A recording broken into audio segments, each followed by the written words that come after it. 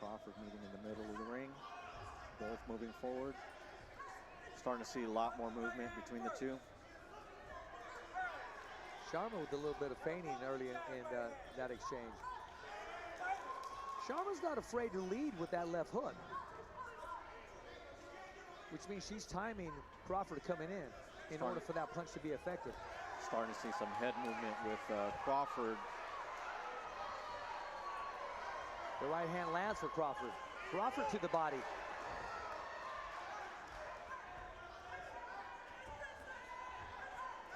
I like to see Crawford move her head a little more. When she does get hit, she retaliates right away. I like to see her move her head when she lets her punches go. Crawford with a quick combination. Sharma's starting to show a little fatigue. I agree with you. It looks like she's pushing her punches now, and we're only in round 3. A bit of abrasion over Sharma's left eye. Ah, yes. We'll see that. Crawford's not afraid to mix it up instead of using her attributes, her height and her reach advantage. Hey everybody, this started a little bit early, so I'm about to make dinner, and we will check out the fights, and I'll feed my face. Be right back. And I'm to be reckoned with. Crawford's coach is in the red corner telling her, move forward, don't faint, move forward.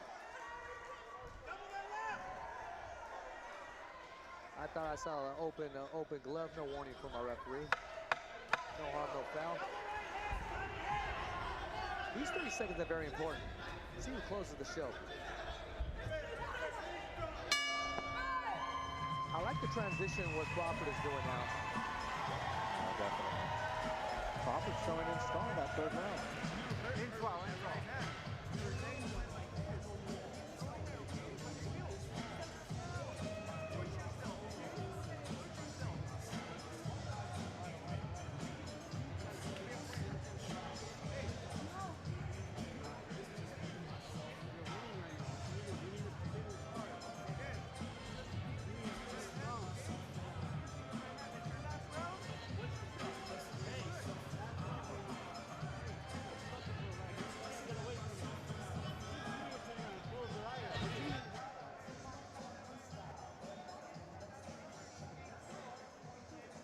First fight of the night, Thunder Studios, excuse me, already starting to get full.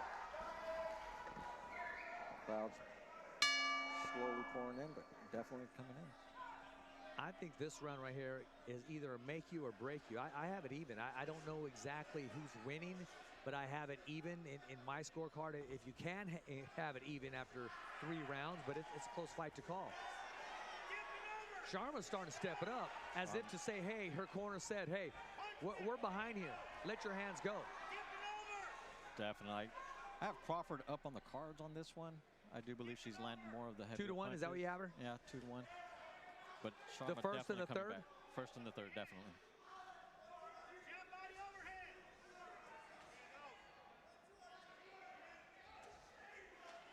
Nice right hand by Sharma. Sat down on that. Now Crawford's moving around.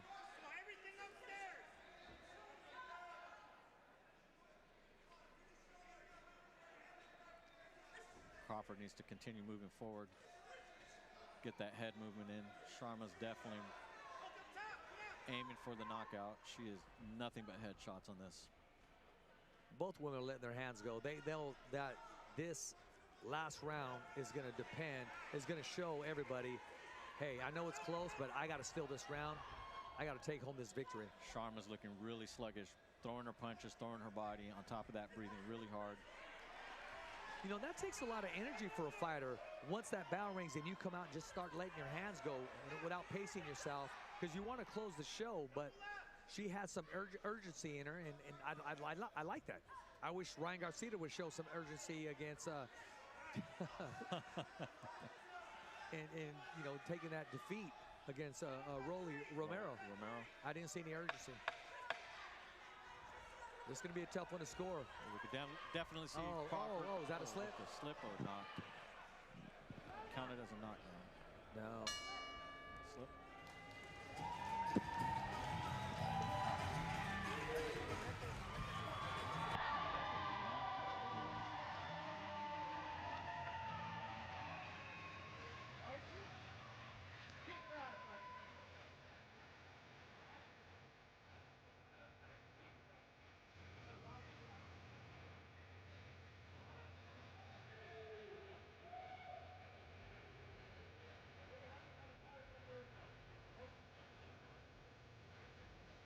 looking at 3-1 on the cards, in my opinion. Crawford definitely showed potential and showed power on her pro debut towards these last ends of the fight.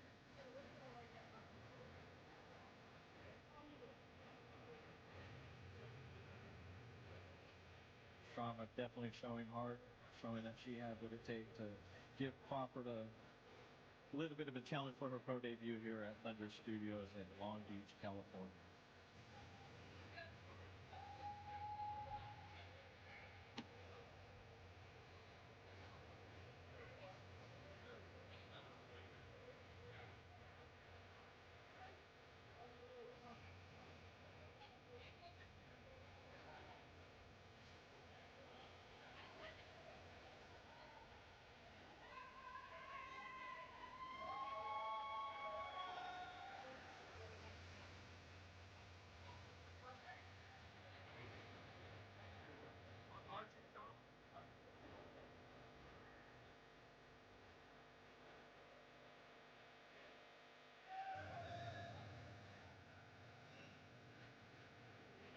Looks like the judges are split. Stick with the ring announcer and see what we got going on. First fight. We have a stacked card, 9 total bouts.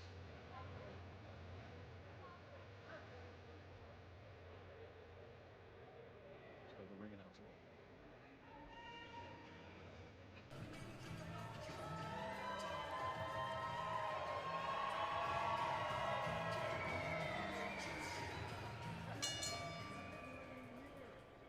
All right, ladies and gentlemen, after 4 rounds, we go to the judges' scorecards.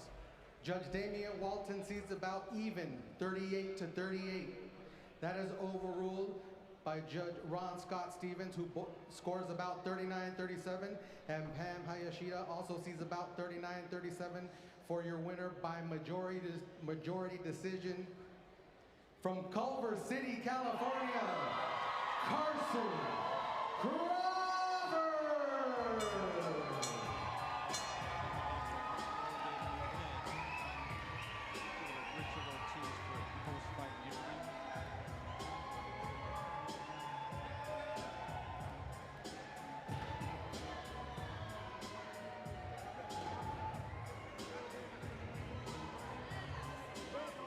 First of all, congratulations on your victory, your pro debut. Talk to us about your experience and how did it feel inside that ring for the very first time as a professional? Oh, it was a great experience. You know, learning new things as a pro. The 2-minute rounds are a different pace. I'm used to 3 in the amateurs. So taking that minute off, you have less time to work on things, but it's great. I love the fast pace, the conditioning, everything. It was a great experience. And you gave the fans exactly what they wanted. Ladies and gentlemen, once again, Carson Crawford. Now back to ringside.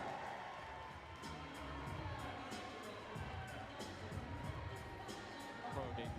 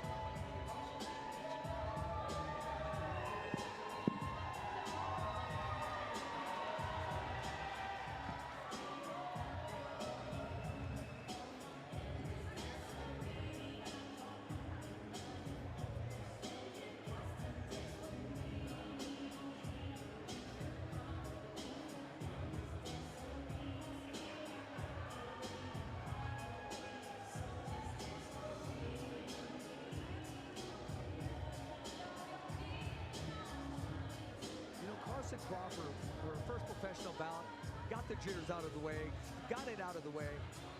I'm so happy for her. She brought a great crowd. The crowd was supportive. Yeah, I was looking out to the crowd right now. I see a lot of Carson Crawford shirts out there. Definitely gave her pro debut something for the highlight reels and hopefully continue on moving with that. We got our second bout coming up. We're waiting to hear from our ring announcer, Marcos Rodriguez.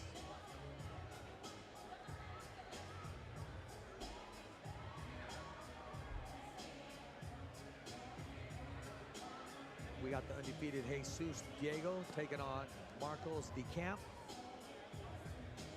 Marcus DeCamp.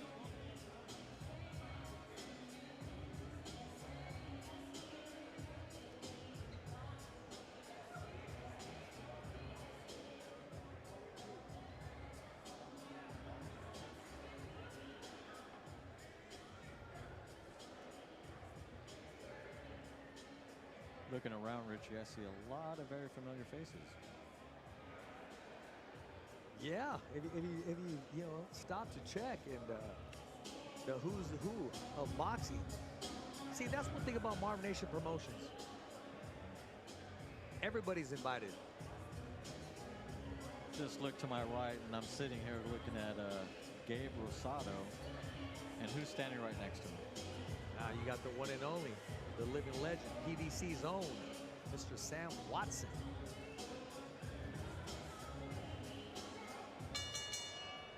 All right, ladies and gentlemen, we're going to continue the action here from Thunder Studios in Long Beach, California. This next bout coming into the ring is a 4-rounder in the super flyweight division. Making his way to the ring first, fighting out of the blue corner. Joining us from Battle Creek, Michigan, please welcome Marcus DeCamp.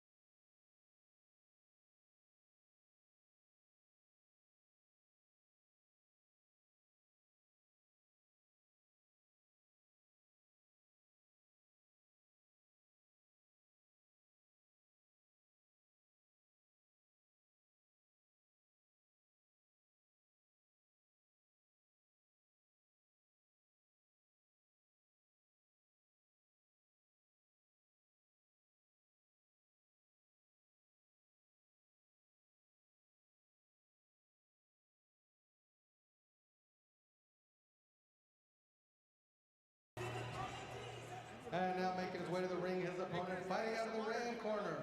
From Fontana, California, please welcome Jesus Chuyito Diego.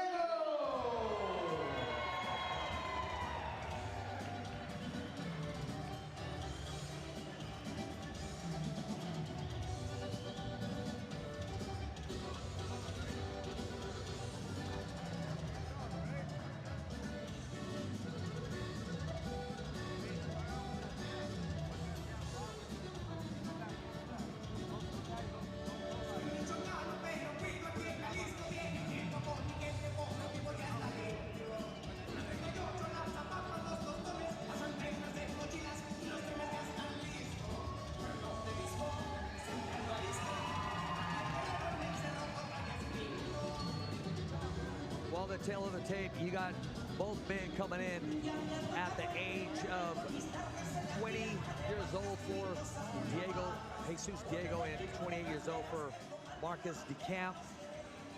The height goes to Diego, 5'8". DeCamp is 5'2". Now our ring announcer, Marcos Rodriguez. And now for this next bout, we have a special guest ring announcer. He is the youngest ring announcer in the world. Please give it up for Killer Cam!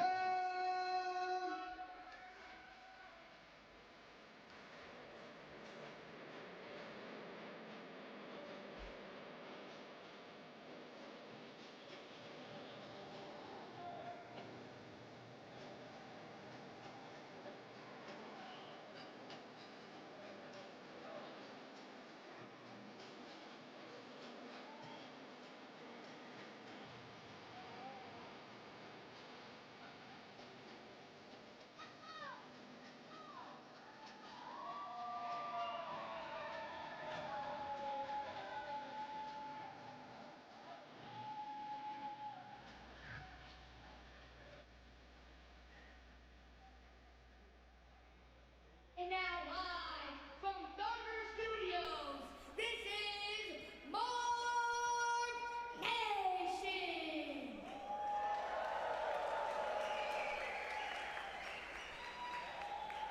For those in attendance in the millions watching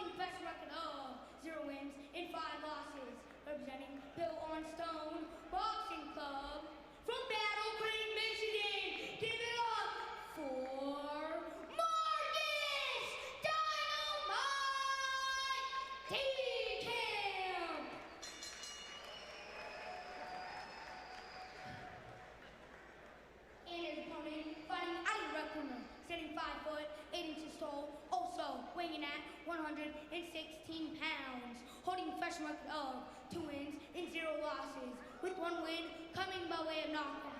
Representing Pepper Time Boxing Academy from Montana, California, give it up for Jesus Suito Diego!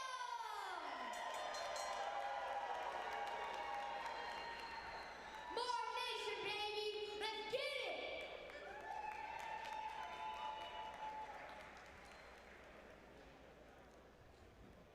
Wow, that man has a voice on him and a future.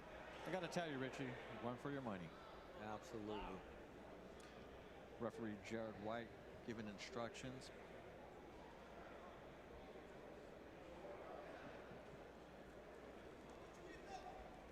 I got to tell you right now, there's a manager out of Fresno, California named Rick Murray, and he probably has paperwork on this kid already, wants to sign him, an exclusive deal. Would have no doubt about that. Rick is the man. Yeah, he knows talent. He knows what to do. I'll tell you that. The sponsorship deals are just lining up. Yes, they are. And I want to see this first round right here.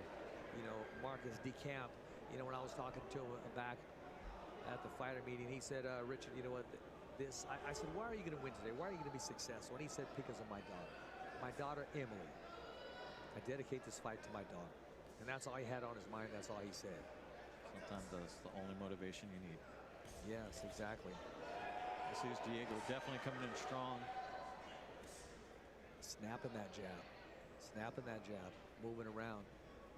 Definitely got the feet work moving. Yeah, giving him angles. Everything's off the jab. DeCamp seems to be sitting back waiting to counter. Sometimes when you're waiting to counter, Eric, you don't get that opportunity because too many punches are landing on you, and you don't, and you never recover. Yeah, Marcus definitely needs to move forward. He's staying flat-footed while Diego's just moving forward and forward. Jesus is not going to let it go easy. No.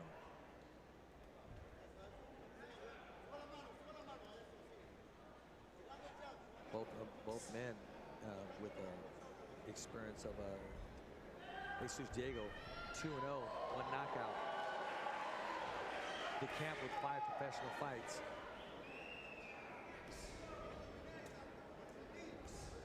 Jesus definitely working that jab, making sure that he's keeping his distance, keeping it smart, definitely moving those feet. Marcus needs to move forward just a bit, give him a little bit of a challenge. Yeah, Diego's sitting back too. I mean, he's landing his jab, he's moving around and stuff, but you know, he's in retreat as well. I like to see him step forward, and both men have not stepped forward and took that risk early in this first round. You know, a lot of these young fighters, they like to take this first round to kind of fill out the other opponent, fill out what they got going on, and see, you know, if the game plan's actually going to work that they have. Eric, I get that. I completely understand, but let me remind you, we only got 4 rounds. You can't give that first round away because now you're chasing. You got 3 rounds to recover. So let's get those punches flying, guys. But it's all about timing. It's all about what makes them feel comfortable inside the ring. Sue's looking for that opening. But Marcus is... Diego just switched to southpaw, and I want to see, are you just switching to switch, or is that something you're really working on? Again, he goes back to the southpaw stance. There was a fighter in Fresno who used to switch from right to left. Isidro Ochoa once signed with a big professional promotion. And, there we go. Now Diego's letting his hands go.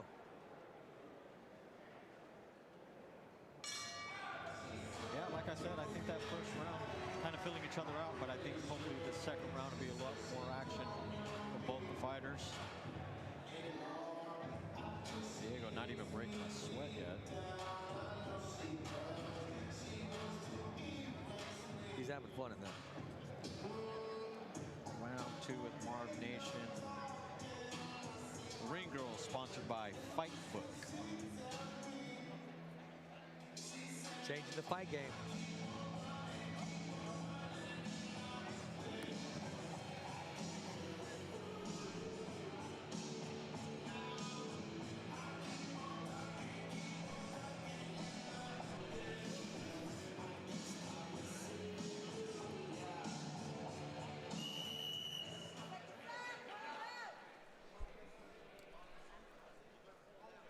All right, friends, if you're on YouTube, please be sure to subscribe. If you're on Twitch, please kindly follow as we go into the second round.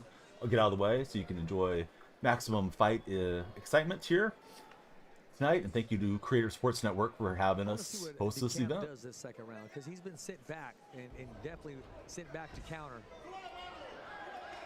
I think Jesus is noticing that he's got a little bit of that flat foot in him. He's starting to move forward a lot, trying to get some combinations in, but the camp is really protected. Yes, he is.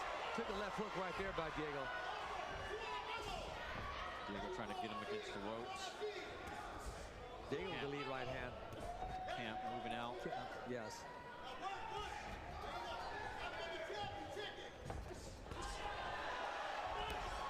When Camp delivers that left hook, that left hand, he gets rocked. And he just takes the left hook. Jesus with the feet work. Wow. In and out. Look very good. Got out of that corner real fast. Look very good.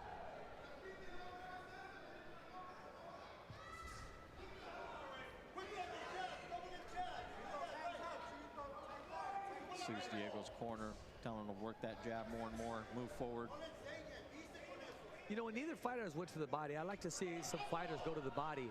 You know, a lot of people say that, hey, that's a throwback from the old schools, but anybody can still use that body attack. Some of those body attacks is what gets those fighters to their knees real quick. Oh, absolutely. I'm looking at the scripture there on the shorts, Philippians 4:13 with Diego. I can do all things through Christ who strengthened me.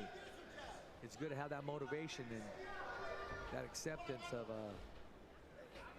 praising God. Camp looking a little fatigue already. The Camp's gonna have to let his hands go, Eric. He's gonna have to take the initiative and let his hands go. He's sitting back, you know, he's trying to counter, but he's getting hit, he's getting tagged. Jesus Diego's definitely getting him stunned with some of these hits, but the Camp still got some good movement in him. Oh, Diego's just warming up, Eric. I mean, look at his footwork. He's having a good time in there. Cutting him off from the ring. He's having fun in there. He's definitely the better athlete of the two, but all it takes is one in boxing.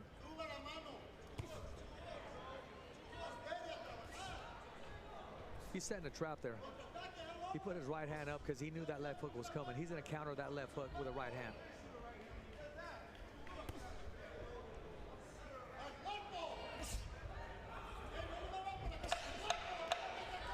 Good body, just as I said, the body shot. There you go. Body work in there. Left hook to the body. You can hear it here at ringside. Everybody heard that.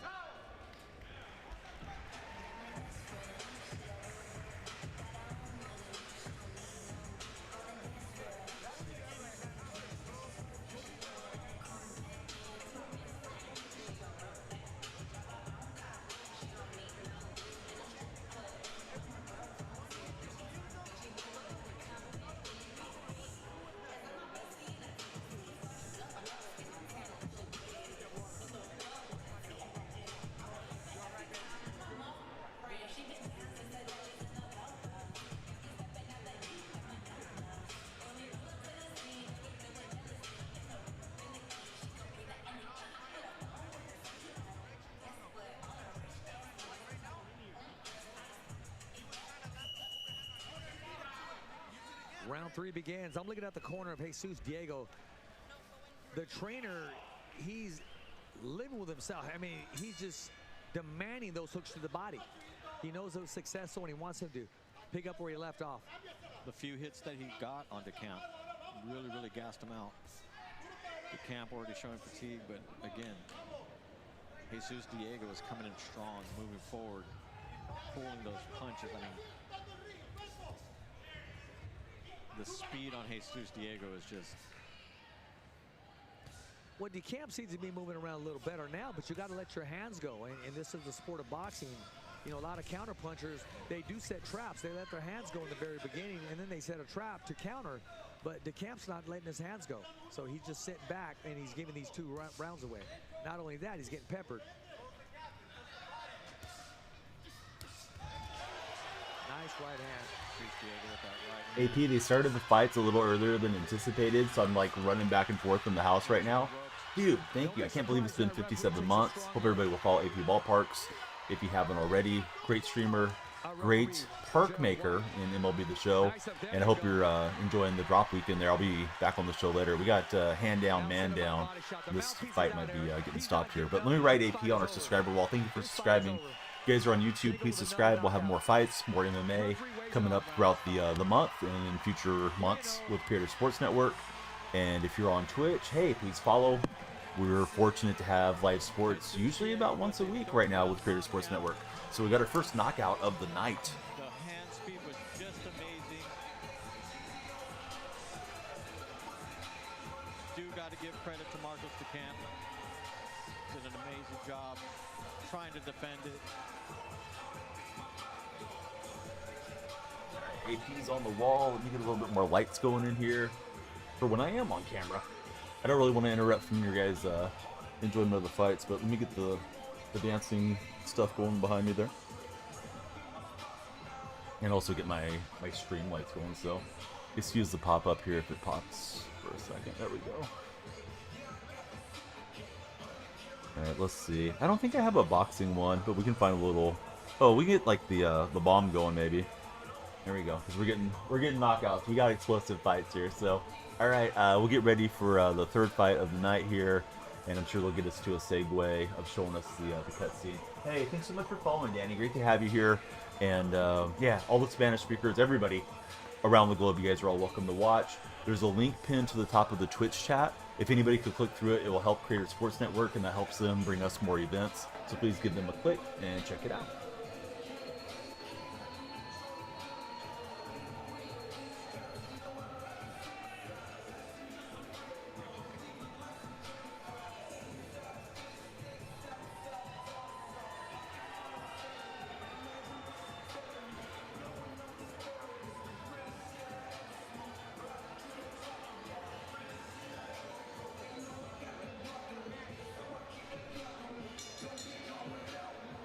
All right, Long Beach, 1 minute, 17 seconds into round number 3. Your referee in charge, Gerard White, calls a halt to the bout for your winner by KO victory. And still undefeated from Fontana, California, Jesus Chuyito Diego.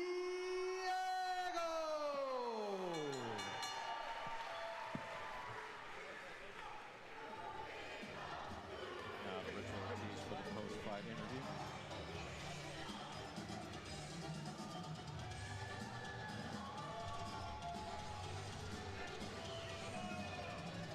First of all, congratulations, Diego. Still undefeated.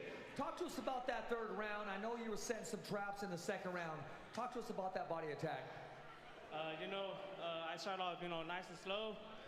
Had to study him, and then, my coach, he got mad at me, so I was like, you know what? All right, let's just get it. I did say that. I see your coach seemed very animated. I'll say that word. He demanded those left hooks to the body. Is that something you've been working on in the gym? I've been working every little thing in the gym, so everything could come out natural, but, I was just waiting for the perfect timing moment, so, yeah. Well, the perfect timing was tonight. Ladies and gentlemen, once again, your winner, Jesus Diego. Now back to ringside. Jesus Diego coming back and improving 3-0 over Marcos DeCamp.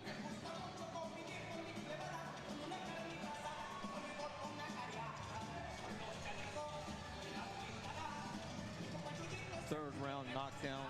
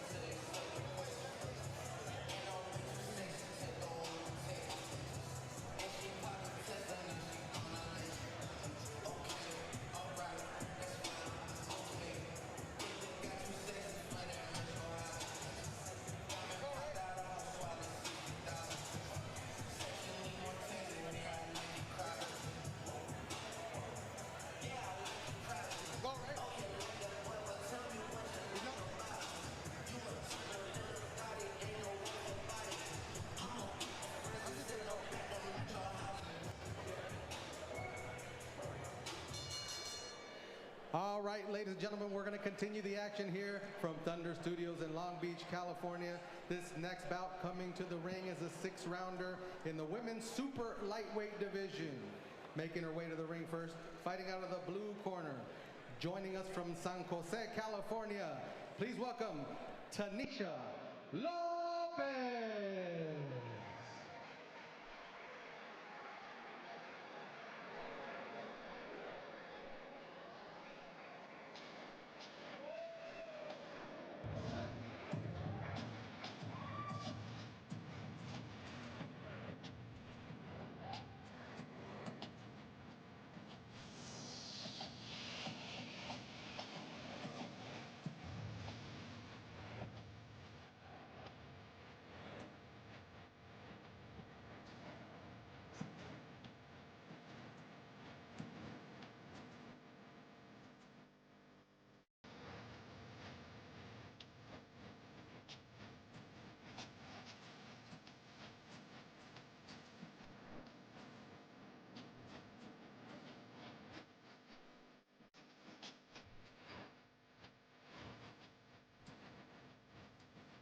And now making her way to the ring, her opponent fighting out of the red corner.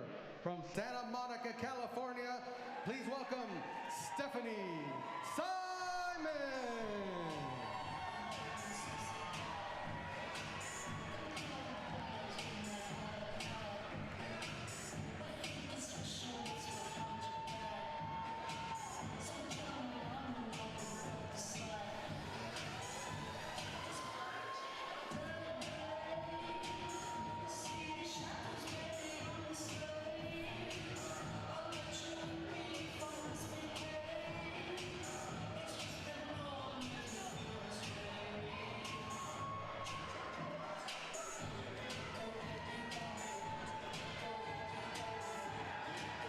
Tail of the tape. Stephanie Simon 2-0. Tanisha Lopez 1-0. You know, you got Simon, she's 5'7", and you have Lopez, 5 foot tall, 39 years of age, and Team Simon is 30 years of age, and we'll see if it makes that difference. Now to our ring announcer, Marcos Rodriguez. All right, ladies and gentlemen, once again, this is a 6-rounder in the women's super lightweight division. Your judges for this bout at ringside are Zachary Young, Damian Walton, and Ron Scott Stevens. And when the bell rings, your referee in charge is Raul Caiz Jr. Introducing first, fighting out of the blue corner, wearing the red trimmed with white. She officially weighed in at 134 1/2 pounds. She is undefeated in the ring, 1 victory, no defeats. Her lone victory coming by way of knockout from San Jose, California. Please welcome Tanisha Tenacious Lopez. And her opponent fighting out of the red corner. She's wearing the white trim with black. She officially weighed in at 139 1/2 pounds. She is also undefeated in the ring, 2 victories, no defeats. Joining us from Santa Monica, California, she is the Olympic Trials champion, 5-time national champion, and Naval Academy graduate 2017, the Fighting Marine, Stephanie Simon. Now we get final instructions and your referee in charge, Raul Caiz Jr. Okay, ladies, you received the instructions in the dressing room. Know what I expect. Good, clean fight. Legal punches, these are a bit high. Legal punches for you here. Legal punches for you here. Touch your gloves, to both of you. You know what, I've been looking forward to this fight. As soon as this fight was announced, both women are very awesome women, come from great camps. But Team Simon just has that it factor about her. And when she walks in, just her rhythm and everything. But Team Lopez, they said, you know what? This is the opportunity they've been waiting for. They called for this fight. Round 1 begins. Lopez in a southpaw stance. Simon and Lopez both undefeated. Tanisha Lopez coming in 1 win, 1 knockout. See if she can continue that streak of coming in from the amateurs. Very strong as well. Yeah, well, I'll tell you, Lopez comes from a fighting family. The entire family fights. And a lot of times people don't understand. everyone in their family has a black belt. And, you know, they don't get black belts in boxing. That's a whole different sport. But when Lopez isn't putting the gloves on, she's kicking people in the head with her feet. She's a black belt and an instructor. She definitely does have the feet movement going on, giving Simon a backup run as she moves forward and forward. You know, she's dipping and she's still at the distance that favors Simon. I like to see her dip and stay inside and start letting those hands go.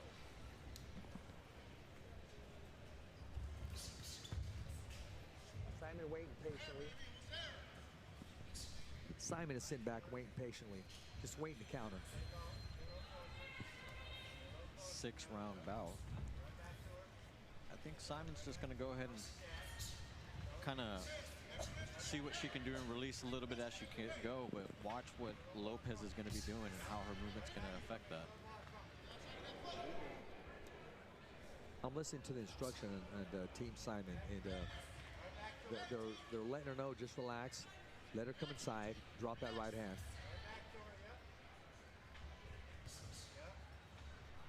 Lopez with some good head movement there. Oh, now she comes in and rushes inside and tries to let those hands go. I like the way she got under the jab a couple times. Wow, looking good. Looking like a little Mike Tyson there. Slow first round, but I can definitely see what they're doing. They're definitely watching each other and seeing what they got to do. Yeah. That was a very even round. When I say even, I'm not just talking about on the scorecard. I'm talking about letting their hands go. Lopez is here to stay.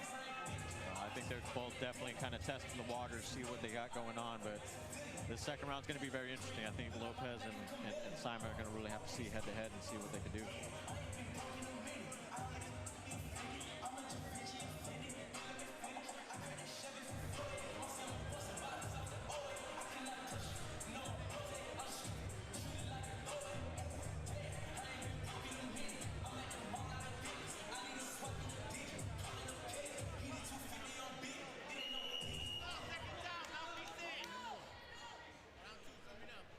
Round two, get ready to begin.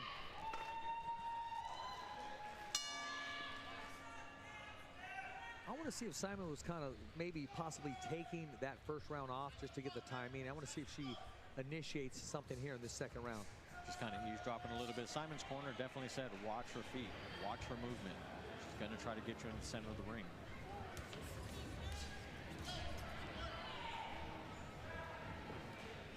Well, it's never comfortable fighting a southpaw. I mean, they just do everything completely, I don't want to say use the word opposite, but they're not where you think they're going to be. Lopez definitely moving with that head work. Simon just cautiously going in with the movement.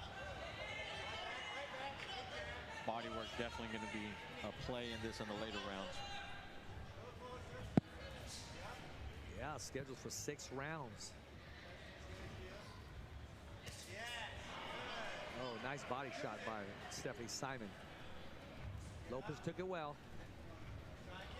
Move Lopez back just a bit, but hopefully she's just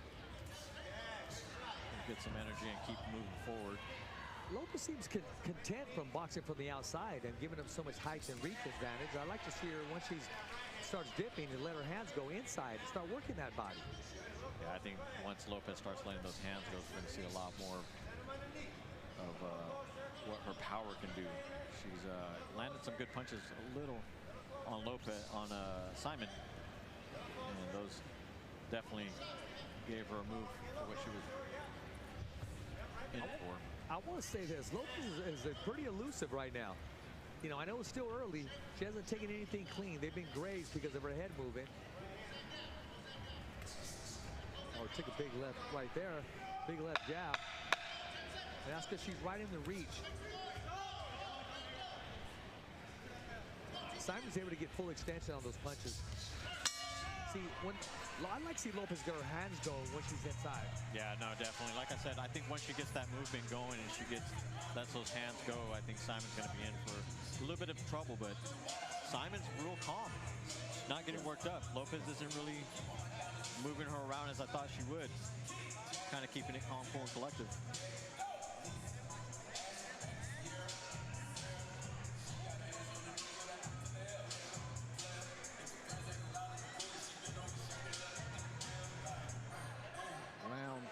here at Thunder Studios. And Rich, you got to look around. It is really, really cool in here now. It is. They're standing room only. There's people in the back. They're literally standing up. And I was told by talking to the promoter today, Marvin from Marv Nation Promotions, along with Abner Mades, they said, Richard, we're sold out. We're turning people away. Round 3, ladies and gentlemen. Yes, thank you. Simon with a right hand lead to the body. Yeah, squat down with her. Yep. Yep. Simon's playing it smart. She's keeping her movement, but Lopez definitely working those feet work. And see, there's where Lopez needs to work. See, there's where she's successful. Hands up. Dipping and moving. She was able to land some punches. Weren't very clean, but she was able to land some punches in there. Lopez with a little bit of lost balance there, but definitely took that and came back. And Lopez with just a small abrasion under the left eye. Let's go underneath. Simon's corner. I think they're going to have her start working the body a little bit more. You know, I want to give some props to my boy, Lukey. He said, Richard, I'm excited about this Stephanie Simon fight. He said, this is the way it's going to go down. He said, Richard, she's ready for that next level. She's ready for that next level, and look for a nice outing tonight. So I'll say this, Lopez has a lot of movement, and Simon's taking it with stride. She's definitely not letting it get to her. No. She's controlling her movement. She's controlling her punches. She's landing when she needs to land. I mean, she's not fatiguing herself. No, and I'm just looking at how calm she is. She's missing some punches there, because I will say this, I said earlier in the broadcast, Lopez is very elusive. Get low with her. Find the right one. Don't rush it. Turn that shot over. Yeah. Get low. Lopez is definitely here to compete and to win. Good try. Yes, good try. Get low. Get low. Both of them undefeated, so we're definitely going to start seeing some movement here.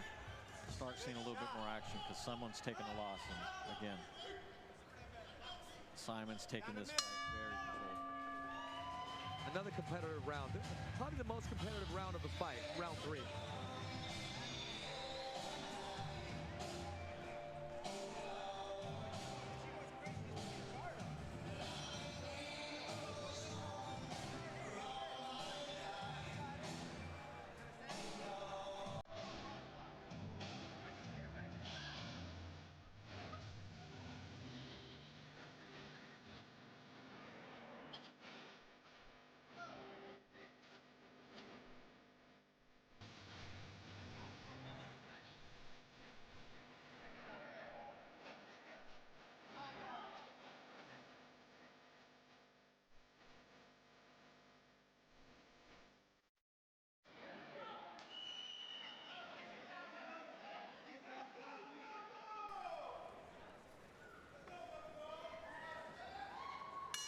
Round 4 begins. You know, after 3 rounds, you know, I have it 3 rounds to Simon. Yeah, same. Lopez definitely giving the movement, definitely getting her to the work, but there you Simon's go, controlling this fight. There you go, Lopez. You got to make it ugly, Eric. You got to let your hands go like you don't care, and that's exactly what she's doing. She's taking risks, she's taking chances. She ate a left hook coming in, but she landed 2 punches of her own. Lopez letting those hands go now. You know that old saying sometimes that says, you know what? Just let a sleeping giant sleep. Don't wake up a sleeping giant. Don't get its attention.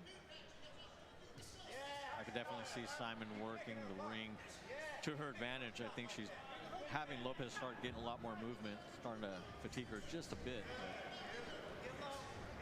Simon's playing it smart. Yeah, she's playing very smart. She's actually waiting to counter. Good uppercut by Simon. They found a home. She's trying it again. Trying to catch her coming in. She's trying to measure her coming in. Lopez had landed the right hand. She landed a right hand already in this flurry. I didn't see really too much on it. Yeah, Simon was not fazed by that.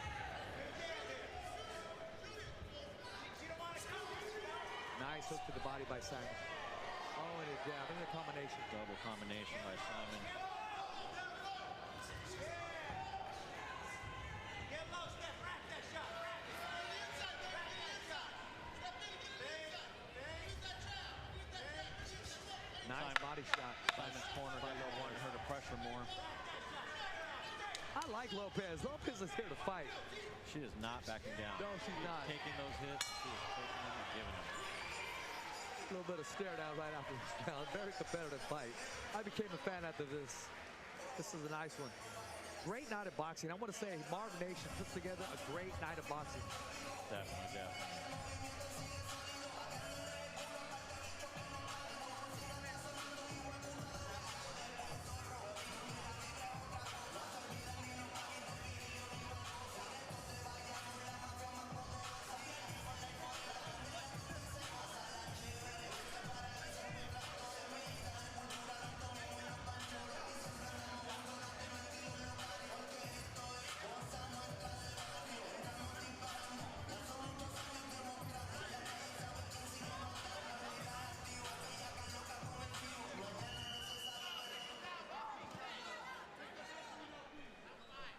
Stephanie Simon's corner telling her, let's get some more head movement in there. Let's get some more work in.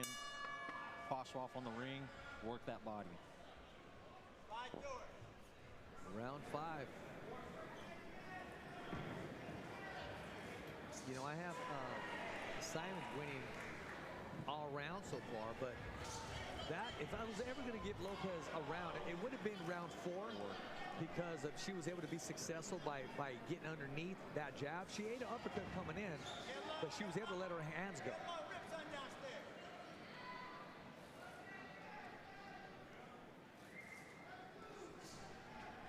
Simon definitely taking advantage of the distance that she can give herself to Lopez. Working the ring as much as she can with those jabs.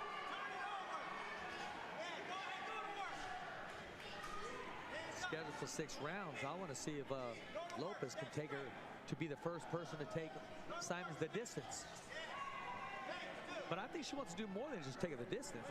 Lopez still has some fight in her, and she's still competing and still wants to win this fight.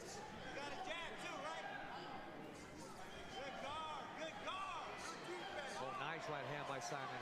Now I can see where those 6 KOs came. Clean, and Lopez just ate those elbows. Oh, Lopez ate a combination. Referee's taking a look. He takes that from the referee's taking a look, Eric. Lopez definitely looks like she's fatigued. Look like she's 34 seconds left. Simon taking advantage. She's taking a shot there. Referee's taking a look there. Hold on. Lopez letting her hands go. Letting her go. That referee is inches away from step. He wants to step in. Hold on. See what that corner does in Team Lopez. Lopez keeping her hands up, saying she's still in the fight, but the ref is just... Got to let your hands go. Giving her the benefit of the doubt. Oh. I have to give credit to Lopez on that. Yes. An iron chin, an iron heart. That referee was seconds away from step in and coming to the retreat of Team Simons. Don't be surprised, depending on this corner, Eric, don't be surprised if Team Lopez corner makes that decision themselves. Doctor reviewing with Lopez right now. I have to give her credit, though. She took every single hit, kept her hands up, did not fault on that. Simon just kept moving forward and forward.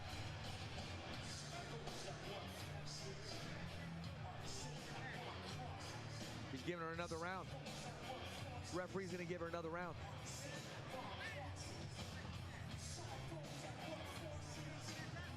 Listen, if you were in the corner of Team Lopez right now, what advice would you give her coming out of this round after just facing a flurry and facing a velocity of connections that landed on yourself? You know, she's definitely going to have to work the ring as much as she can. She's going to have to move on the defensive side. She's going to have to land nothing but complete shots. She cannot throw her punches away. Simon just needs to play the ring. She really just needs to keep the combinations going, keep the forward movement going, and not let her off the ropes.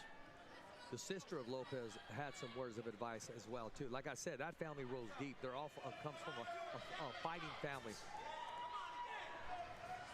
Simon starts it with a 1-2 that landed crisp on the chin of Lopez. Lopez still letting her hands go. Oh,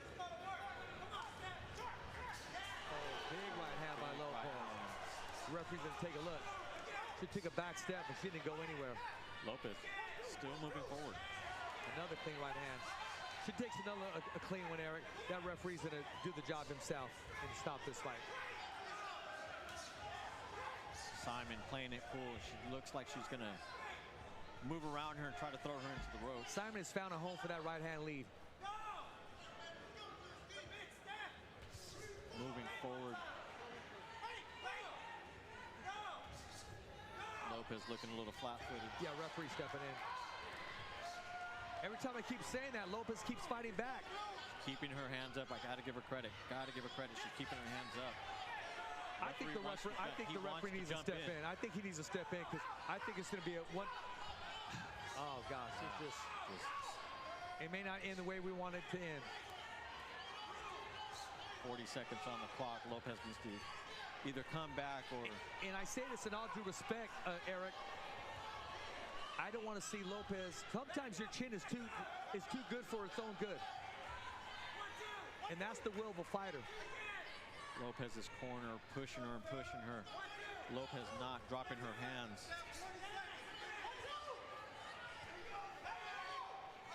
Lopez still trying to get her. Lopez still trying to time her. Simon's looking for that open shot. She's weary, but her heart is strong. And still trying to come in and close the show. I got to give it to Lopez. Oh, wow. There you go. Good fight. Lopez takes it the distance.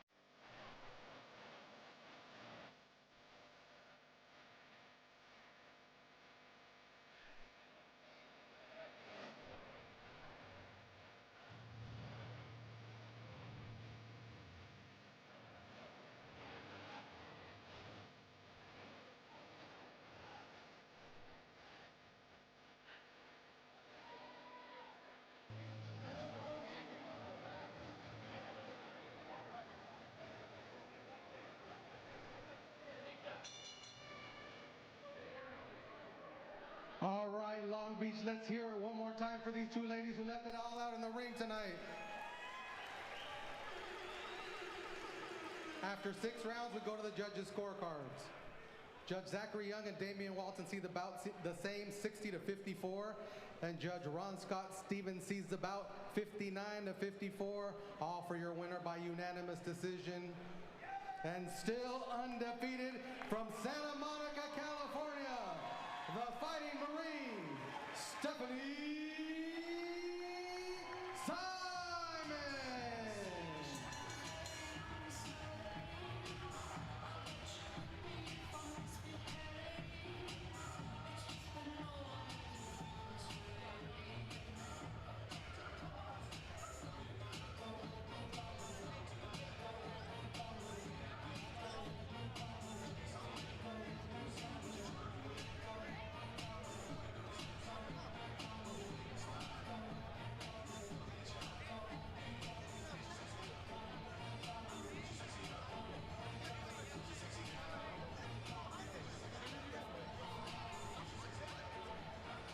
Stephanie Simon, congratulations, and still undefeated in there with a tough Lopez. I mean, your opponent came to win this fight. She stretched you the distance. Talk to us about what was going on in that fight. Yeah, I mean, I got to give respect to Lopez. She's beaten a national champion in the amateurs, so she's no joke. She's no walk in the park. You know, she's no, like, opponent. She's an opponent, but she's not, you know, an easy fighter. She's a great fighter, and she came in to win, and I really appreciate her being here on 3 weeks' notice, so thank you. She's walking away, but that's all good. But yeah, in the fight, I think I smothered myself a little bit, and I think if I would have given myself some space when I had her hurt in that 5th round, I probably could have had the knockout, but it's all a learning curve. It's my 3rd fight, so I'm still learning some of these things. You know, I talked to you in the back, and you said, Richard, I want to put the women's boxing on notice. I want to let everybody know Team Simon is here. After tonight's performance, where do you put yourself? I say I'm getting closer, but that's not a fraction of what I can do, so I'll keep working. All right, impressive win for Simone. Really if you're just tuning in for the first time and you're in YouTube, please subscribe. There is a pinned message to the top of the chat. If you're in Twitch, please please check out that pinned message as well. I'm going to save that, copy and paste. I think it only stays pinned for so long. If you guys can click onto that link, it helps Creator Sports Network, which helps us bring you guys these sporting events. Hope everybody's having a great day. Thanks for tuning in and sticking around with us. Now I got it permanently pinned here. Hey, what's up, Eat? So feel good to see you guys. I do have the title also in Spanish. My Spanish is bad, but bienvenidos a su aquí. Por favor, follow or subscribe. Mucho boxeo every week, weekly. Sábado and domingo, the boxeo. So, estoy aquí, subscribe or follow, por favor.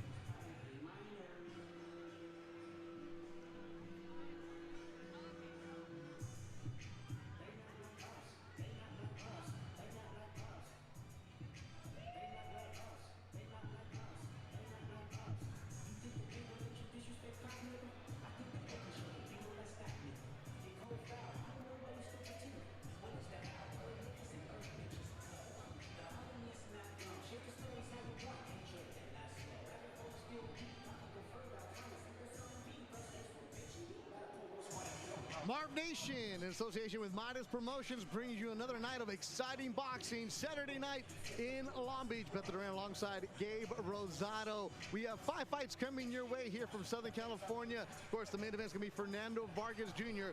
taking on Gonzalo Coria. The Argentino should be a good one. But Gabe, this is all about young fighters getting an opportunity to shine. Look, when you started your career back in Philly, you didn't even get paid. These young kids have an opportunity to be on the zone. You got to love that for them. Yeah, man, it's a great platform, and this is a stage where you got to show out and make a statement where people, you know, that are here, like guys like Sam Watson and stuff like that, and big guys watching at home, you know, you can get signed and get a big deal. Yeah, so Marv Nation been promoting in Southern California for a few years now. They hooked up with Abner Mara, a former champion. So Marv's Promotions bringing in young fighters. We're going to see Juan Francisco Fonseca, a 19-year-old from Central California, who's opened up the broadcast. And then also Nathan Rodriguez is the co-feature. And Nathan has been making some noise here in Southern California. What do you want to see from them? Without getting specific, but it's one thing if you win, but it's how you win, right? You got to put on a show. Oh, absolutely. You know, the one that stands out for me is Nathan. Okay. You know, Nathan Rodriguez, man, his last performance, you know, nice and steady, throwing good body shots. I like to see that. And then with Fernando, you know, he's fighting a guy, he's stepping up level of competition. So, you know, this is a fight where if Fernando puts on a spectacular performance, we can see Fernando rising and probably getting into that top 15, top 10.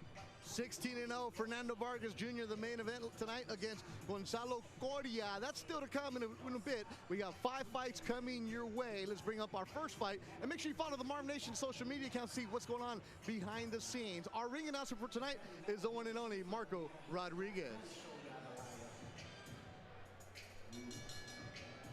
All right, ladies and gentlemen, we're coming to you live from Thunder Studios here in Long Beach, California, where tonight Marv Nation Promotions, in association with Modest Promotions, is proud to bring you an exciting night of boxing action for your entertainment. All of tonight's bouts are sponsored by Casino Palma, Dandy Hats, La Carniceria Meat Market, Magic Auto Body, Torque Law, Champions of the People, Dr. Sam the Cairo, Mouthpieces by Dior, Mr. Menudo, Cielo Hills, Loaded Cafe, Fonseca Promotions, LKSD Kitchen, Fight Book, and Adams Boxing. All of tonight's bouts are sanctioned by the California State Athletic Commission. Your chair is Peter Villegas. Executive officer is Andy Foster. Your physicians tonight at ringside are Dr. Tariq Khan and Dr. James Brown. Your timekeeper in charge of the bell is Angelica Reyes. So let's bring our fighters out for this bout. This is going to be 4 rounds in the lightweight division. Making his way to the ring first, fighting out of Long Beach, California. Please welcome Clayton Hibbert.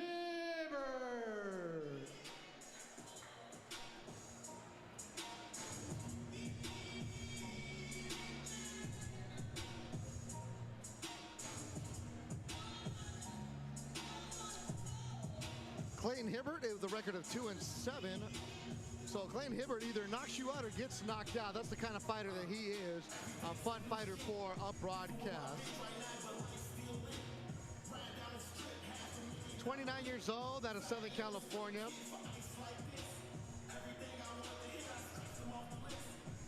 Turned pro in 2023.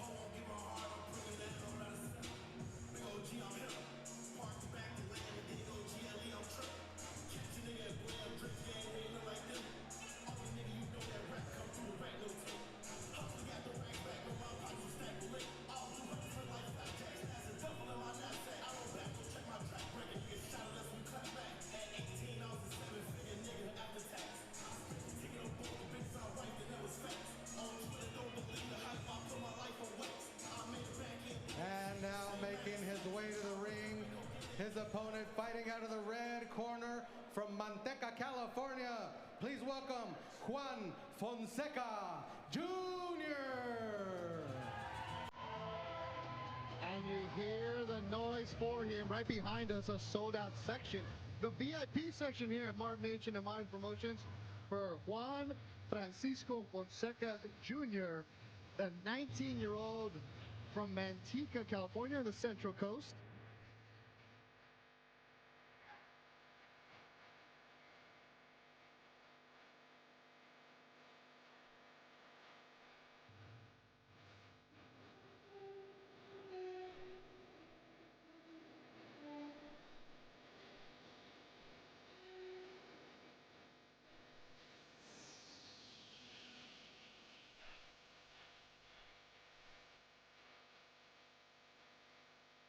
And if you look behind us, Gabe, everybody standing up for this young man who's making his U.S. debut. Yeah, man, got a big crowd, a lot of support.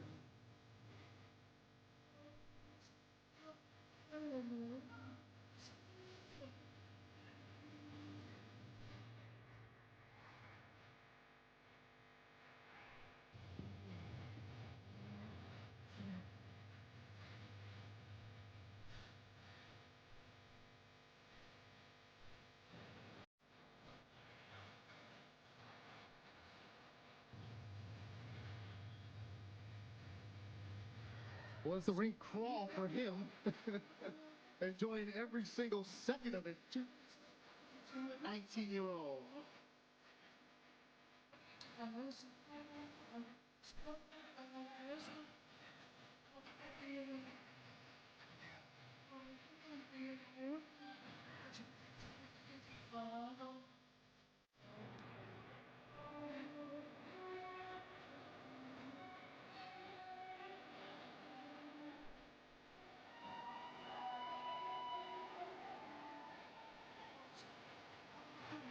Tape there you see they're both the same height, 10-year age difference. Marco, make it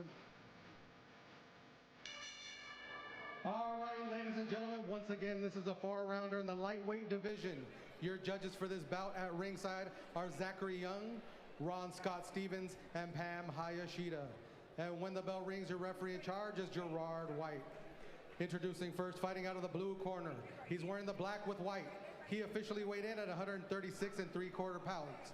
In 9 bouts, he has 2 victories, both wins coming by way of knockout. From Long Beach, California, please welcome Clayton, the Teacher Hibbert. And his opponent fighting out of the red corner. He's wearing the blue with gold. He officially weighed in at 135 1/4 pounds. He is undefeated in the ring, 3 victories, no defeats, 1 win coming by way of knockout. From Manteca, California, please welcome Juan Fonseca Jr. Now to give final instructions is your referee in charge, Gerard White.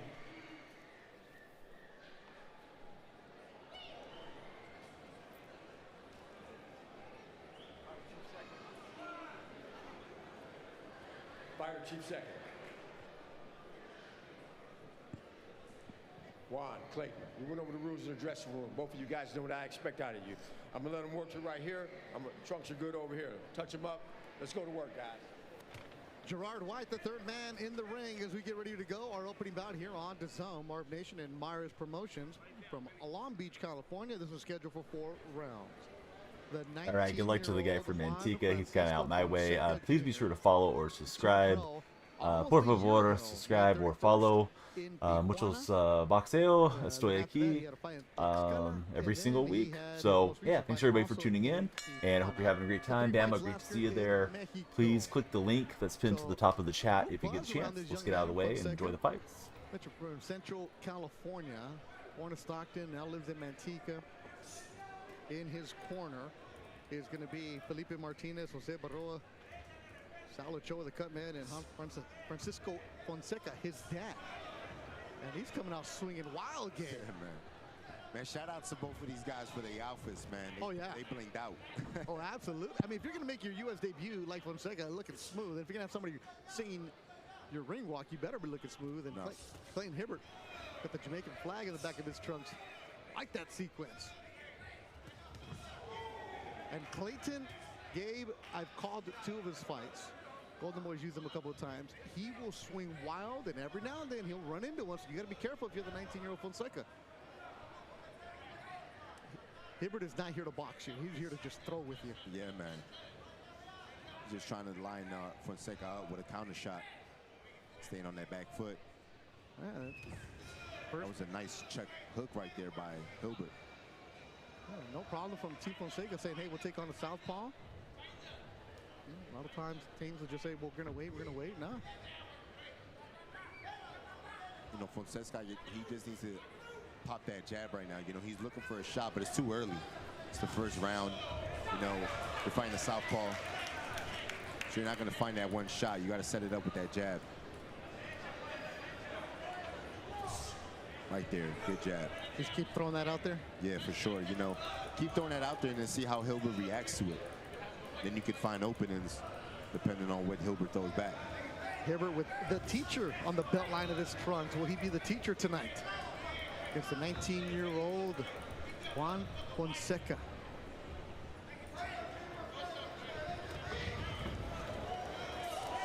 That was a nice hook right there by Hilbert. Yeah, he's not intimidated by at all. No, you know, Hilbert's landing some good shots. And Clay knows what it's all about. He knows what his record is. He knows what he'll do. This is his third fight this year for Hilbert, who got dropped and knocked out in his last fight in March. He got stopped by Billy Timmons in February.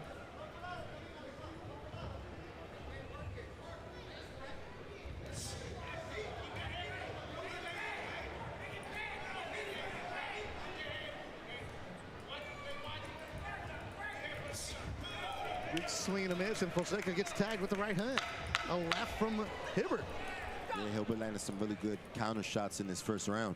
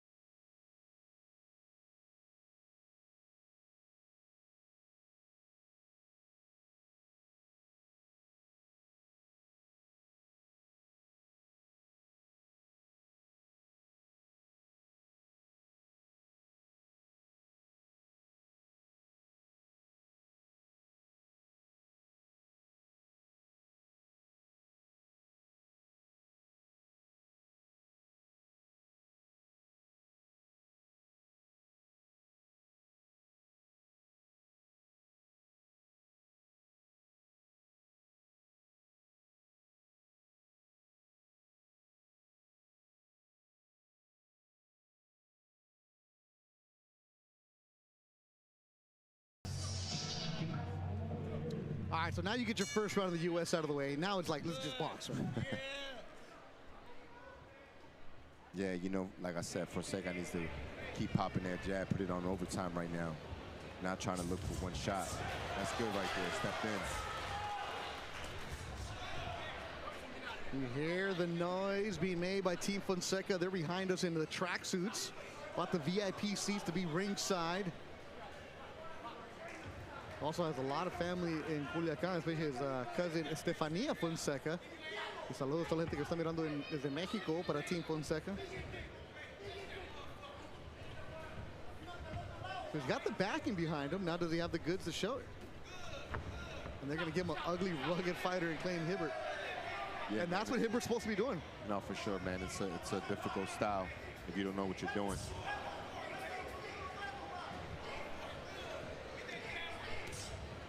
In the locker room, Fonseca had prospect Mark Castro back there. He said they worked out together in Central Valley.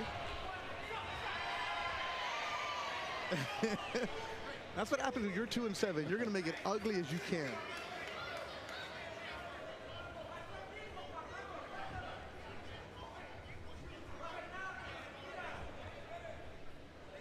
Up next is going to be Ethan Smith against Terrence Coleman. Still got Brian Flores, Nathan Rodriguez, and Fernando Vargas to come in our main event. Nothing there. Gerard White, referee, warning them for pushing him down. Thunder Studios in Long Beach is where we're at.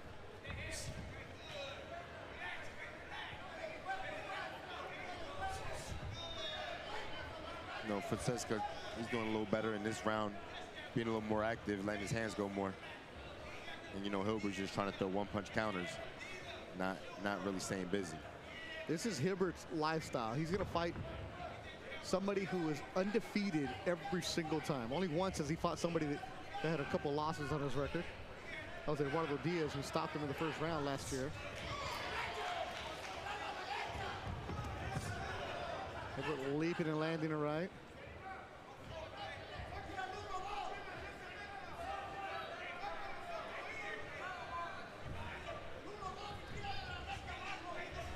Yeah, yelling 1-2, and the throw go to the body. Go right next to the corner of Team Fonseca. You know, the thing is that Fonseca, he's trying to land shots from the outside, but I think it would serve him best if he just closed the distance and makes it an inside fight. You know, just make Hilbert have to throw. Rather than, you know, right here, Hilbert could just find spots to let his shots go. See right there, he lands a good left hand.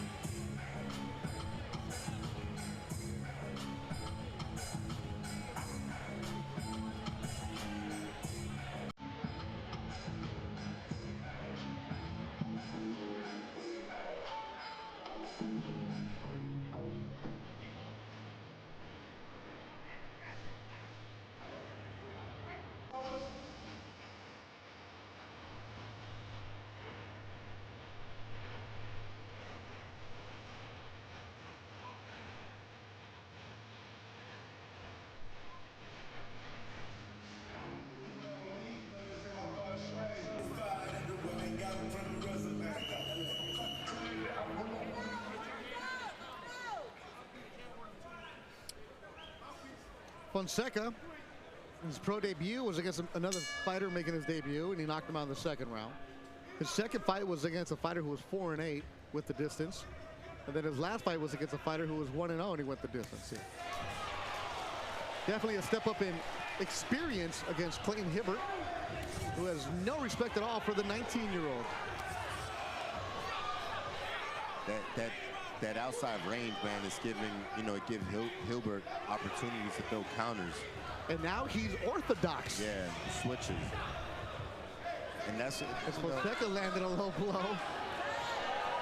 He was right there. Hibbert reacted right away.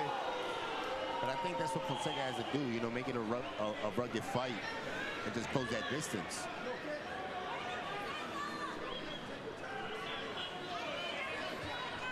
Gerard White telling Hibbert he's got time. He's given the 5 minutes. It's up to the fighter to figure out when he wants to come up.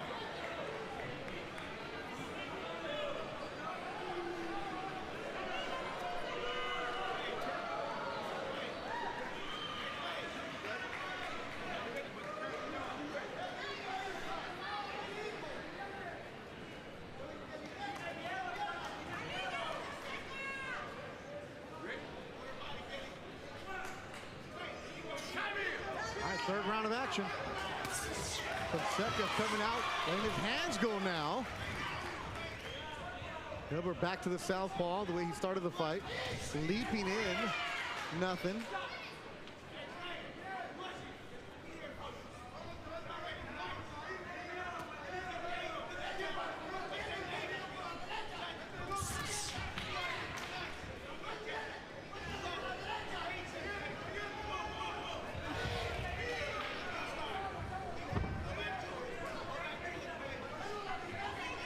See, right here, Fonseca should just be jabbing. Do something, huh? Yeah, you got to do something. You know, and his father in the corner is yelling feints. Well, the feint is a smart idea because, you know, then you'll see Hilbert bite on something and you can counter off that. Hilbert leaping in. Hilbert's exposing himself, isn't he, when he leaps in? Yeah, and you know, Fonseca just has to break the rhythm. See, this is a pace that Hilbert wants. This is a comfortable pace for Hilbert. But you break the rhythm by just closing the distance and throwing some feints. See, there's that jab you've been asking for. And keep that busy. You know, he can do that all day if he just keeps applying the pressure and closing that distance.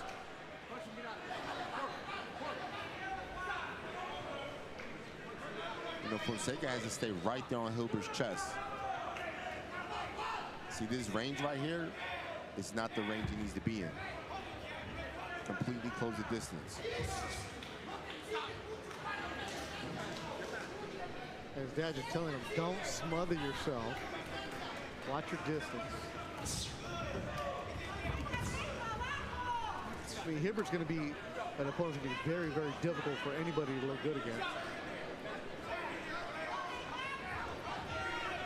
But he is there to get hit.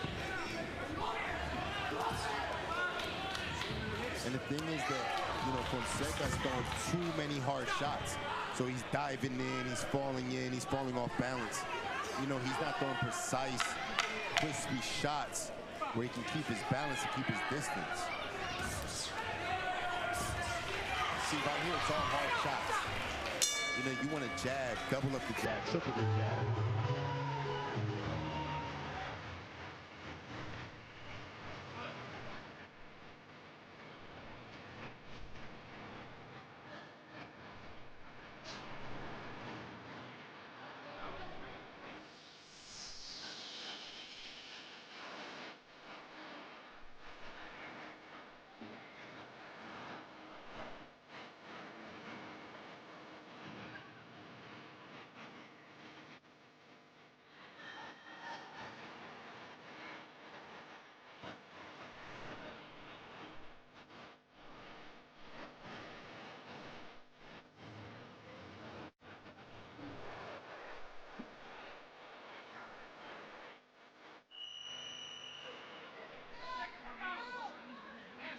All right, Long Beach California, make some noise. This is the fourth and final round.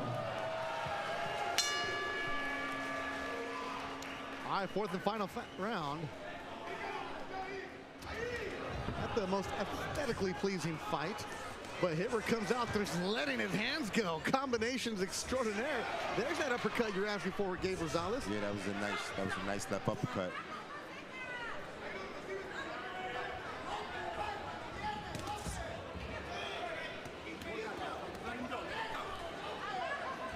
And you hear like, English, Spanish, and those uppers. That's the corner of Fonseca. They see a home for the uppercut, but he doesn't. See, right here, you already know what Fonseca wants to do. He wants to dive in with a shot. Rather than jabbing or doubling the jab, tripling the jab, he's going to dive in for a shot.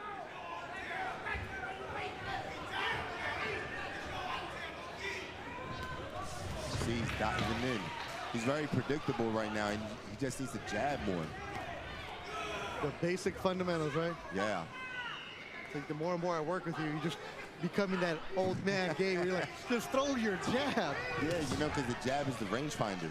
Especially when you're so young. Yeah, exactly. If you can't touch somebody with a jab, don't expect to touch them with anything else.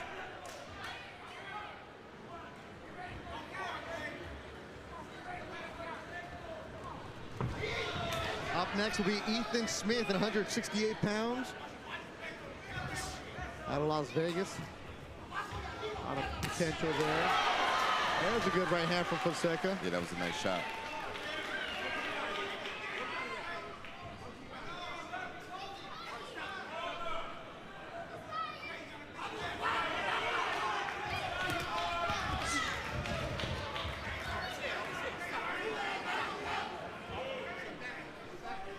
See, this is like, but the right here, this is an example of a fighter and an understanding how to box.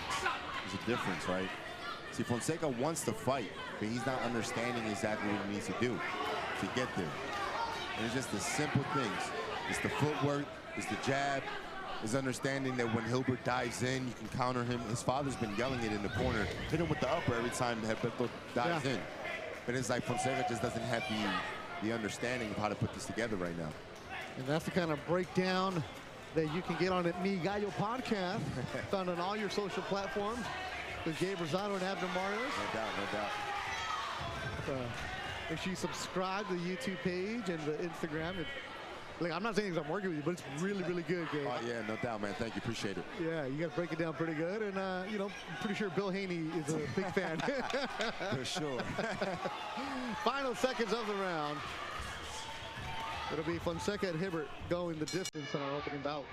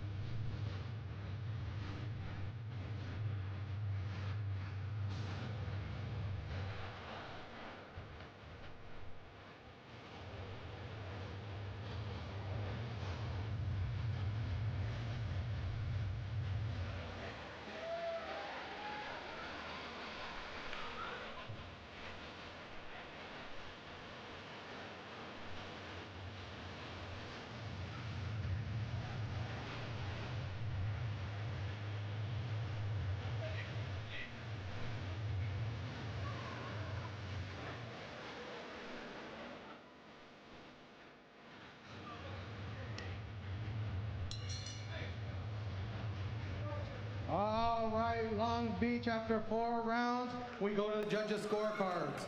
All 3 judges see the bout the same, 39-37 for your winner by unanimous decision. And still undefeated from Manteca, California, Juan Fonseca Jr.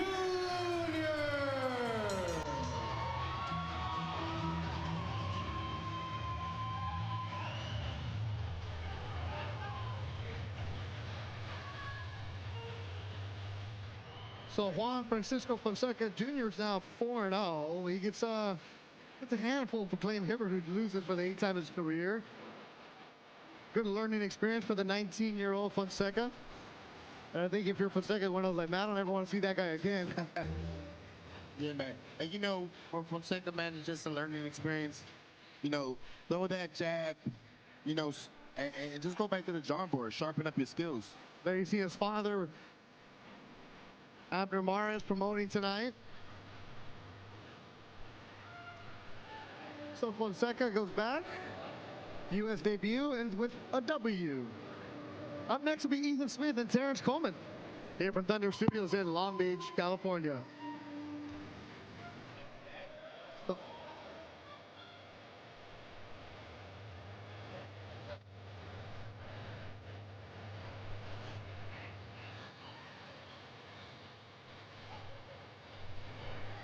Having fun?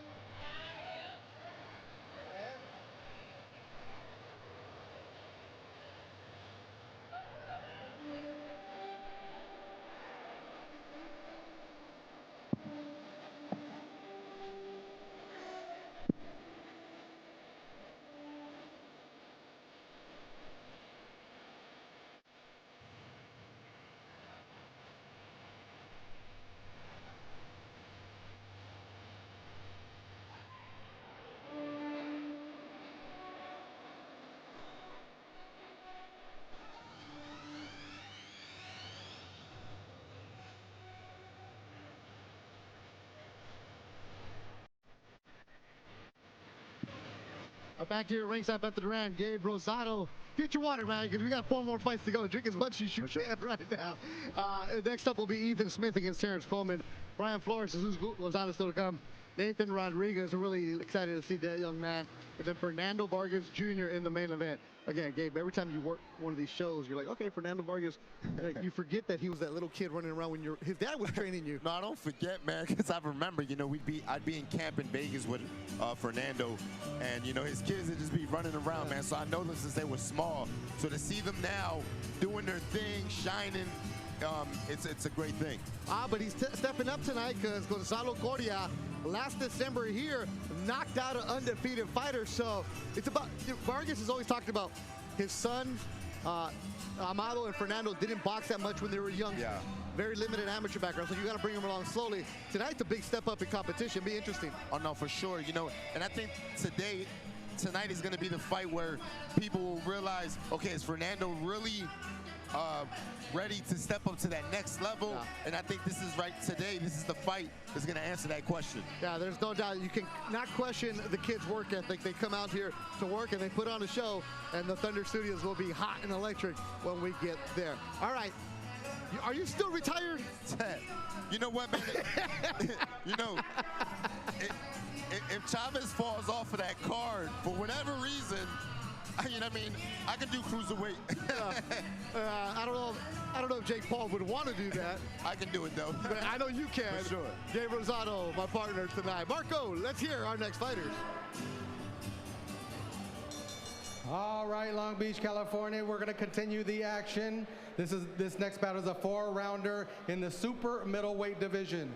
Making his way to the ring first, fighting out of the blue corner. Joining us from Brooklyn, New York, please welcome Terrence Coleman.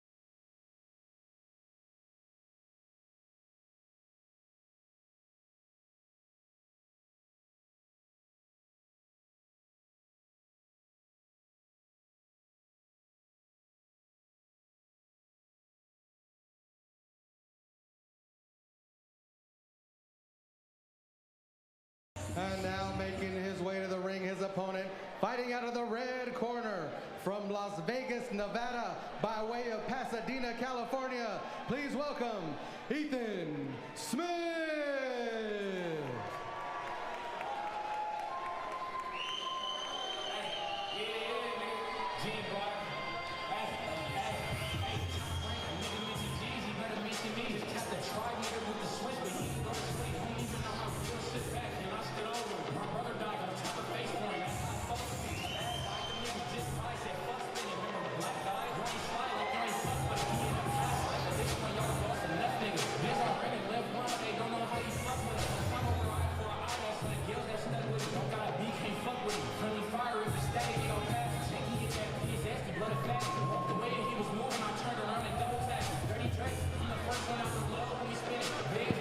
Look at the teletape for this one. They're both the same height, just a 13-year difference for Terrence Coleman, who's making his pro debut at 33 against the 20-year-old Ethan Smith.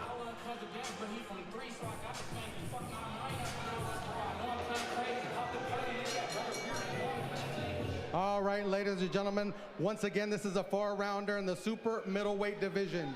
Your judges for this bout at ringside are Ron Scott Stevens, Damian Walton, and Pam Hayashida.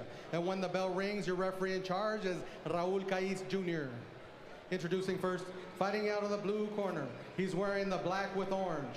He officially weighed in at 168.5 pounds. He is making his professional debut tonight, joining us from Brooklyn, New York. Please welcome Terrence Coleman.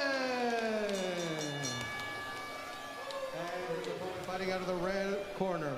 He's wearing the black trim with silver.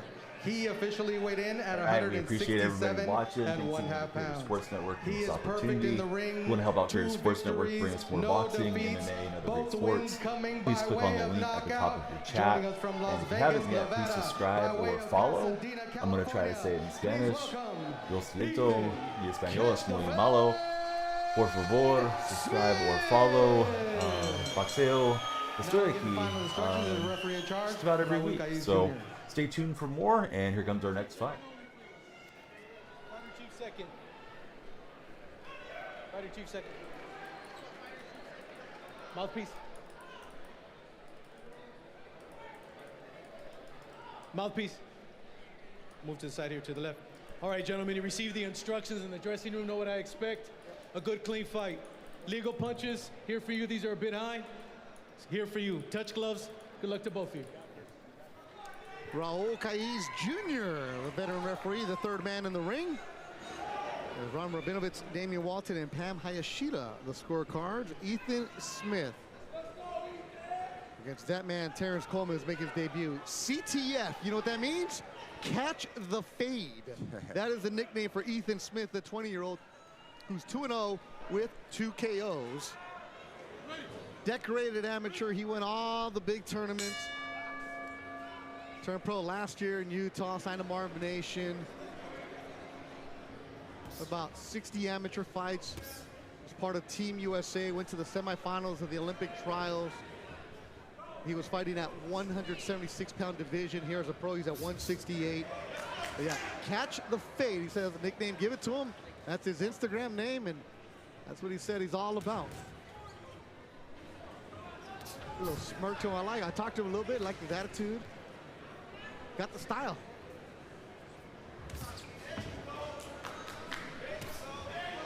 Terrence Coleman out of New York, making his pro debut at the age of 33. Don't find much on him, the southpaw. He's tall though.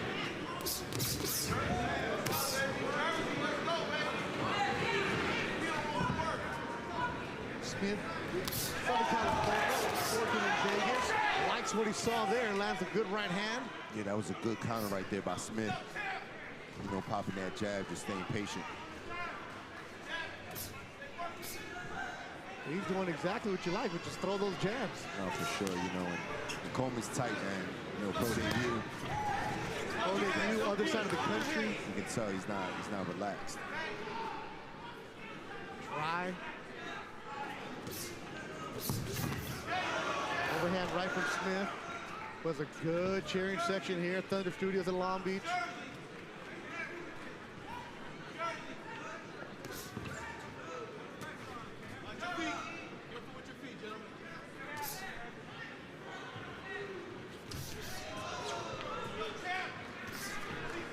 Smith doing work in all the gyms in Las Vegas. I'm like, where do you work? Where do you work? He's like, I've been everywhere. Like, the top-ranked gym, Mayweather gym, everywhere.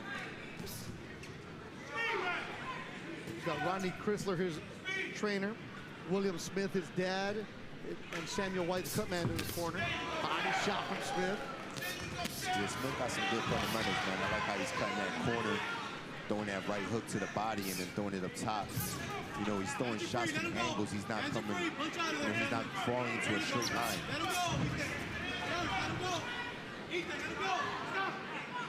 You know, Coleman, this is what you got to do. You got to kind of make it an ugly fight, because you really can't match the hand speed or the distance with Smith. Next fight will be Brian Flores and Lobito Gonzalez. We're going to wait towards the main event of Fernando Vargas and Gonzalo Coria. 1 seconds of the opening round. Nice technical round for Smith.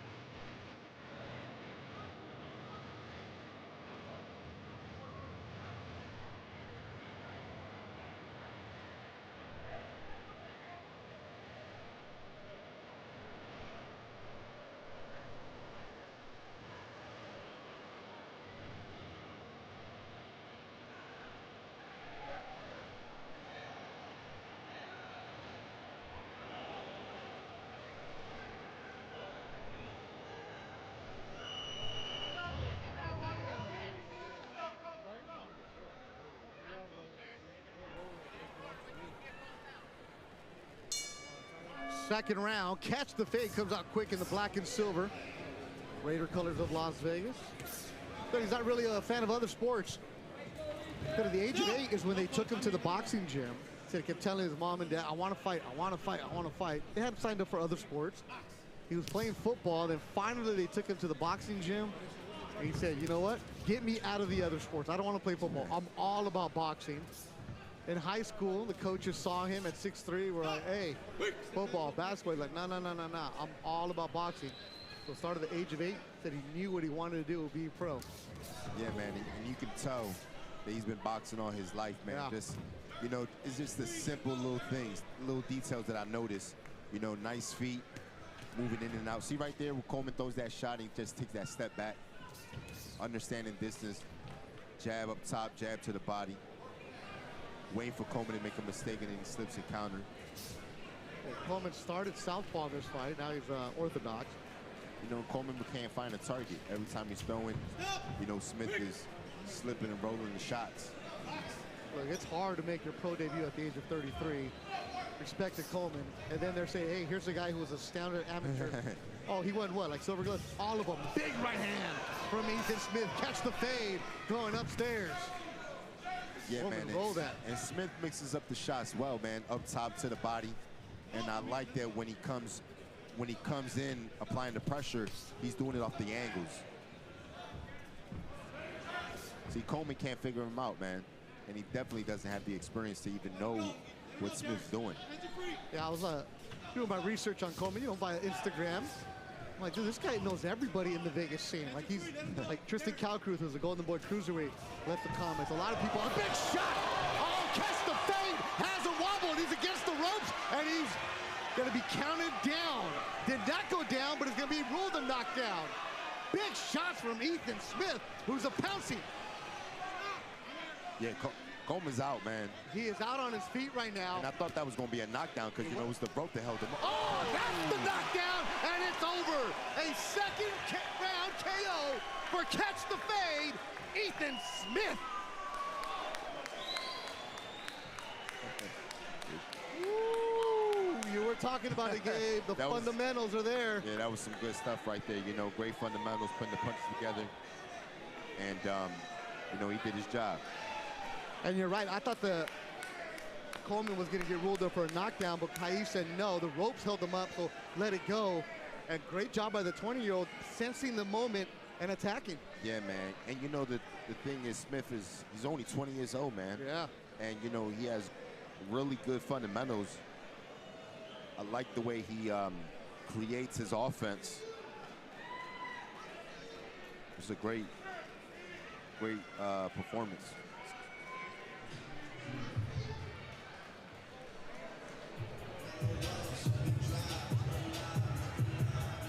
.217 of the second round is the official for Ethan. Catch the face Smith. He's now 3-0 with 3 stoppages.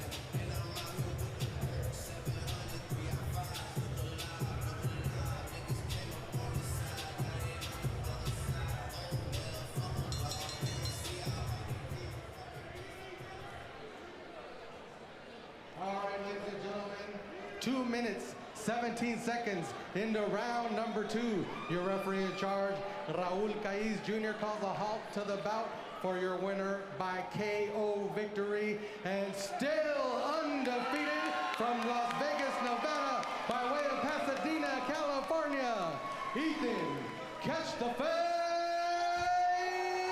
Smith.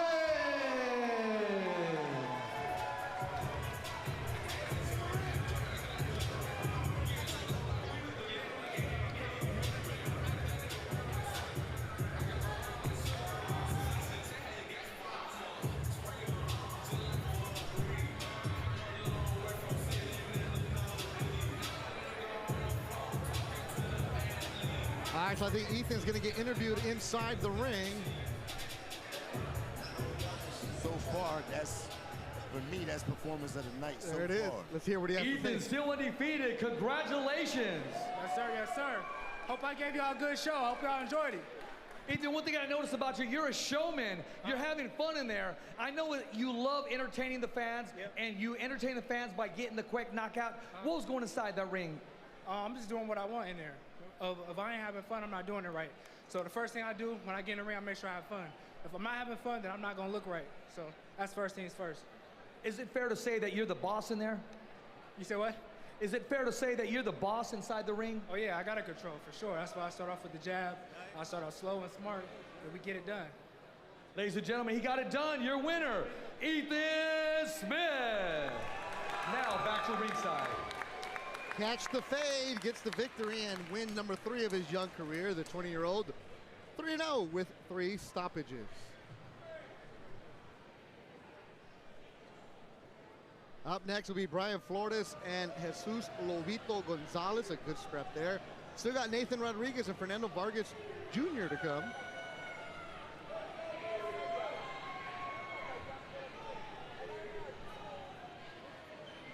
From Thunder Studios in Long Beach, California. Back here at ringside at the Durant, Gabe Rosado. Look, when you're 20 years old and you had all that amateur experience, come up and show out. I liked his approach. Oh, yeah, absolutely. I love his approach, man. And you can see What an impressive knockout. that If he's you're really watching a on student of the YouTube or on game. Twitch, The please click footwork, on the the pinned link angles, at the the top of the combinations. chat. He That put will it all help Creative together, Sports man. That's Network exactly what I want to see bring us from a more young boxing prospect and bring on us the more rise. sports Yeah, in they the were future. saying, when I was talking to If the you're back, not they were yet like, catch followed the or Fade. He's like, subscribed everybody to knows my I'll bring it streams for anybody. and Again, very you know, green. my He's content, 20 years yeah, old. please do so. But you can see Donnell that Freak on there's all something social there to media. work Today with. we're on Twitch and Yeah, YouTube. I'll try to say it in Spanish because I did get the Spanish title in there for any Spanish speakers. Por favor, subscribe or follow. Mucho boxeo, mucho aquí. We'll have fights most weeks, so everybody please stick around, and I will still be here in chat, but I'll be out of your guys' way so we can enjoy the last 3 fights remain. Discipline, man. The stuff that outside of the ring. It's also the stuff that, Gabe, you've always talked about when you're that age, coming in with the 1-2, the fundamental. That happens when you start at 8 years old. Exactly, man.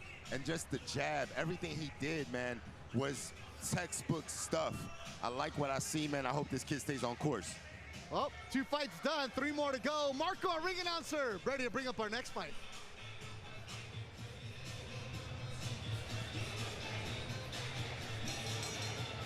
All right, ladies and gentlemen, we're gonna continue the action here from Thunder Studios in Long Beach, California. This next bout is 6 rounds in the super welterweight division. Making his way to the ring first, fighting out of the blue corner, from Santa Ana, California, please welcome Jesse Gonzalez.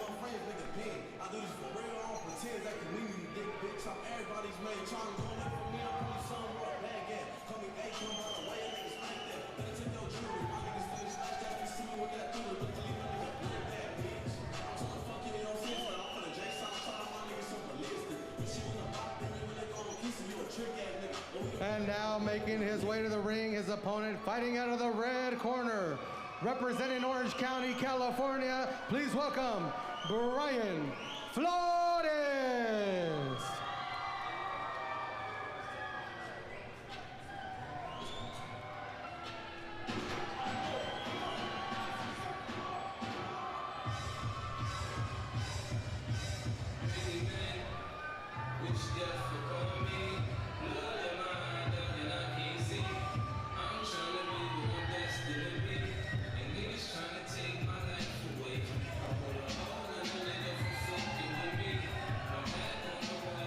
And there you see the tail of the tape. Flores, the taller fighter, Lobito, the younger fighter. But Flores, we haven't seen him in the ring in a couple years, 2022 to be exact.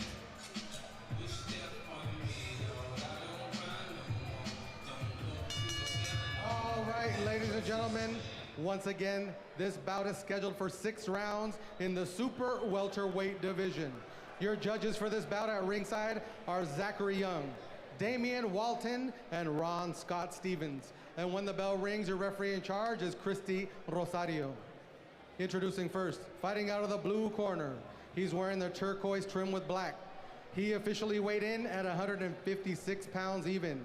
In 11 bouts, he has 7 victories, 3 defeats, 1 draw, 2 wins coming by way of knockout. Fighting out of and representing his hometown of Santa Ana, California, please welcome Jesse Lobito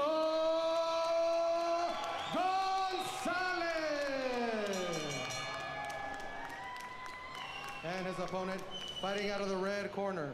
He's wearing the white trim with red. He officially weighed in at 157 3/4 pounds. His professional record, 19 victories, only 2 defeats, 6 wins coming by way of knockout.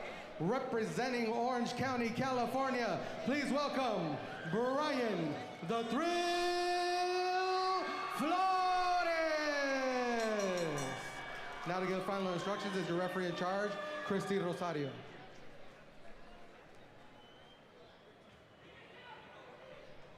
Jesse, you're okay here. Brian, you're okay here. We went over the rules in the dressing room. Protect yourself at all times. Let's have a good, clean fight. Good luck, gentlemen. Christy Rosario, the third person in the ring. As we get ready to go, that is Brian Flores. The Thrill. Well, we have not seen the Thrill since 2022. And Lobito Gonzalez has a huge fan base here. He's from Santana, California. And you're hearing the people yelling, Jesse or Jesus Gonzalez. And coming out aggressive right away in the white is Brian Flores. Flores training with Capetillo in Las Vegas, has an excellent corner. Jorge Capetillo, his son Brandon, and then Anthony Juarez, the third person in that corner. It's a nice jab by Gonzalez to the gut, and then he do a nice check left hook. Yeah, Lobito's a veteran. He's 7-3-1. Not much pop behind him. Has only 2 stoppages, but been around the Southern California scene for a while. We saw him on Thompson boxing shows. Saw him on the Fight Club OC. Saw him on 360 shows. Used to train with Henry Ramirez, our good friend. He's actually sparring at Henry's gym recently. Lobito was also, he sparred with some of Joel Diaz's guys, Grant Flores and Caden Griffiths out in Coachella. For sure. Also sparred with Abel Sanchez's guys. So Lobito, the sparring that he got for this fight has been excellent. Of course, Flores in Vegas with Capetillo. I mean, the work is outstanding there. Yeah, Gonzalez, you know, he's moving around well. Throwing a good jab to the midsection and up top. Every now and then throwing some nice counters. So far, controlling the pace of the first round. But it's Flores, who has not fought since October of 2022 when he lost a unanimous decision to Jose Olimon, who was undefeated. That was in Hermosillo, Mexico. And we haven't seen him after that. Took a break. Also works in the music industry. There you see the SOA logo on the back of his trunks. Sponsorship by Abraham.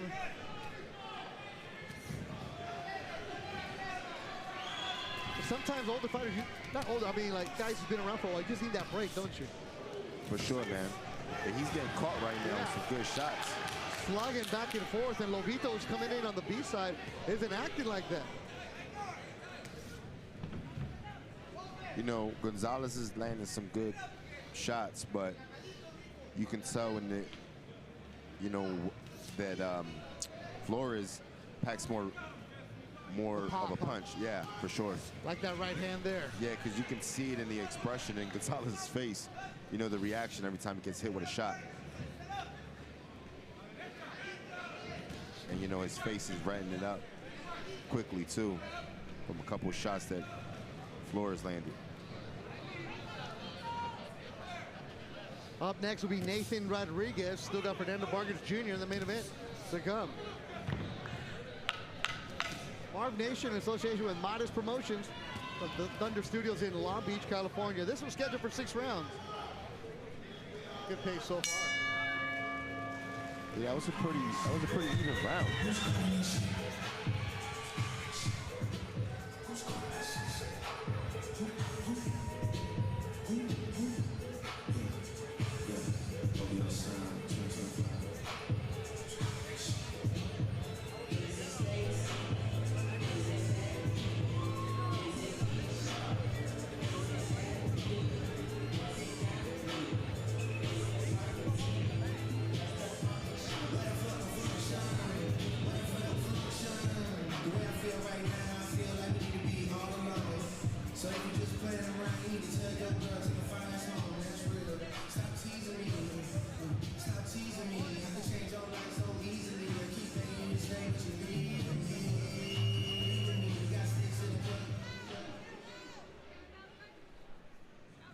Second round of action scheduled for 6.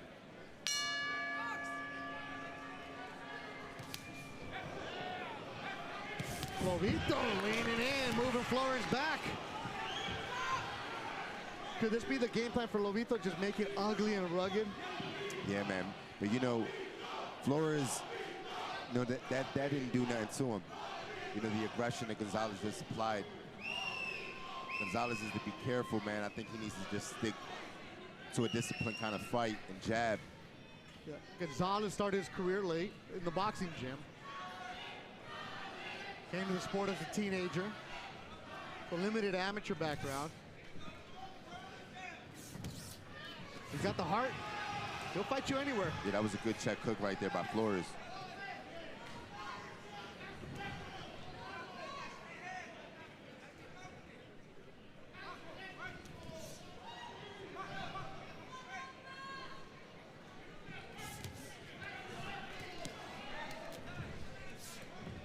You see the defense now from Flores, the experience that he has. Yeah, slipping and rolling from them shots. You know, one thing is when Gonzalez is throwing big, he needs to, man, put that guard up and watch out for that counter that Flores is setting him up for.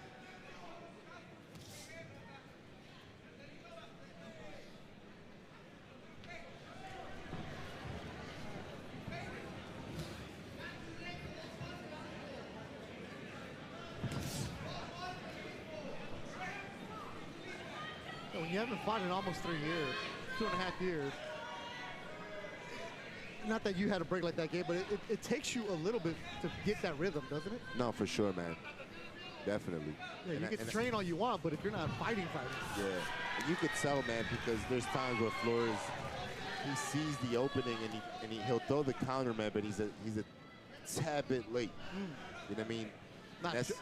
That's really what affects a fighter when he takes such a long layoff is the timing. You can be in great shape, but that timing, man, it takes a while to get back. Especially when you get in your 30s. Yeah, for sure.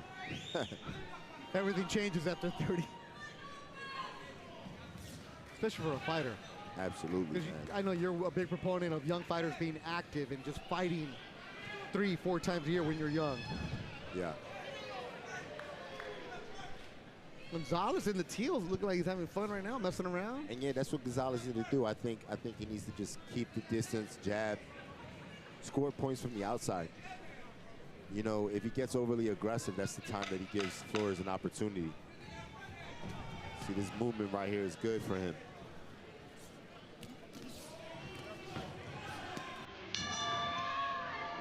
Right at the bell, lands one, the Flores.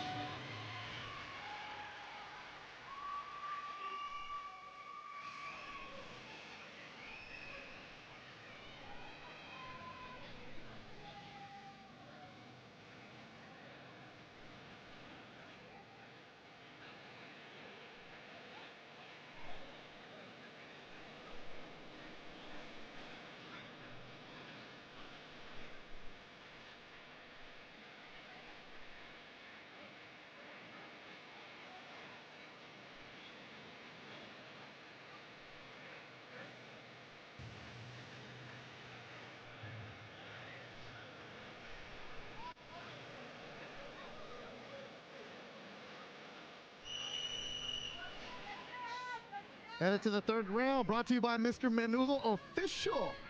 My dude right there, he takes care of me on the weekends, man. A good little menudo on a Sunday morning.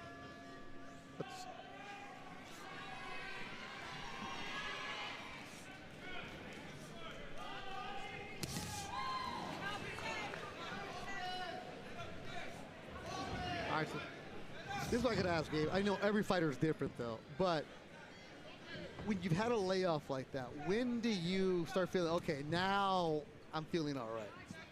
Does it take 2 rounds? Does it take 5 rounds? You know, honestly, man, I think it really comes down to what kind of training camp that you have. Okay. You know, because, you know, being off for such a long time, you know, in the training camp, I think the main focus is just working on the timing. Got it. All right, I'm asking another stupid question. No, because, again, I've never been in the ring. This is why I love working with you, because you explain it so well, just like you do on the Mi Gallo podcast, available everywhere you listen to your podcast. Yes, sir. And also on YouTube, along with Abner Mares. Do your lungs feel different? Like, are you burning up a little bit different? No, you know, it's not really the conditioning or any of that. It's really the timing. Okay. You know, you can be in great shape, but timing is everything. And you know, right now what I see with Flores, you know, you don't see him gasping for air or looking tired.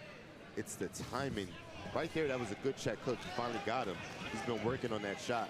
But the previous rounds, he was missing just a little bit. Yeah. I see what you're talking about now. So, you know, little by little, he's getting it. And, you know, and another thing is the legs. You know, the legs are not, you know, one thing is when you take time off, the footwork is what you fight off. It's where the punches come from or from the legs. You punch off the legs. So if your timing is not right with your legs, the shots are not going to get there. Ah, okay. So sometimes when you see a guy that he's hesitating, it's because he wants to take that step, but his body's not reacting. You know what I mean? Yeah, so the brain's not reacting to what you're it's like you know what you need to do, but the legs are like, what are we doing? What are we doing? Well, like Gonzalez has been very active. Yeah. He's bouncing around on his toes, moving around, do what he wants. Yep. And what that is that he's been active, right? Yeah. But if you look at Flores' footwork, very slow. Well, we saw Lobito Gonzalez in December when he fought Fernando Vargas Jr. That was a fight that was stopped because of cuts. Oh, Flores landed a good hook right there. And see, this right here, this distance favors Flores because Gonzalez is staying right there in the pocket with him. Where now Flores doesn't have to use his legs to you know, step in and throw a shot. He's just standing there planted, and he can throw his hand. He let his hands go. Done with 3 in Long Beach.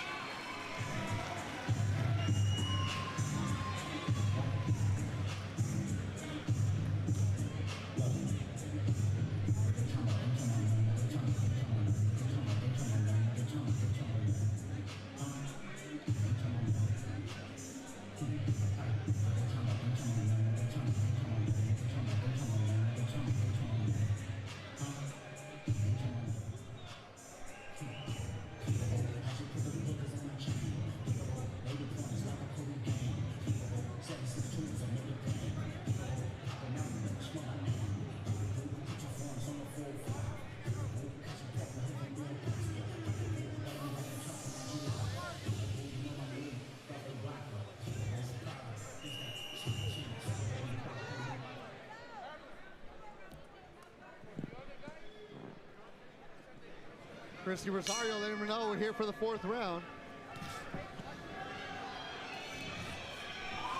And Lobito Gonzalez coming out aggressive. He's been doing that the last couple rounds where he'll come out strong for 30 seconds. Why would you do that?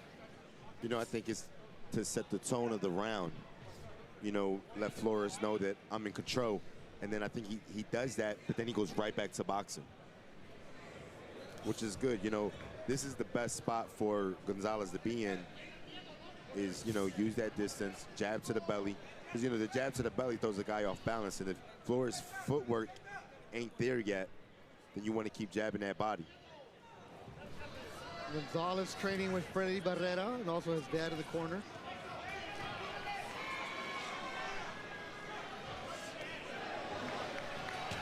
Ooh, back and forth, good action. See, Gonzalez doesn't have to be here. This is giving Flores the advantage that he needs. Exactly what we were talking about last round. Like, I don't have to chase you anymore. Yeah, you're fighting Flores this fight once you're staying in the pocket with him. Lobito has a very active crowd, Gabe Rosado.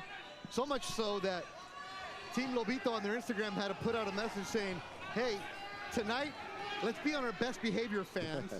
We don't want anybody acting up. It's a good environment. So, like, his friends get rowdy from Santana.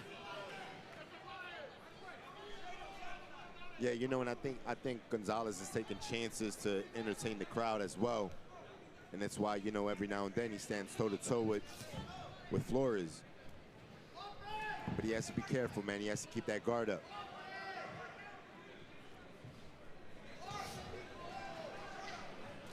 And, you know, Flores is to take advantage of when he's in the inside, throw the uppercut. You know, the uppercut's right there for him. You know, a nice short uppercut would definitely catch Gonzalez up the middle. Nice check hook right there by Flores. Gonzalez felt that shot. You know, this might be the first round that comes out that Flores is winning. Yeah, he's looking more comfortable in this round. Yeah.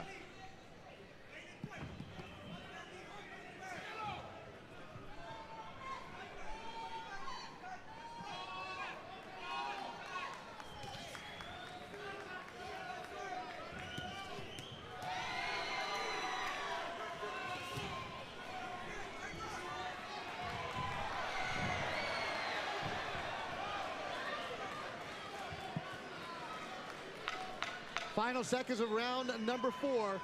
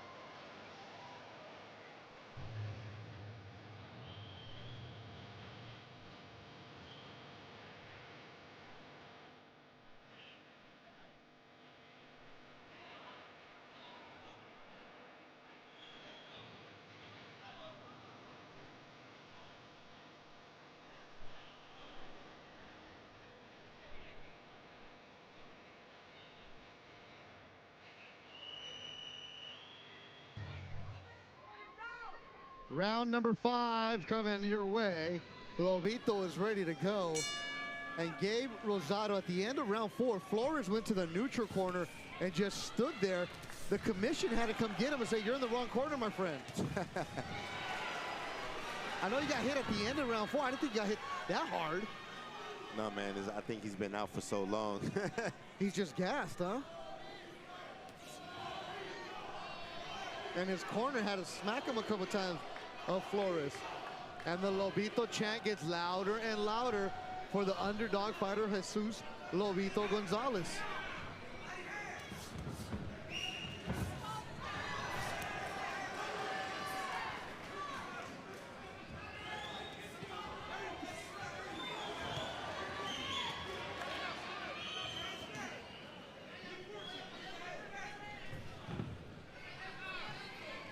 You know, and right now Flores, man, he really doesn't have any pop in his shots right now.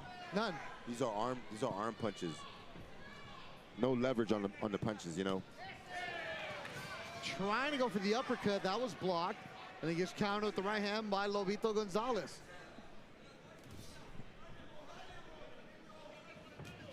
Gonzalez on his trunks as the Lobos only boxing. Asked him, was like, oh, is that your gym? Is that anything else? He's like, no, man. He goes, just the people that rock with me. Because I just want to let them know that you're with us. Just kind of like how the Charlos had Lions only. Yeah. He's Lobos only. Lobos is wolf. A wolf, yeah. Yeah.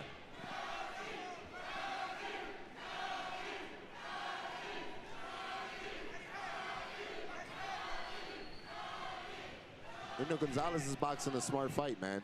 Yeah. You know, he's doing everything he's supposed to do.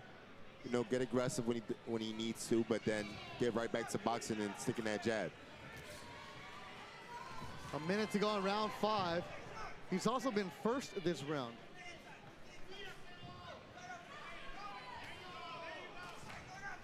Yeah, I see it now, Gabe, from Flores. It's all arm punches. Yeah, man. No leverage, man. It's the feet are out. You were saying that in the 3rd round when I was asking you about the footwork. You said your punches come from your feet. Right now, Flores has nothing coming from the hips and legs. Absolutely not, man. And that's what happens when you take so much time out of the ring, man. You know, you lose that timing. And, you know, just the movement needed to land good shots.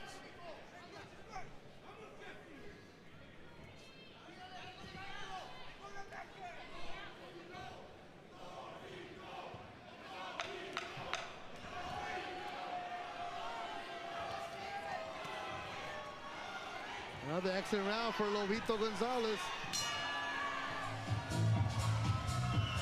This was getting tight in Long Beach.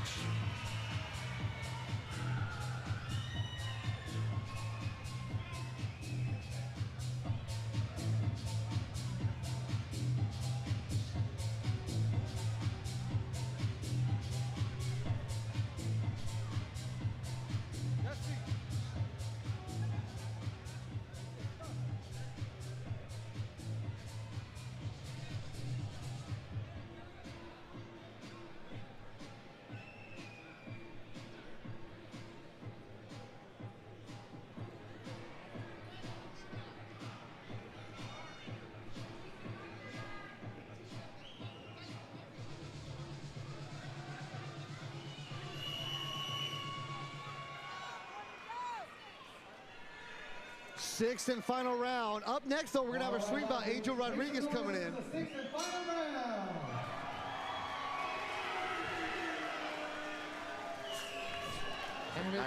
Nice jab right there. Lobito being aggressive just like how he has been every single round. Yeah, man, he does that. He likes to set the tone as the round starts, and then he'll go right back to moving around and sending shots out from the outside. Lobito in his last fight was Fernando Vargas Jr. He wants to have a rematch against him. Jr. coming up later on the night. Before that, he lost to Jorge Maravillo on the 360 show. Maravillo was undefeated. And then a couple years ago, on a Thompson boxing show, he lost to Levy Benitez, unanimous decision. That was his first loss. So all his losses have been to undefeated fighters. Trying to get back on the winning side. Has he done enough tonight? No, man, this is, you know, if nothing crazy happens, you know, Gonzalez is on his way to a victory, man. Boxing a good, smart fight. But no big punches have landed. No, like, oh my goodness, that shot. No heavy shots have landed, which is not what we expected from Gonzalez at all. But he's a smart fighter. And he brought the fight to him.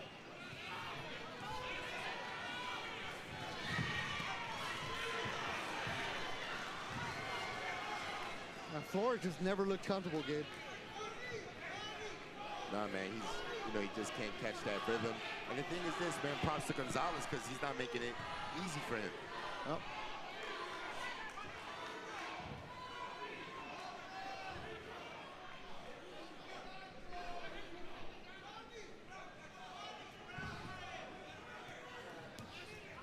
The thrill. Does the thrill have enough left with a minute to go? In Brian Flores.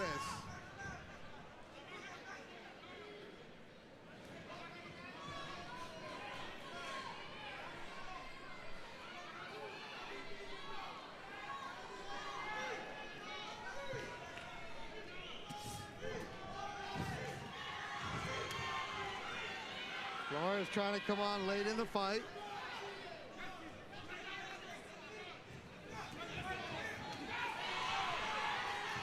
But Gonzalez does a good job of wrapping him up.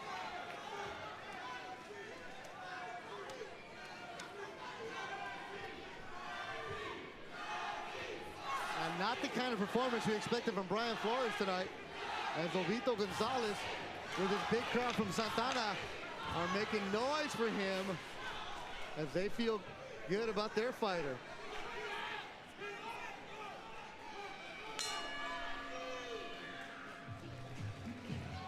Six good rounds between Brian Flores and Jesus Gonzalez. We'll go to the judges' scorecard here in Long Beach.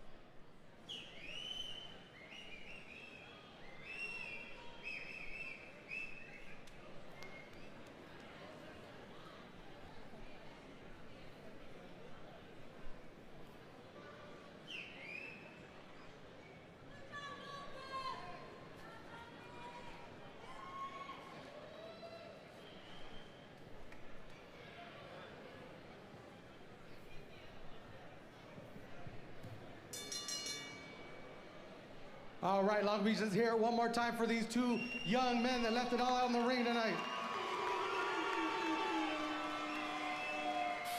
So after 6 rounds, we go to the judges' scorecards. Here are the totals. Judge Ron Scott Stevens sees about even, 57 to 57. That is overruled by Judge Zachary Young, who sees about 58-56, and Judge Damian Walton sees about 59-55 for your winner by majority decision. From Orange County, California, Brian the Thrill Flores.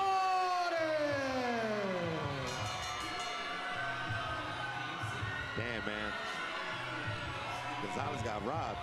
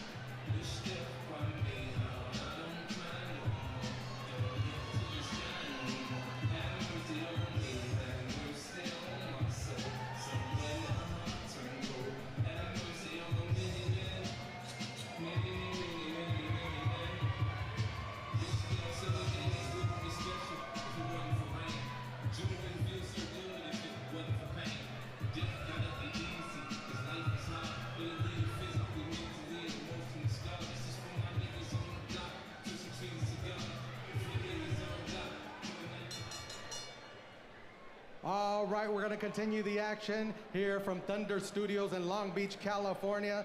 This next bout coming to the ring is a 6-rounder in the lightweight division. Making his way to the ring first, fighting out of the blue corner. Joining us de Tepic, Nayarit, Mexico. Please welcome Alfredo Diaz.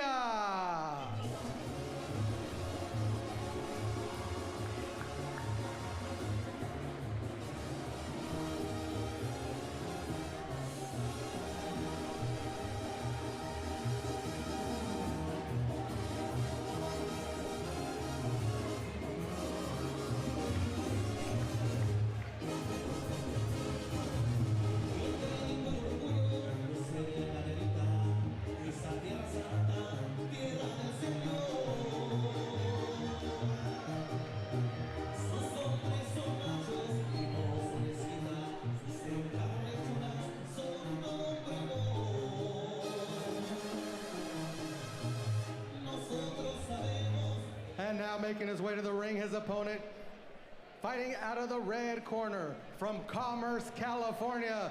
Please welcome Angel Rodriguez.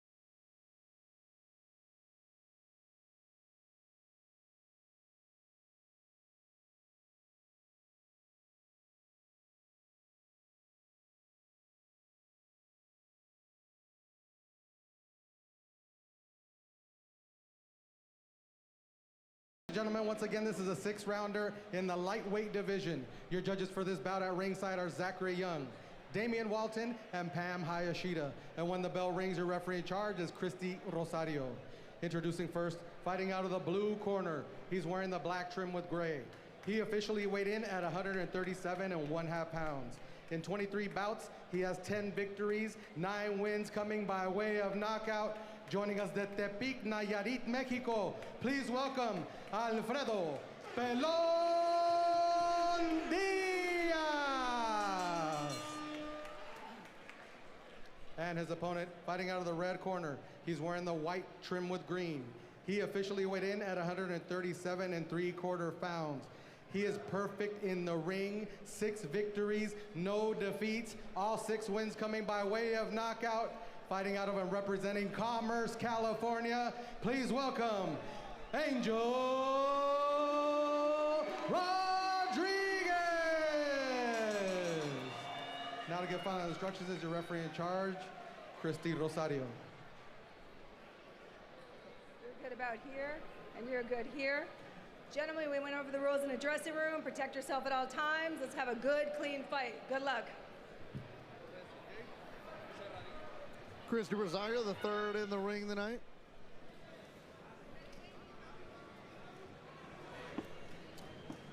It's Angel Rodriguez, who turned pro back in 2022 in Tijuana.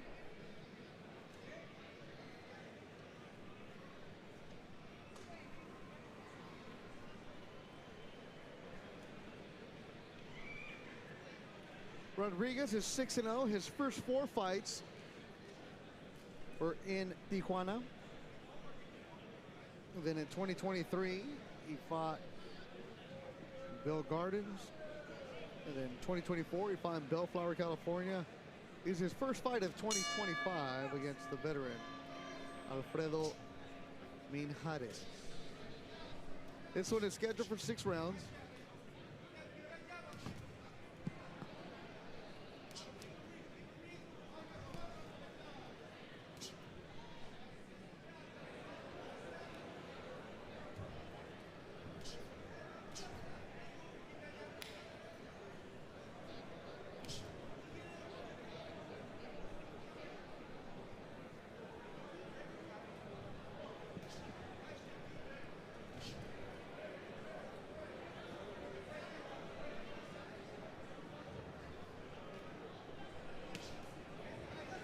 Nice jab to the body by Rodriguez.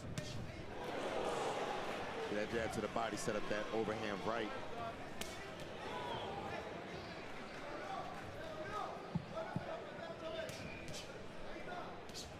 All right, let's see what the youngster can do in the green and white.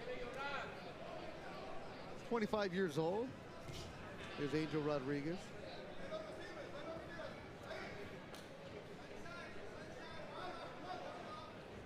Pelón is the nickname for the 32-year-old in black, but he's got hair. He's not bald.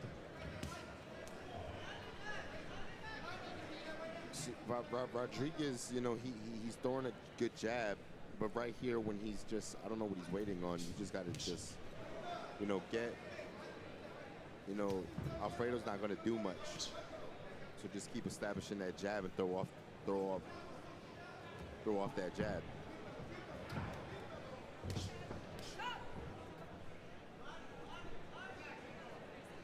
Up next will be Nathan Rodriguez. They got Fernando Vargas Jr. to come.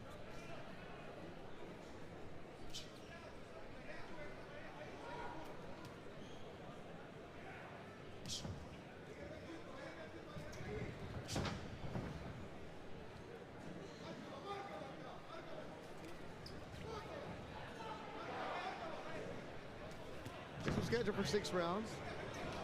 There's a shot that lands and drops the veteran Diaz Minjares. First round knockdown for Angel Rodriguez. The corner's been asking for that right hand. They finally landed it.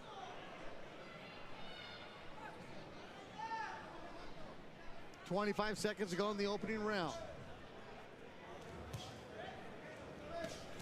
Good body shot from Rodriguez. Bouncing on his toes, in and out, in white and green.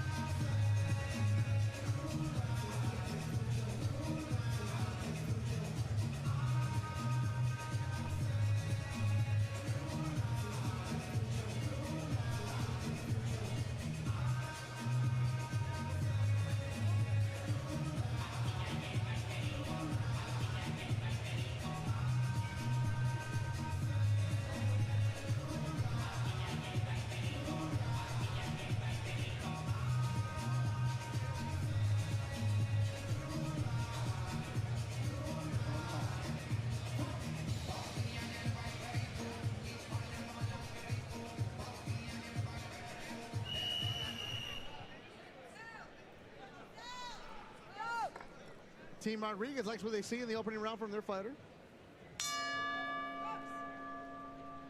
Yeah, Rodriguez,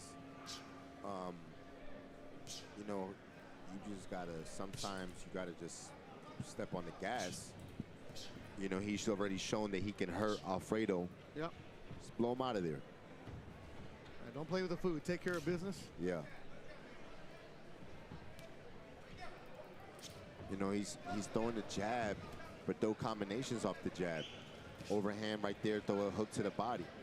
You know, throw three, 4 punch combos. You're not getting nothing back from Alfredo, but you know, every now and then a punch or two.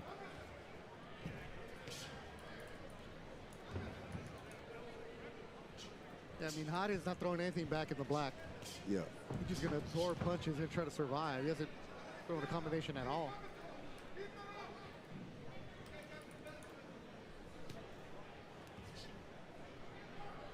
You know, there's times where you do want to see a fighter work on stuff, right? Yeah.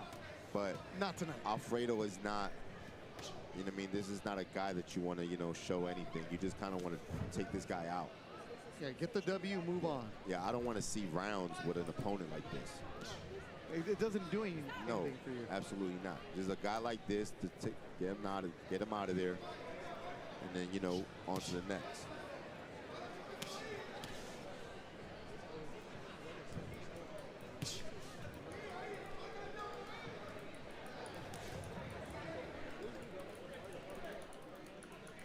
Yeah, Mijares from Tepic, Nayarit. He won his last fight. But before that, he got 2 losses. He was Abel Mejia on a 360 show here in Southern California.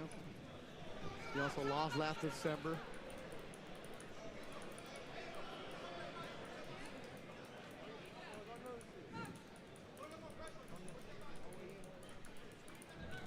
Yeah, usually Mejia, or I mean Mijares, knows his role. He's going to go up against an undefeated young prospect and give him rounds. Yeah, but what Rodriguez is doing is one jab, 1 punch at the body, 1 punch up top. It's like, bro, combination, get this guy out. You already hurt him to the body, you hurt him up top. Why are you throwing 1 shot at a time? Just let him go. There's a body shot. Open up, get this guy out of there. Making it too difficult for himself. And it's not even that he's making it difficult, it's he's making it like a sparring session. Ah, you know what I mean? This is like you working on stuff. Like, man, you don't work on stuff in an actual fight. Get a guy out of there. Keep this for sparring.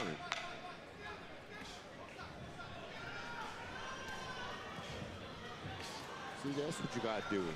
Just, I mean, non-stop punching. Just get him out. Done with 2.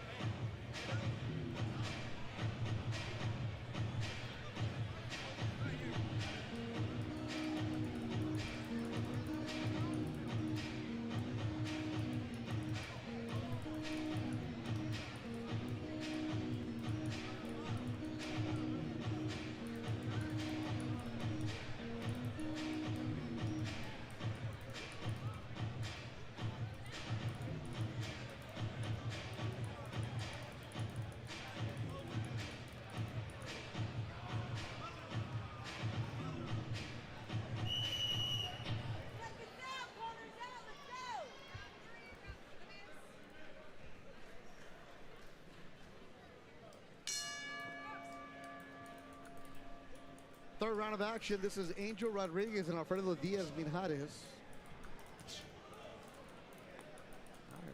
Coming up next will be our co-feature, Nathan Rodriguez, and then the main event, Fernando Vargas Jr.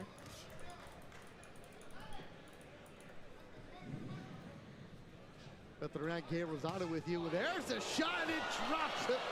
Woo! A big right hand from Angel Rodriguez. Mijares is down.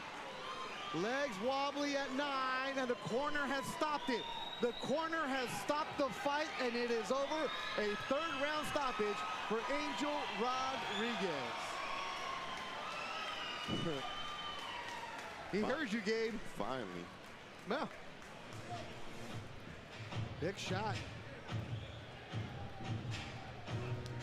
That's what you're supposed to do. Don't treat it like a sparring session. Take care of business, young man, and move on. Absolutely.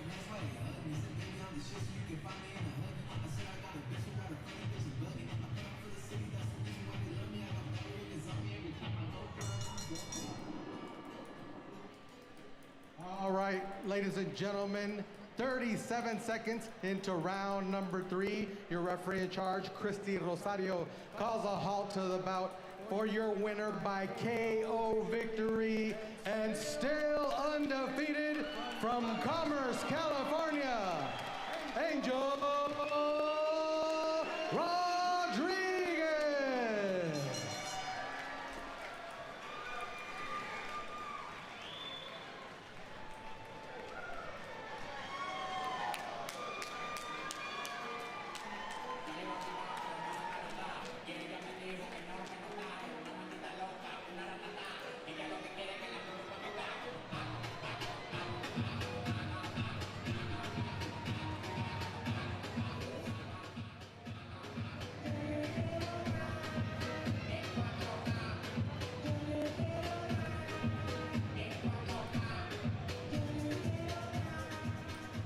Angel still undefeated. You still got the crowd behind you. You got a smile on your face. You're feeling good. You're still undefeated. How does that sound? I said it twice. I'm going to say it again. You're still undefeated. How does that sound? It sounds great. It sounds great. All the work that we put in is just it's worth it, you know? I'm having fun. That's why I have a smile on my face. I'm having fun. Each time I'm up here, I'm having fun. You know, I saw that body shot early in the fight. You're getting ready to follow up. The referee called it low, respectfully, but you were ready just to let loose. Is that something you've been working on? Yeah, definitely. It's something we work on, you know, just being able to capitalize on those opportunities that come out throughout the fight. Tell everybody here that's paying attention, that's watching you. What's next for Angel Rodriguez? Whatever my team throws up there, that's what's next. You know, just keep pushing forward, one fight at a time, and I'm ready. I'm ready for big things. Well, you know what? Congratulations again. You got the crowd behind you, ladies and gentlemen. Once again, Angel Rodriguez.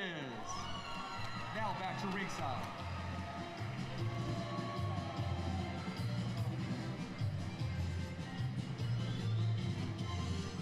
Angel Rodriguez is a team. Got Robert Luna, Hector Rodriguez, Manuel Montes, Mark Sandoval in that corner.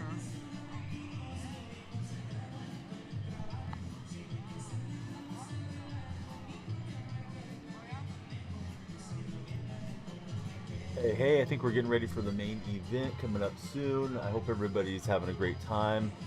Please be sure to click on the link at the top of my chat if you get the opportunity, and we'd love you guys to subscribe or follow respectively, depending if you're watching on YouTube or Twitch. Flying high, I'd like to. I don't want to get in trouble. I'll have the drops on at the stroke of midnight, if not a bit earlier. If you want to wait for me, I'm sure there's other creators, but I always love it when we get to be together. I'll try to say it in Spanish for any of the Spanish-speaking viewers. Yo siento mi español es muy malo porque por favor subscribe or follow. Mucho Boxeo, estoy aquí. The Daniel Freak streams through Creator Sports Network. Mucho Boxeo otra más semana, so please stick around, and we'll see you guys again on the next fight night. But we got more fights tonight, so stay tuned.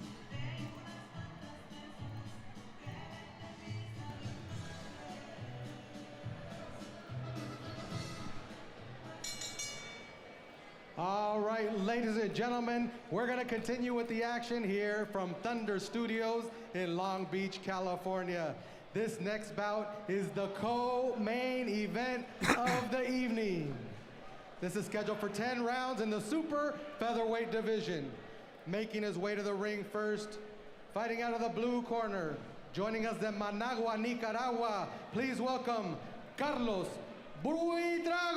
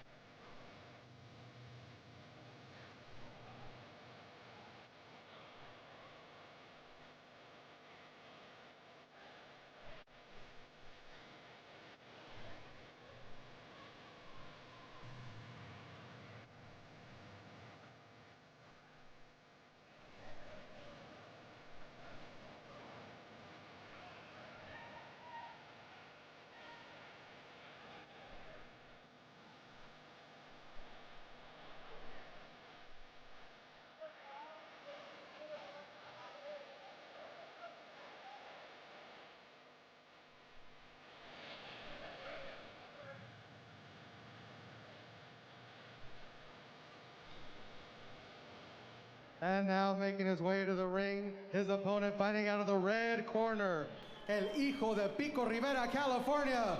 Please welcome Nathan Rodiguez.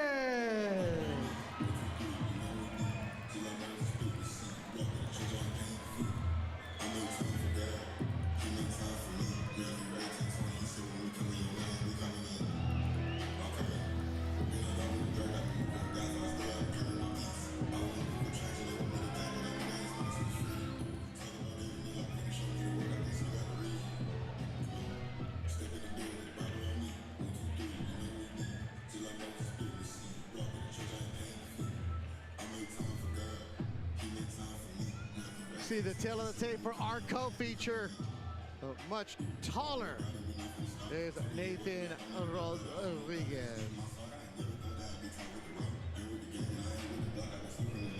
Go, Marco. All right, ladies and gentlemen, once again, this is the co-main event scheduled for 10 rounds in the super featherweight division. This bout is brought to you by Casino Palma, Dandy Hats, La Carniceria Meat Market, Torque Law, Champions of the People, and Cielo Hills. The judges for this bout at ringside are Zachary Young, Ron Scott Stevens, and Pam Hayashida. And when the bell rings, your referee in charge is Gerard White. Introducing first, fighting out of the blue corner. He's wearing the blue trimmed with white and red. He officially weighed in at 138.5 pounds. This veteran of 55 fights has 39 victories, 1 draw, 23 wins, coming by way of knockout. De Managua, Nicaragua, please welcome Carlos Chocorroncito Buitrago.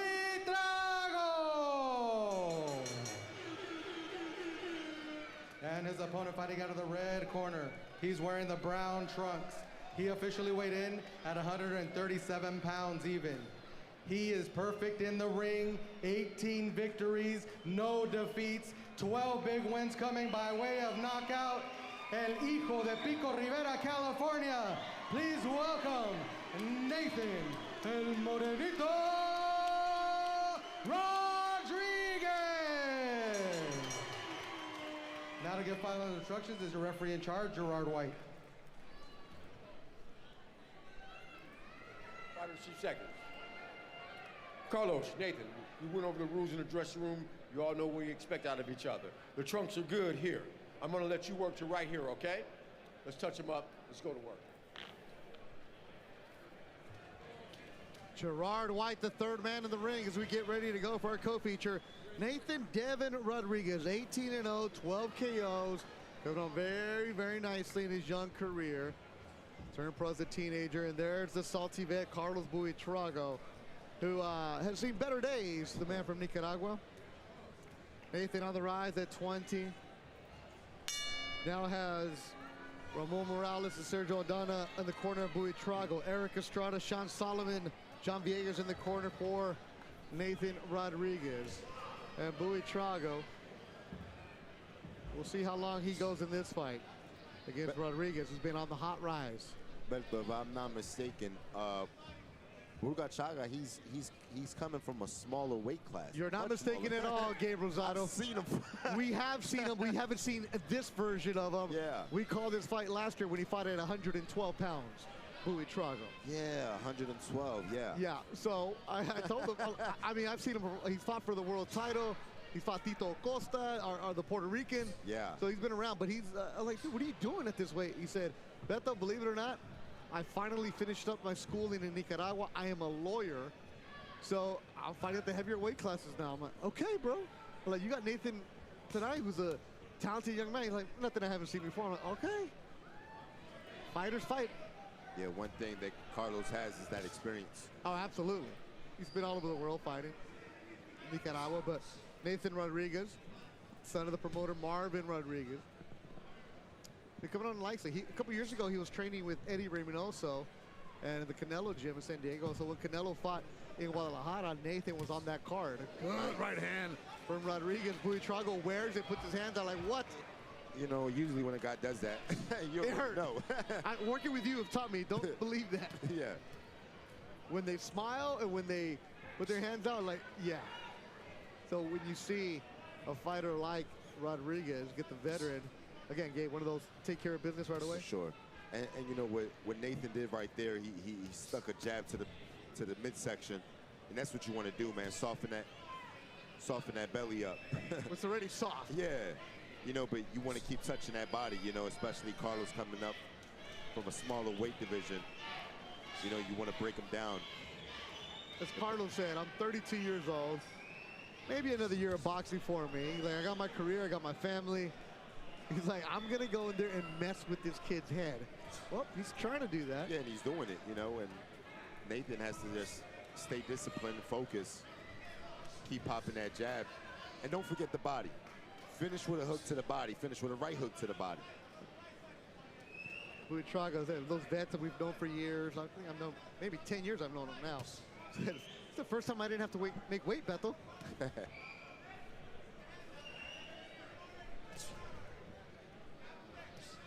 He's got Yuka Morales in the corner, so good corner.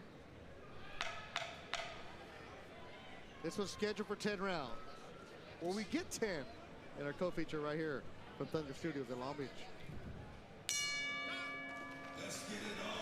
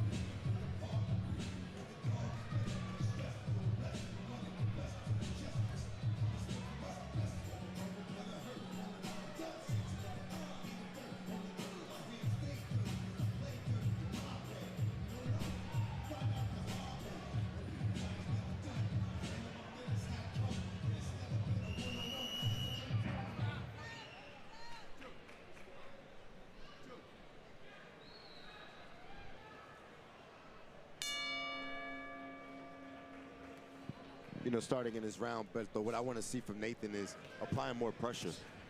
You know, you already see what you got coming from Carlos. You know, dictate the pace, speed it up on him.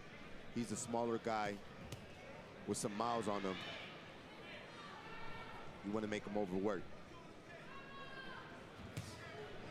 Nathan is 20 years old, turned pro when he was 16 in Costa Rica,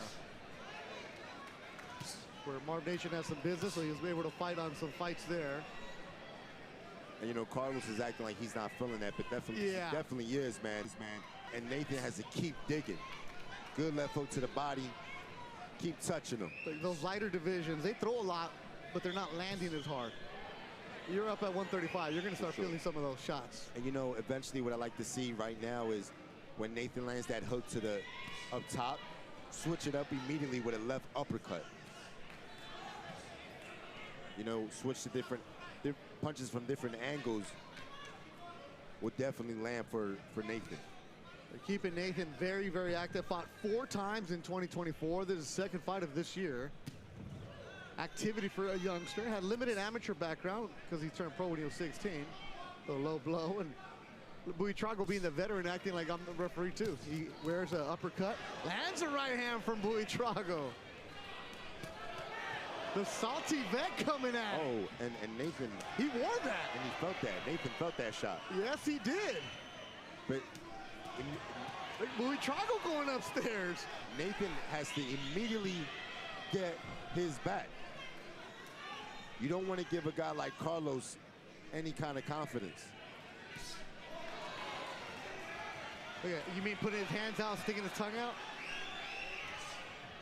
Rolling punches, slipping them is Buitrago. Covering up. There's a 6-inch difference in height, 5'9" to 5'3". And Buitrago gets even smaller.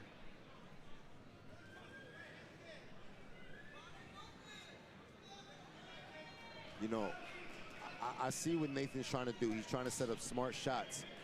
But the best thing for him right now is to pick up the volume and catch Carlos in between. Pick up the volume. Carlos doesn't want to fight a high-paced fight. Nathan's the younger guy, the fresher guy. He has the condition to continue that pace. This pace right here favors Carlos, because Carlos every now and then can shine and throw shots in between. 10 seconds to go in round number 2. The veteran Buitrago, little shuffle. He's not respecting the youngster at all.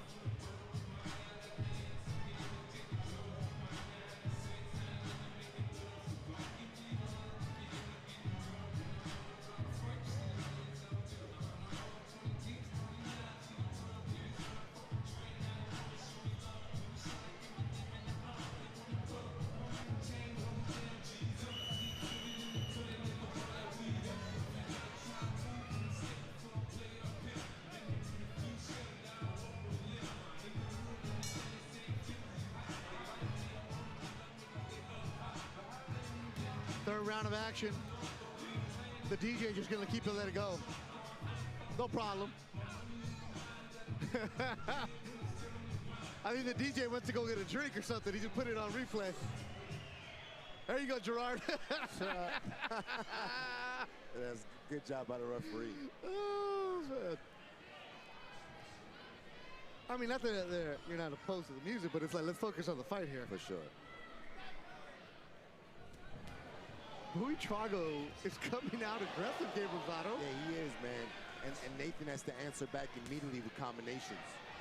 I like that he's, you know, taking his time and he's being patient, but, you know, with an older fighter coming up in weight, got miles on him, you want to push the pace of the fight. And Gabe, you know, he's not trying to go 10 rounds. Especially not when he's 20 pounds heavier where he normally fights at. Oh, no, he definitely wants to go 10 rounds at this pace. Oh, at this pace, yeah. I was going to say, if he steps on the gas. Oh, yeah, for sure.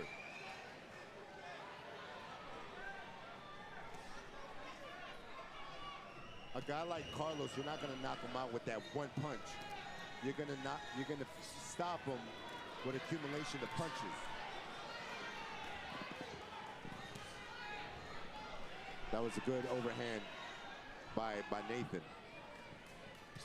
Nice left hook. There's a shot. There's upstairs. That's what you want to keep doing. Keep applying that pressure. Put that jab out there. Buitrago had a couple battles with El Nino Sandoval on the Golden Boy show. Tito Acosta, the Puerto Rican. He had a battle with La Pulga, Elwin Soto back in 2020. They just went back and forth. I was at 108 pounds. Another Puerto Rican, you remember this guy? Nick Williams Arroyo, Yeah, his brother McJoe Arroyo. Called that fight in Puerto Rico, me and Jessica Rosales. That's what we heard about. That's a Coludo. That's what we learned all about San Juan, my man. So Buitrago's been around the block. Got some swelling on his left eye. And you know, Nathan's he's not going to the body as much as he should. A lot of headshots. Need to start digging that body more. When you see the body of Buitrago, it's soft. Yeah, it's a good jab right there by Nathan. Keep popping that jab. Keep that jab busy. Nathan should be right back on that jab. He's in range, right back. Right here, hit that body.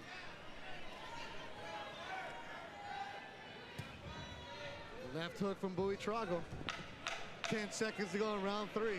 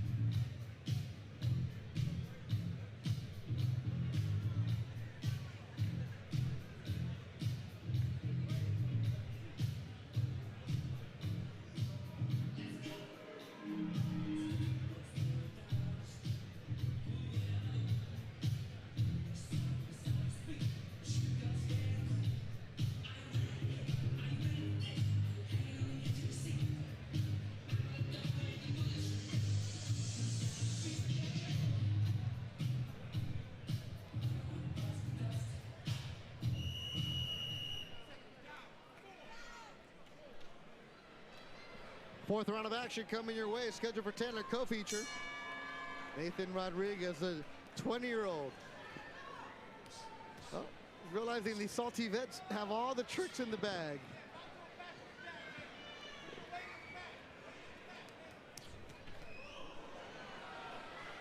See, right there when Carlos throws the shots, catch and shoot. You got to catch and shoot if you're Nathan too. You know, you can't allow a guy like Carlos throw shots and you make and you're slipping and rolling, but then you're not answering back. You have to answer back after the slips and the rolls. But Buitrago been around. He's gonna know how to avoid that big shot, right, Gabe? So Yeah. you were talking about the combinations. Yeah, the combinations. You got to let the combinations go and touch that body. He hasn't gone to the body at all here in the fourth round.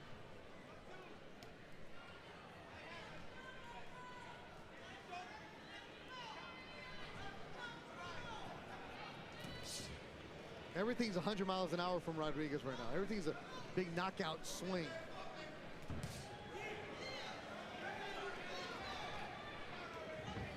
See, right there, just a jab. Just a jab. Two jabs right here in between. 2 jabs. Quick. Because the jab is going to knock Carlos off his rhythm. Right here in between. Pop him with that jab. The jab is what's going to create an opening. It's a good overhand right. There's that jab with the right hand. That's what you're asking for. Right hand from Rodriguez. Buitrago gets off the ropes, answers with the left of his own. See, that was a good try right there. Nathan caught the hook and fired back.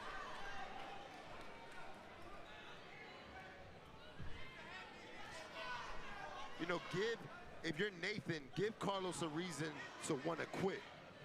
Pick up the pace on him. You know, he's obviously not in tip-top shape, you know, being multiple weight classes above his natural weight.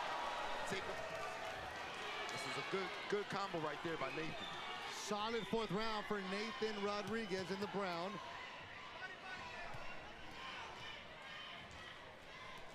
But that's where you want to see him just continue to step on it, right? Yeah, keep willing away. See that nice strong jab?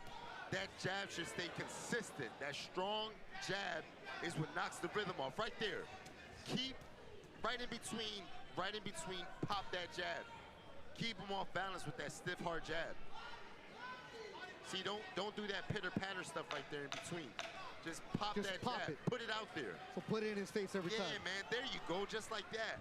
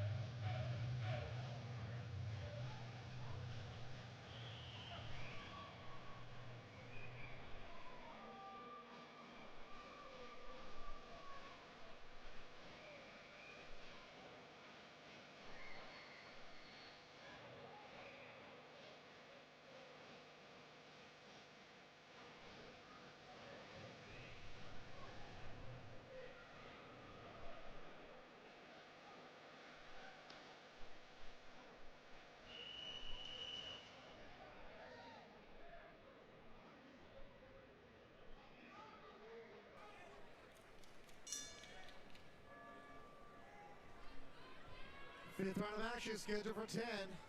Much better fourth round for Nathan Rodriguez, the 20-year-old. Man, I really want to see Nathan use that jab like a weapon. Make that jab a weapon. And by doing that, it makes Buitrago slow down. You want to sit in that. You want to sit on that jab right now, not pitter patter with it. Right here, sit on the jab.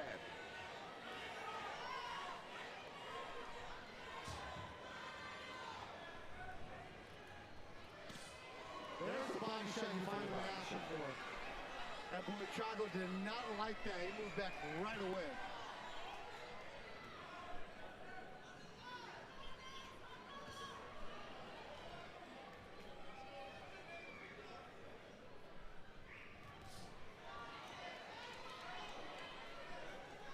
And the thing is, you know, fighters don't understand how deadly a powerful jab can be. Well, especially when you're the much taller fighter. Yeah.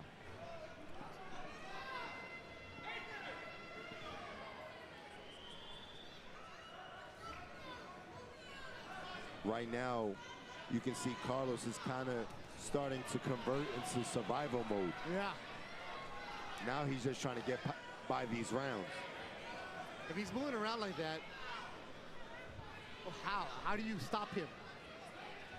Like Buitrago does not want to engage. He's on survival mode, so Nathan has to understand the body language and start popping that jab, ripping shots to the body. Give him a reason to want to quit. Like he's in the corner with his hands down. And he lets him off. Yeah. Minute to go in round number 5.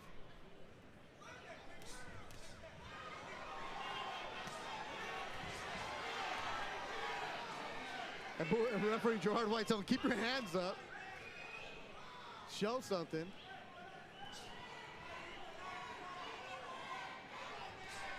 Now I see what you're talking about, Gabe. The pace is on the side of the veteran. Yeah, because the veteran, he can get by these rounds anytime. You want to pick up the pace and give him a reason to want to quit.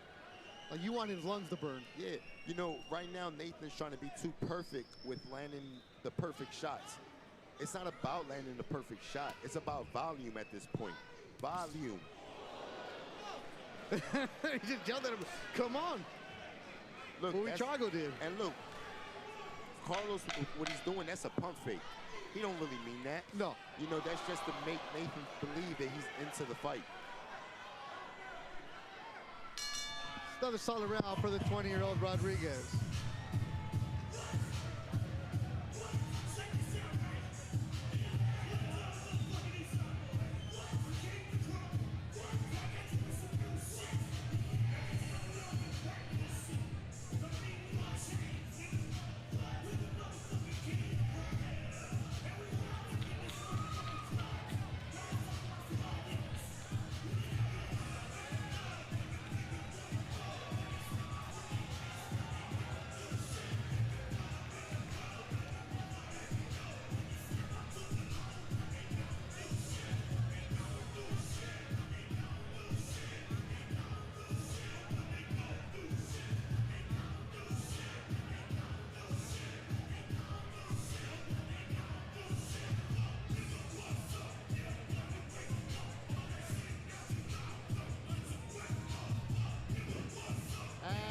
Buitrago's corner has ended the fight after 5 rounds. They decided not to send their fighter back out. Buitrago said he had enough. He's saying I wanted to fight, but his corner told him no. And Buitrago saying I want to fight, but it was Buitrago's corner who said no, that they had seen enough. I'm confused. What happened? So he went back to the corner, and the corner stopped it for Buitrago. But it's like Buitrago was like complaining that they didn't stop the fight.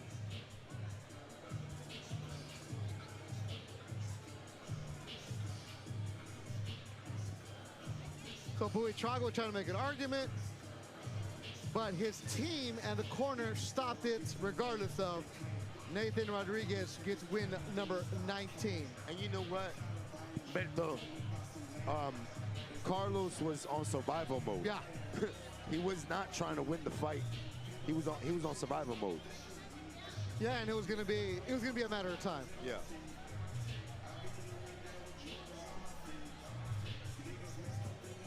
There you see Yuka Morales. So what I think Carlos is doing is he's putting on an act. Hey, don't make it look like I quit. Yeah. Blame my team. Yeah. And the Oscar goes to.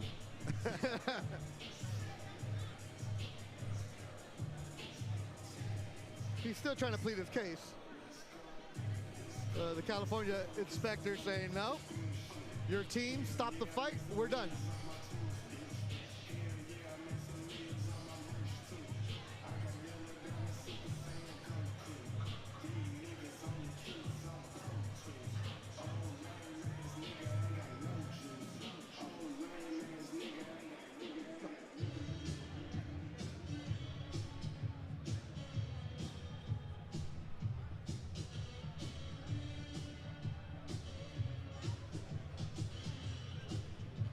All right, so Buitrago, as our ring announcer Marco's going in.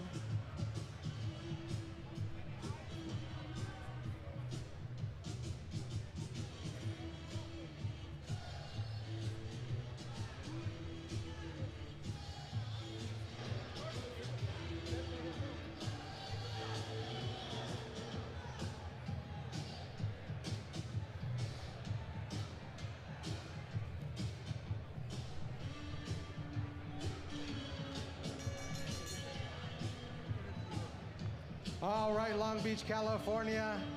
At the end of round number 5, your referee in charge, Gerard White, calls a halt to the bout on recommendation from the blue corner for your winner by KO victory and still undefeated, el hijo de Pico Rivera, Nathan El Morenito Rodriguez.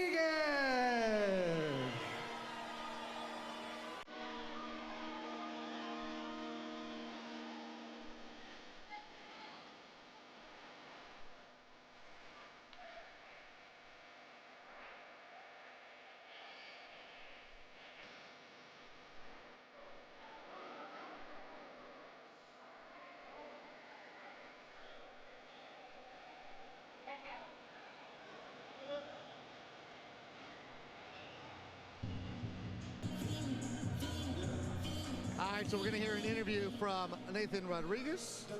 Nathan, when you hear "in still undefeated," it's like a common ring in your ear, especially fighting in your hometown here. How does it make you feel? You know, first and foremost, I want to thank my Lord and Savior, Jesus Christ. I want to thank him for allowing me and my opponent to both come out healthy and safely. That's number one for sure. And it feels good, you know, just to hear that we got the win and, you know, the hard work paid off. But back to go to the gym and keep training hard. You know, he seemed to try to bait you with some antics inside of the ring. You started breaking them down. Is that something you've been working on, keeping your poise and your calm? Because I did see you loading up on that big right hand. Yeah, definitely. You know, the game plan was to, you know, stay calm and pick our shots. I knew my opponent was a tough guy. You know, he's a veteran. He has that experience. So I knew coming into this fight, it was going to be a tough fight. Nathan, I've covered a lot of your fights. You usually pick your shots, but you were loading down. You were sitting down tonight. Did you want to get your opponent out of there and make a statement to the world? I did. You know, definitely. That was my plan. I don't know what happened. I wanted to keep fighting. I wish the fight kept going on, but you know, either the corner or the referee, whoever stopped it, they did their job, you know, so I can't do anything about that. What did he tell you after the fight? He told me, you know, he didn't know who stopped or what happened, but he told me that I did good and it was a great fight. You know what? Your fanfare continues to grow, your fan base, but we want it to grow even more. How can everybody be a part of Team Rodriguez? Let us know. Definitely. You guys can follow me on Instagram at El Morenito Boxing. I'll be posting more fight news and training updates, all that on there. Ladies and gentlemen, your winner, El Morenito Rodriguez. Now back to ringside. Nathan Rodriguez gets win number 19 and 13 stoppages. as the veteran Carlos Buitrago does not answer the bell for the 6th round. One more fight to go. Our main event still to come as Fernando Vargas Jr. taking on the Argentino Gonzalo Coria. Thunder Studios in Long Beach, California is where we're at. Marv Nation Association with Maris Promotions. There you see Abner Maris logo all over the plot. And they're working together here in Southern California to bring you some of the best fights. And one of the fights that we saw last year featured Irma Garcia, the IBF champion in the super flyweight division, is with me right now. Irma, you speak English? No, I speak English. Yes, you do. You speak a lot of English. No, ahí está la cámara, ahí nomás. Okay, okay. ¿Cómo estamos? Pero gracias por venir. Al contrario. Y voy a traducir poquito si Sí, puedo. okay. Pero la última vez que viniste de aquí, ganaste. The last time you were here, you won. What have you been doing? ¿Qué estás haciendo? Estoy aquí contenta por la invitación de Marv Nation y también para invitarlos a mi próximo compromiso 14 de junio en Ciudad de México y en Estado de México, y por ahí tenemos algo padrísimo, una unificación de campeonato mundial. All right, so my next fight I'm inviting you is June 14th in the state of Mexico, and I have a little surprise for you because it's going to be a unification bout. ¿Contra quién? ¿Con who? La pelea de unificación sería contra la campeona del WBC, está Ashley González, la pequeña González, algo así. La pequeña González, Ashley González is going to be the WBC and the IBF coming together. What do you think about the fight tonight? ¿Qué piensas de las peleas hoy? Están padrísimas las peleas. Ahorita acabamos de ver de verdad una cátedra del Morenito. Este niño va a ser campeón mundial y la verdad toda la cartelera ha estado, de verdad nos han levantado de la butaca. It's been a fun night of action. You see Nathan Rodriguez, who I feel is going to be a world champ. The entire card has been really good. All right, the main event's coming up next. Fernando Vargas Jr. What do you think about him? La cartelera, la estelar va a llegar con Fernando Vargas Jr. ¿Qué piensas de él? No, también ha tenido una carrera impresionante. Yo tuve la fortuna de pelear el día que gané el campeonato mundial. También estuvo uno de los Vargas y es impresionante la carrera que lleva. It's impressive the career that he's had. I actually got to fight on one of the cards where he fought on the same card as I did. It's very impressive the career that he's had. How's Marv Nation treated? ¿Cómo te trata Marvin? Marvin me trata excelente, un gran promotor, la verdad. Ha confiado y creyó en mí. Por eso le dije, dame oportunidad, vamos a ser campeones del mundo.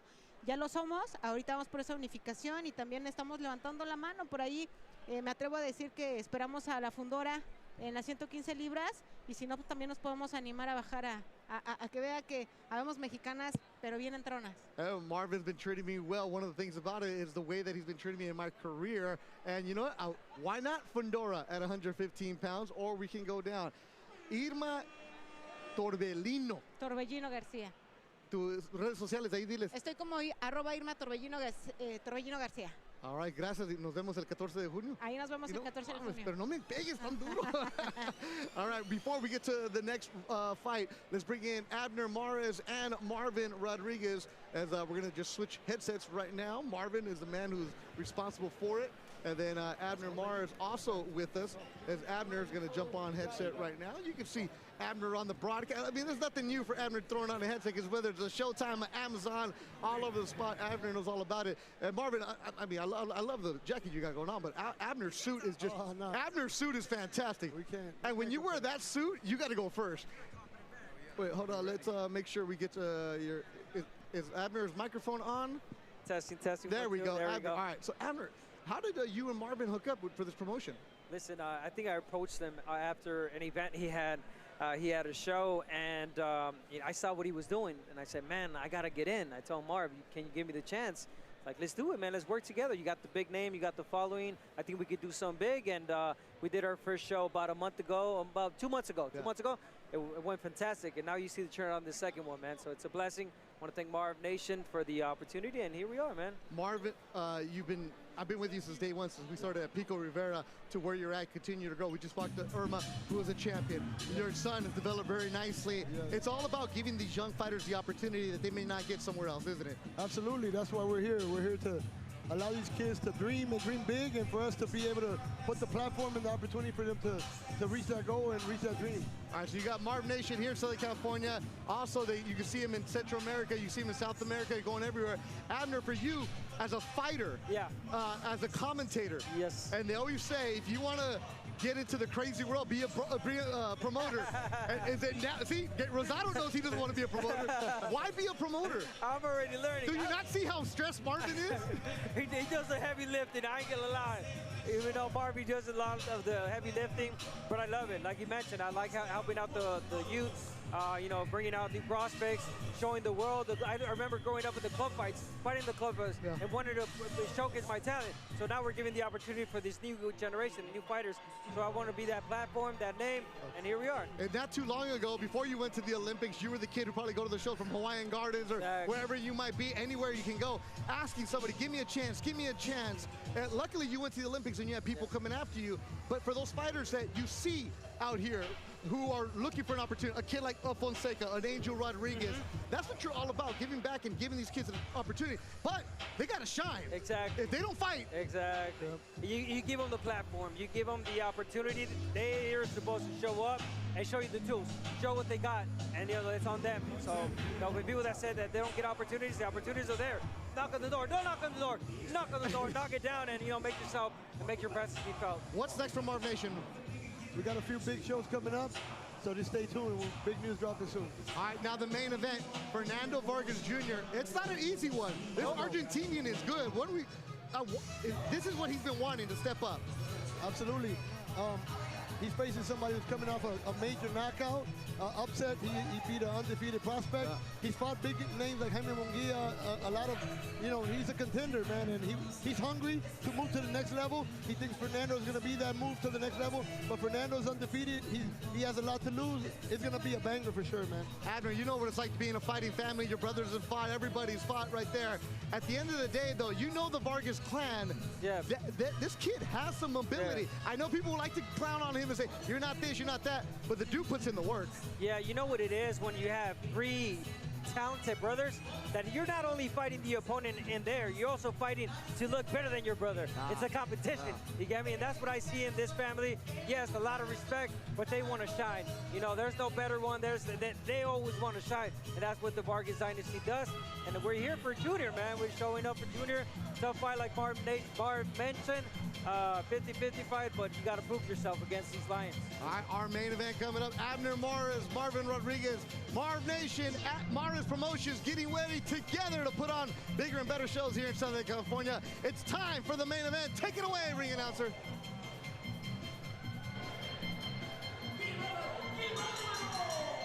All right, ladies and gentlemen, this is the moment you've all been waiting for. The main event of the evening, scheduled for 10 rounds in the super welterweight division. Making his way to the ring first, fighting out of the blue corner. Joining us from Los Angeles, California, by way of Villa Mercedes, San Luis, Argentina. Please welcome Gonzalo Coria.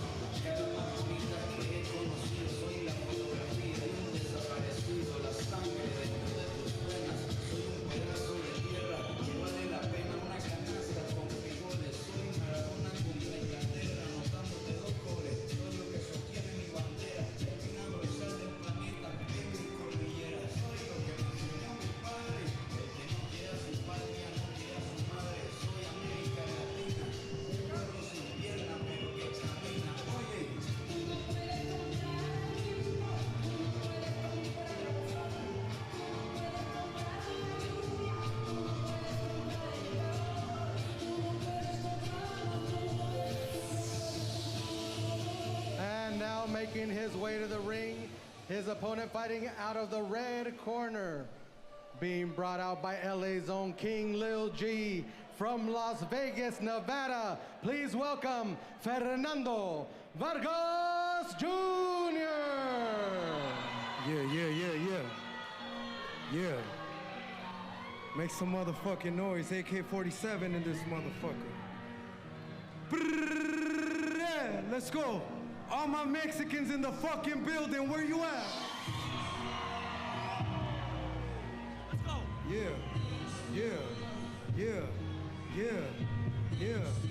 Yeah, Vargas Dynasty in this motherfucker. Make some noise.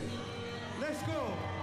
Hey, AK-47 mob. I ain't gotta tell them who the fuck we are. I rep my shit till I'm next to God. When you mention us, you better rep tattooed to my chest. Fuck your bulletproof vest. Fuck them if they wanna be chillin' with all my enemies. Disrespecting my set. I've been smoking all of my weed. Trying to follow my dreams. With your ex-girl and her best friend. They loving me, you're my team. In the middle of the night, trying to get it right. Need to hit a blunt one time, need to hit it. Smoking that purple, I call it that murder. I ended up in 80 by the 101 freeway. Windows up full of smoke is a G-way. What's smoking, they got it on replay. Hey, my shit's on. Coming with the style that I came up in the past. Got my soldiers waiting for me, now we really getting. Told you I was gonna take over this rap shit. Black strap, black rag, now we at. Don't fuck with me, I feel good. What? I feel good right now, yeah. I feel good right now, yeah. For the, don't fuck with me, I feel. What? Say what? All my Mexicans, make some motherfucking noise.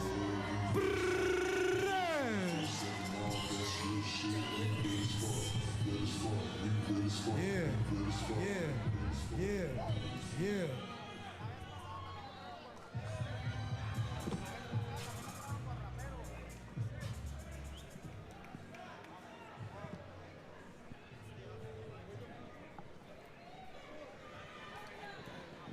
Tail of the tape for this one. Same height, same age. Just the undefeated Vargas Jr.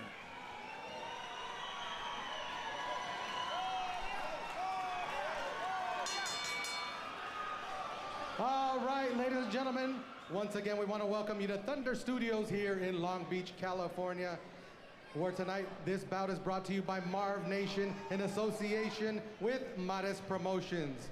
This bout is sponsored by Casino Palma, Dandy Hats, La Carniceria Meat Market, Torque Law Champions of the People, and Cielo Hills. This bout is sanctioned by the California State Athletic Commission. Your chair is Peter Villegas. Executive Officer is Andy Foster. The physicians at this bout for ringside are Dr. Tariq Khan and Dr. James Brown. And the timekeeper in charge of the bell is Angelica Reyes. The judges for this bout at ringside are Zachary Young, Damian Walton, and Pam Hayashida. And when the bell rings, your referee in charge is Raul Caiz Jr. And now, Long Beach, California, let's go! This is the main event, 10 rounds in the super welterweight division. Introducing first, fighting out of the blue corner. He's wearing the baby blue with white. He officially weighed in at 155 1/2 pounds. In 30 bouts, he has 23 victories, only 7 defeats, 9 wins coming by way of knockout. From Los Angeles, California, by way of Villa Mercedes, San Luis, Argentina, please welcome Gonzalo El Mago Coria. And his opponent fighting out of the red corner. He's wearing the black with pink. He officially weighed in at 151 3/4 pounds. His professional record is perfect. 16 victories, no defeats, 14 wins coming by way of knockout. The Vargas dynasty continues from Las Vegas, Nevada. El Feroz, Fernando Vargas Jr. Now to get final instructions is the referee in charge, Raul Caiz Jr.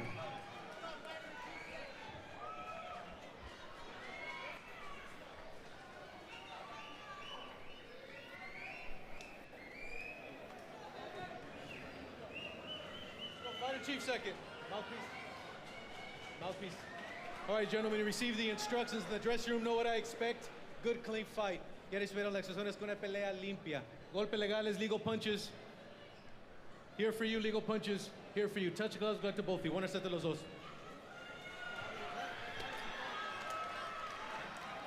Our main event here.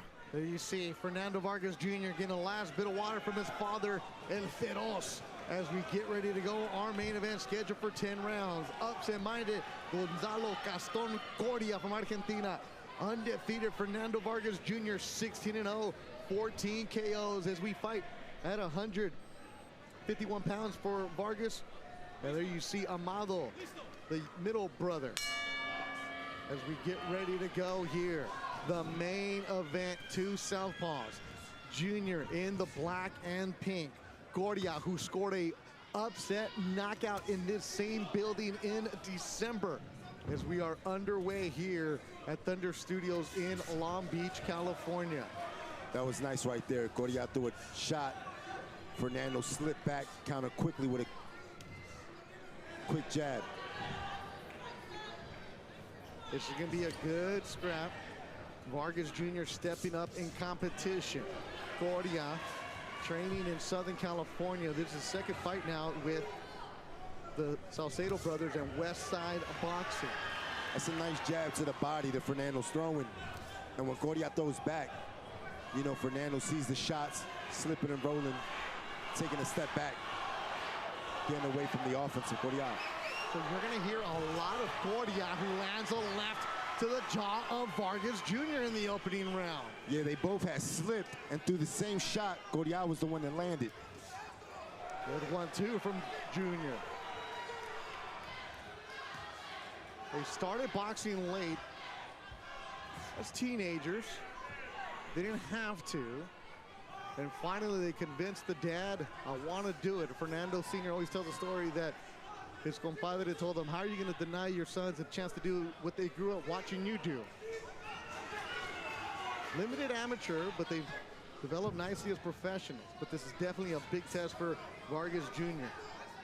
Remember, you know, Fernando's using the gym, the ring wisely, throwing some good, nice counter shots. Coria counters.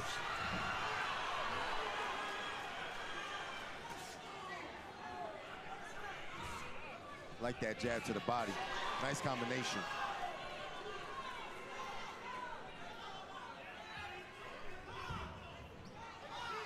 Call themselves the Vargas dynasty. It's Fernando Jr., Amado, the middle brother, and Emiliano, who fights with Top Rank, who's a hot prospect for them. Tonight's all about Fernando Vargas Jr.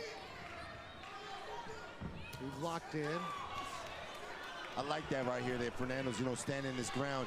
He's boxing, but in moments he sits on his shots.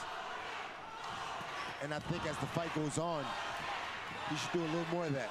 Coria with the body shot, then going upstairs.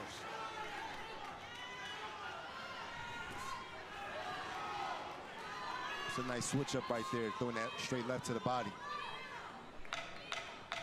Good opening round. This was scheduled for 10, our main event from the Thunder Studios in Long Beach, California. Crowd heating up here.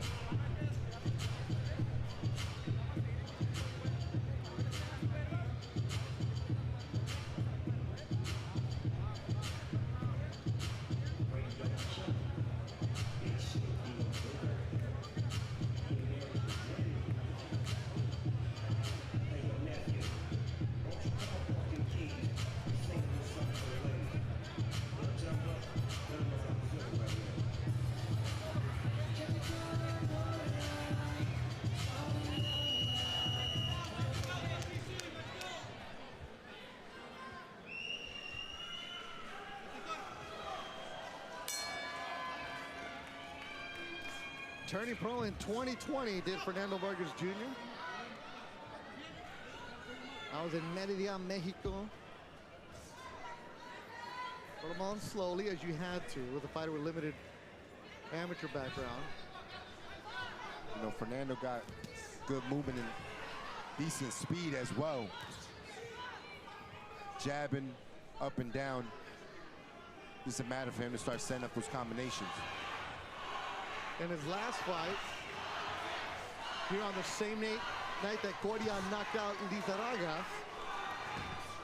Vargas had his fight stopped due to cuts. That was in December, but he got the victory. Was ahead on the judges' scorecard. That was against Lobito Gonzalez, who we saw him lose earlier tonight. Yeah, I like that right here where Fernando's standing his ground. You know, he really doesn't have to move much. He can stand his ground and allow Coria to throw. As you see, Coria is very slow. Fernando could take advantage of that, slip and fire right in between. You're gonna hear a lot of noise for Coria. You're like wondering, he's from Argentina. How does he have the fan base? Well, he trains at Westside Boxing, which is in mid-cities. And they have a good fan base in that gym, a huge amateur program. Coria works out with the amateurs, so all those little kids that fight as amateurs, they're here tonight wearing blue shirts in the color of Argentina. So Coria's not alone.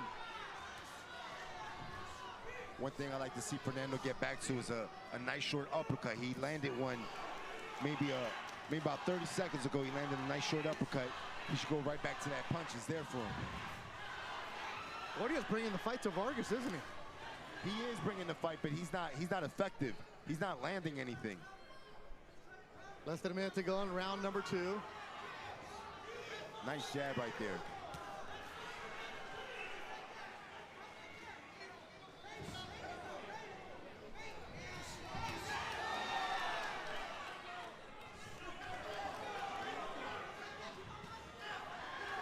Coria going to the body, then going upstairs. Vargas working off his back foot. You like that? I do, but you know what? He can stay in the pocket and allow Coria to throw his shots, because like I said, Coria's very slow. Fernando could pick his shots in between as Coria's throwing. And another thing is, you know, Coria's not a big power puncher. That's a nice combo right there by Fernando. Final seconds of round number 2. Back and forth action, our main event. Vargas and Coria, Thunder Studios, Marv Nation and Mars Promotions bringing you the heat.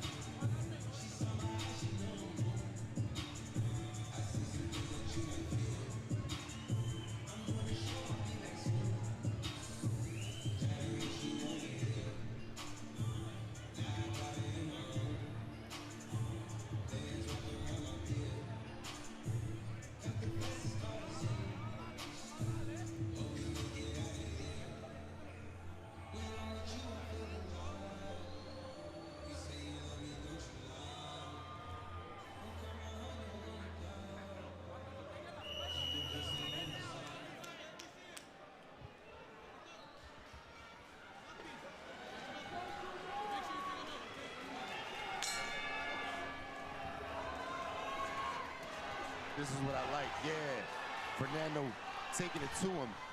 You know, but I think he'll be more effective if he stands his ground. You know, he can box if he wants, but I think he can do way more damage right now. Sitting on his shots. Let Coria throw. Keep your eyes open. Defense up. And you can fire in between Coria's slow shots.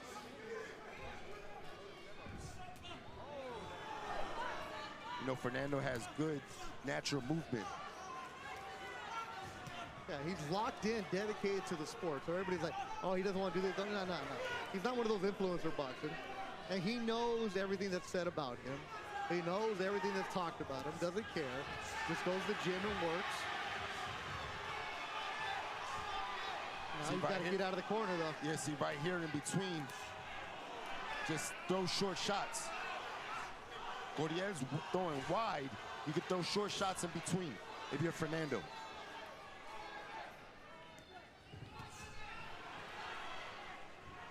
Coria only has 9 stoppages in his career. Biggest one being in his last fight. I asked his trainers, does he have power? He's got 23 wins, right? Yeah, he's developed his power as he's gotten older.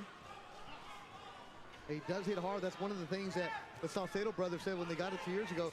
He was more of a finesse guy, more pitter-patter, and they've been working on him to try to sit down on punches.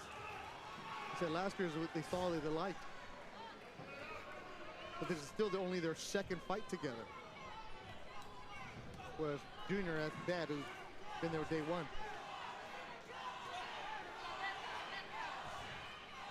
Jab from Coria.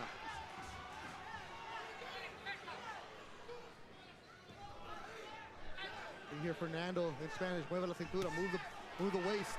Exactly what you're talking about. Yeah, and the thing is, see, Coria's loading up, but the shots are slow where Fernando can time the shots, catch and shoot, Because Coria is not throwing combinations. He's throwing one shot at a time, so it should allow Fernando to be able to time and catch it and fire back. Well, that's what Coria was telling me in the back, Gabe, that like I can't allow this to go distance. I'm not gonna win. Because I need to stop him, and that's my game plan. Yeah, and that's how he's fighting. He's fighting with the intention to land one big shot. He's like, even if I knock him down, I still won't get the card. That's the attitude that he and his team have. Well, we were asking for Vargas to step up in competition. We got it. It was a good fight breaking out here. And you know, Fernando's gonna learn a lot from this fight. You know, he has good movement. He can box, but it's picking his shots in the inside.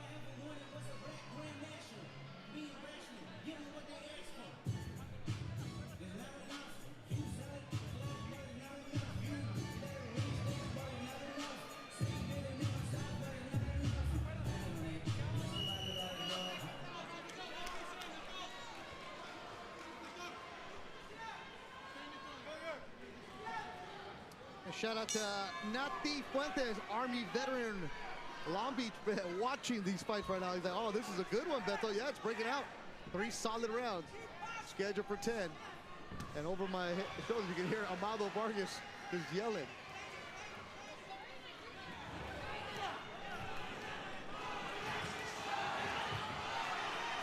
Coria crowd making noise.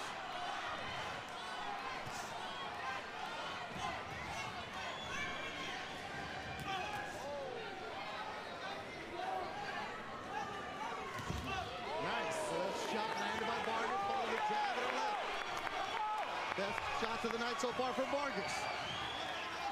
And look, that's good stuff right there. Combinations, keep the defense tight. When Coria throws back, shoot, catch, and shoot with him. See, trying to go the body on Vargas. This is the style that I like and I prefer Fernando to fight right now. He's figuring it out, and he's putting it together. Okay, he sees what's available, what's open. Yep, that was a nice body shot right there by Fernando. And he's standing in the middle of the ring, Gabe. Nice short uppercut. Jab to the belly.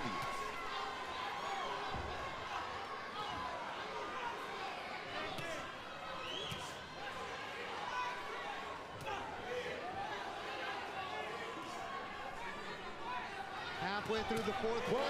Big shot! What was that? Was a big shot! Vargas Jr.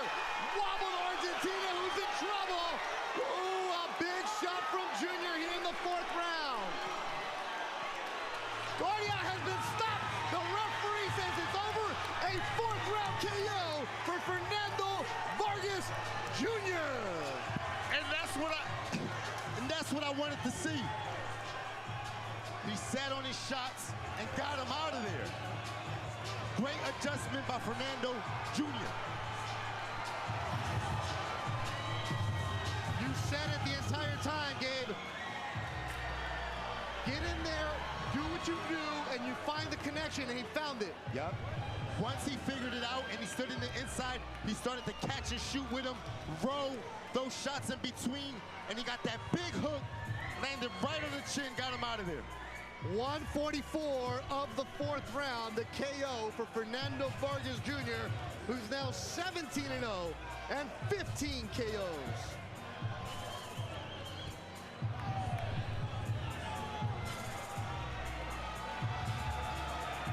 Coria was wobbled, and referee Raul Caiz Jr. did not like the way that he reacted, and he stopped the fight.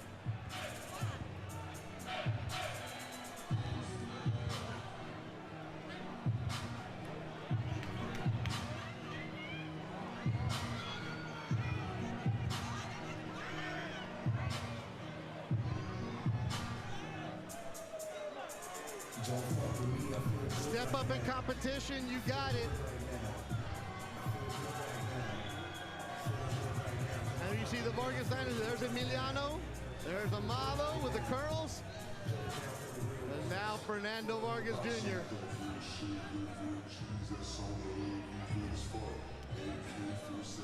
Impressive.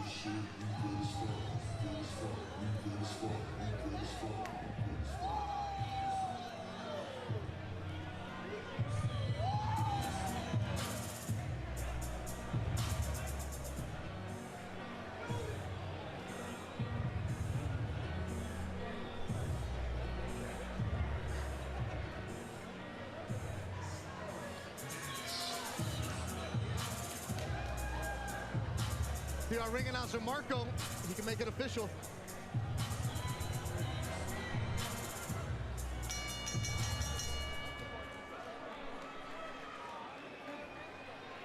All right, ladies and gentlemen, 1 minute, 44 seconds into round number 4.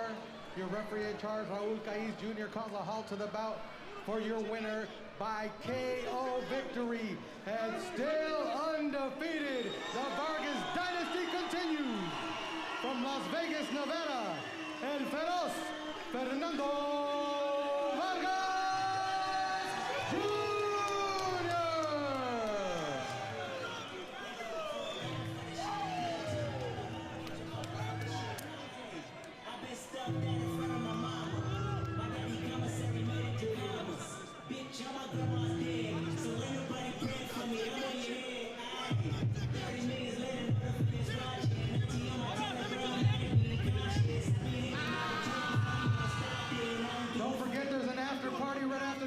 Celebrate this victory. Join us next door for the after party. But let's hear from Junior.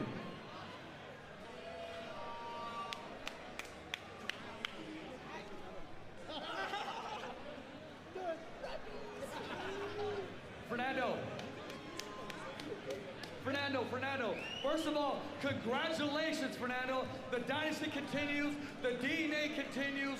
You answered a lot of questions today. You continue to face adversity. First, it was the cut. Then it was having to transition your style. You sat down on your punch. Talk to us about what happened in the corner, the advice your dad gave you coming out this round. You know, I had to unlock everything out of my arsenal, and, you know, this fight proved that. So it was a game opponent, fought Munguia, you know, fought Janabek, so we knew he was coming game. And we knew he was coming for an upset. The last fight, he upset undefeated fighters. So, you know, it's just, the proof is in the pudding. Pop just got inducted in the Hall of Fame. You know, he knows that if we listen to him, like how always sends us. First, primero inteligente, amigo, y luego valiente. Go in there smart, and then pick them apart, and that's what we did. You know, Fernando, your brother all had their time in their moments, so does your dad. Tonight is your moment. You put in the road work. Your brother's living by your example. You're junior for a reason. How does that make you feel knowing that your shoulders are also heavy and strong as hell, just like that punch? It feels good, you know, but having brothers who are also stylish, who also get competitive knockouts, it only, you know, has an atmosphere of growth and competition. So, and that brings out the best of us. You know, I know it's one victory at a time, but you got to let everybody know who's on your radar. Who do you want to see next inside the ring with Walsh, you? I want you. Xander, I want you. Fundora, I want you. Everybody at 154, if you want some, I want it. I want that smoke now. Let's go. You can't deny me no more. 17-0. You see the power in both hands. I don't know if it was a right hook or a left hook, but you know, the apple don't fall too far from the tree. No, it doesn't. Pops, I got to ask you this. You weren't worried that there may be some rounds slipping away. You kept your composure, but I saw you. You got on him in that last round. What words did you tell him? I said, we're gonna have to put some pressure this round. This guy's not respecting you. He thinks that you don't have no power. Guess what? We were just setting him up. We gotta stay patient. I always tell him, look, Primero inteligente, mijo, luego valiente. First intelligent, then you're gonna be smart. You mean smart, then you're gonna have power. So let me just say something. I like to give a big shout out to everyone pulling up from LA. Thank you so much for the love and support. I also like to give a big shout out to my guy, King Little G and Devour. Where they at? King Little G and Devour, get over here. And my boys right here, you know, King Little G, he represents for LA, so it was a blessing having you, Carnal. Thank you, baby. And Devour, come on, let me tell you something about him. Hello. Yes, sir, baby. You took that dub, baby. Yes. Well, I'm gonna let you enjoy yourself. The night is still young. It belongs to the Vargases. And don't forget about that party next door. And I do want to say this. You fight one Vargas, you fight them all. Congratulations to the Vargases. Now back to ringside. Yeah, baby. The good job by my man. Thumbs up for Richie. Does a good job. Make sure you follow his podcast. As Fernando Vargas Jr. rightfully very, very excited as he gets win number 17. It's not if you win, it's how you win, Gabe. That was impressive. He hasn't been showing that lately. No, yeah, man. This was a statement he had to make. I love that, you know, he heard the instructions from his father. His father said, he's not respecting you. You got to back him up. And that's exactly what I was thinking. And I'm glad that Fernando gave him that advice. And Junior took it, and he did exactly what his dad wanted him to do, and he got the knockout. Take care of business. Marv Nation, Mars Promotions, getting all you need here in Southern California. For everybody working behind the scenes, everybody involved. Great job by the crew in the truck. Great job by directors, producers, and everybody else that was involved with it. Beto Duran, Gabe Rosado, you can tell we're getting surrounded here, a mob around here. So I'm gonna say goodnight right now. Victories for Juan Fonseca. Ethan Smith had the KO. Brian Flores got the decision. Nathan Rodriguez got the stoppage. And then in our main event, Fernando Vargas Jr. How about win number 17 for him? Man, big win for him. Made a statement. He's ready for the for bigger competition. Yeah, we'll see what's up next for him. Make sure you follow the Marv Nation social media accounts for all the behind-the-scenes coverage, and stay tuned with what's next. Again, for everybody behind the scenes, for Gabe Rosado, I'm Beto Duran. Thanks for watching. Good night from Thunder Studios in Long Beach.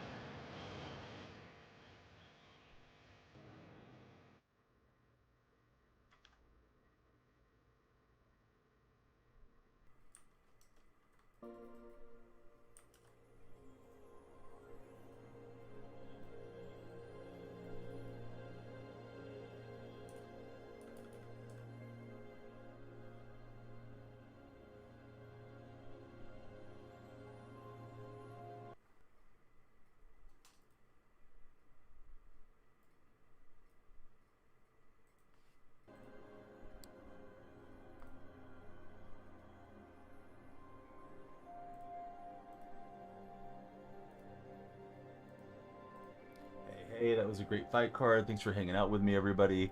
We are going to switch gears into some MLB The Show and get you guys going on the drops on Twitch. We'll also bring in our friends on TikTok into the mix and set our timer as we normally do. Just give me 1 minute while we get transitioned over.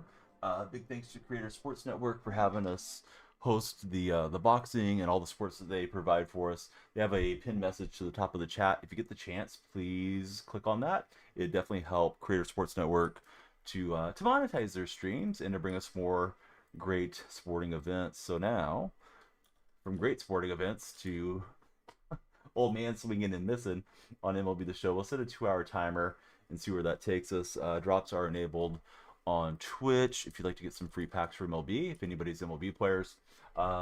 Hey, Samuel, thanks for hanging out. Hope you subscribed. We will be streaming more boxing, more MMA. Before you know it, we should have them on most weekends. So appreciate everybody. De nada, Ishmael. My Spanish is really bad. Yo siento, mi español es muy malo. But yeah, appreciate all of you guys watching. And I think I got the titles updated. And we'll just push YouTube out in vertical stream. Let me find us a game. I think we'll start with ranked seasons and then transition over to non-ranked seasons, right? We'll go over to some Moonshot stuff as the day goes along. I want to be sure I got you guys in the right scene. I don't usually stream landscape to YouTube, but we will tonight as an exception to what we're usually up to, which is typically vertical streams for YouTube and TikTok. But yeah, TikTok will have the vertical tonight. So let me get us a game and we'll roll into some baseball. Hope you guys are also baseball fans. If so, tell us your favorite baseball team. And here we go. Sure, I got everything on. Usually have a lot of lights on. Not always when I'm out of the office. And let's see, that's the Moonshot squad. Let me grab the regular rank squad. But yeah, that Vargas fight was interesting. I know that was our top fight. I thought the undercard had some pretty good fights tonight too. Don't usually watch a ton of boxing, but hey, if Creator Sports Network has us, then here we are. Yeah, we're transitioning from Boxeo to baseball seo, which I don't know, that's not right. Baseball, right? I think it's how it's pronounced in Spanish. Absolutely heartbreaking game for the A's. It was a Kotsay disaster class for them. Was watching the boxing. Ooh, Angels are hot, dude. I don't like what's happening, Mike. I'm afraid you guys are going to come in and kick our butt and take names today. So you beat the Dodgers now, back-to-back games, right? Very impressive. Let me see. I just need to get my TikTok dashboard set, and then we'll be able to go live there, and we should be good. So let me get ranked, prepared, and we'll get over to Center Health. So yeah, all of you guys on YouTube, kindly subscribe if you didn't. Ton of new subscribers tonight. We're getting very close to 5,000 on YouTube. I tend to play March mornings, and yeah, we do a lot of sports gaming and then also sports reaction streams here. So it looks like we should be good to go. And we'll set the 2-hour timer, Mike, and we'll just see where it takes us, right? If it's deep into the night, great. If not, I told my wife I'd get on early and then have the whole day with her and the kids tomorrow, since it ended up being one of those weird days where we're streaming a lot through the evening. So yeah, Mike, thanks for being there. I'm guessing you were lurking, till we got live. I think we got game sound. I think we got everything we need as far as stream. So it'll look like a monster stream because we're going from 4 hours of boxing into at least a 2-hour MLB segment, and probably longer if we get subs and gifts and all the good stuff. Let's see. Looking for the like-a-thon and the timer. And we are live on TikTok, so TikTok friends, please be sure to follow, share, and like. Again, YouTube buddies, we love you guys to subscribe, since we're winding down the tube boxing segment. But yeah, YouTube did great there. We got Hads and Baseball is Life. What's up, guys? How are you? Was lurking, driving around Hollywood. Man, the Hollywood sign is so cool. I've only been by it like once or twice in my life. I saw a picture. Dude, I'm habitually on Reddit too much. There's some like history Reddit thing where like they show you an old picture from 100 years ago or something versus today, and there's a little house that has a beautiful view of the Hollywood Hills behind it, and that house is kind of like the Spanish style house with the tile roofs, and that thing hasn't changed a bit. It looks the same as it did back in the 1920s or something. It did okay. It got some upvotes. It didn't get a lot of folks chatting about it, but man, yeah, if Hogling could help us, that would be huge. Haven't been able to tune in for a while. Hey, you're here now. Thanks for being there, baseball. Please be sure to tap 100,000 likes, and we'll open packs. This is a bad start here for Cueto. Yeah, you're getting the views, you know, and I don't know what your content creation goals are, but I think anytime you have like a post that has a lot of views, you're kind of getting your name out there too. I was thinking about getting one of those auto moderator replies where it'll say like, "Hey, please upvote for you know, for more visibility to the sub," and hopefully that can encourage people to upvote, you know, when they join our little community there. Got to follow us on the purple side. Hey, baseball, we love it. Yeah, we're live on purple. Drops are on the purple side today. So if you guys want free packs, purple's got you with the free packs. I'm getting my free packs there. Got 44 at the end of Mike Plays Games on Reddit. Isn't the same. Oh, okay. I got you. I don't think you can edit it either. I think whatever your name is your name. You can change the display name, though. Let's see, I think it's Ferrari's boy just followed. How's it going, Ferrari's? Welcome in. Great to have you here on our stream. Please let me know if any of my audio and stuff is off today. Going from, you know, going from doing one type of stream to a different one. Occasionally I mess some stuff up. Let's see, Tyler, Spy Eyes, Jeffrey, welcome in, everybody. Please follow and share. We want to hear everyone's favorite baseball team. We're facing Matt Cain and the Powder Blues for the Cardinals. The powder blue with the red contrast looks pretty good to my eyes. What's up, Zaystay? How's your day been? My little ones were playing a game of Mario Party Jamboree, and my youngest won. I'm sure they didn't play as hard as they could against her, but she was so happy that she won tonight. Those games are kind of long for Jamboree. On a road trip, you're in Houston right now. You gonna go see the Astros play? Already down one here.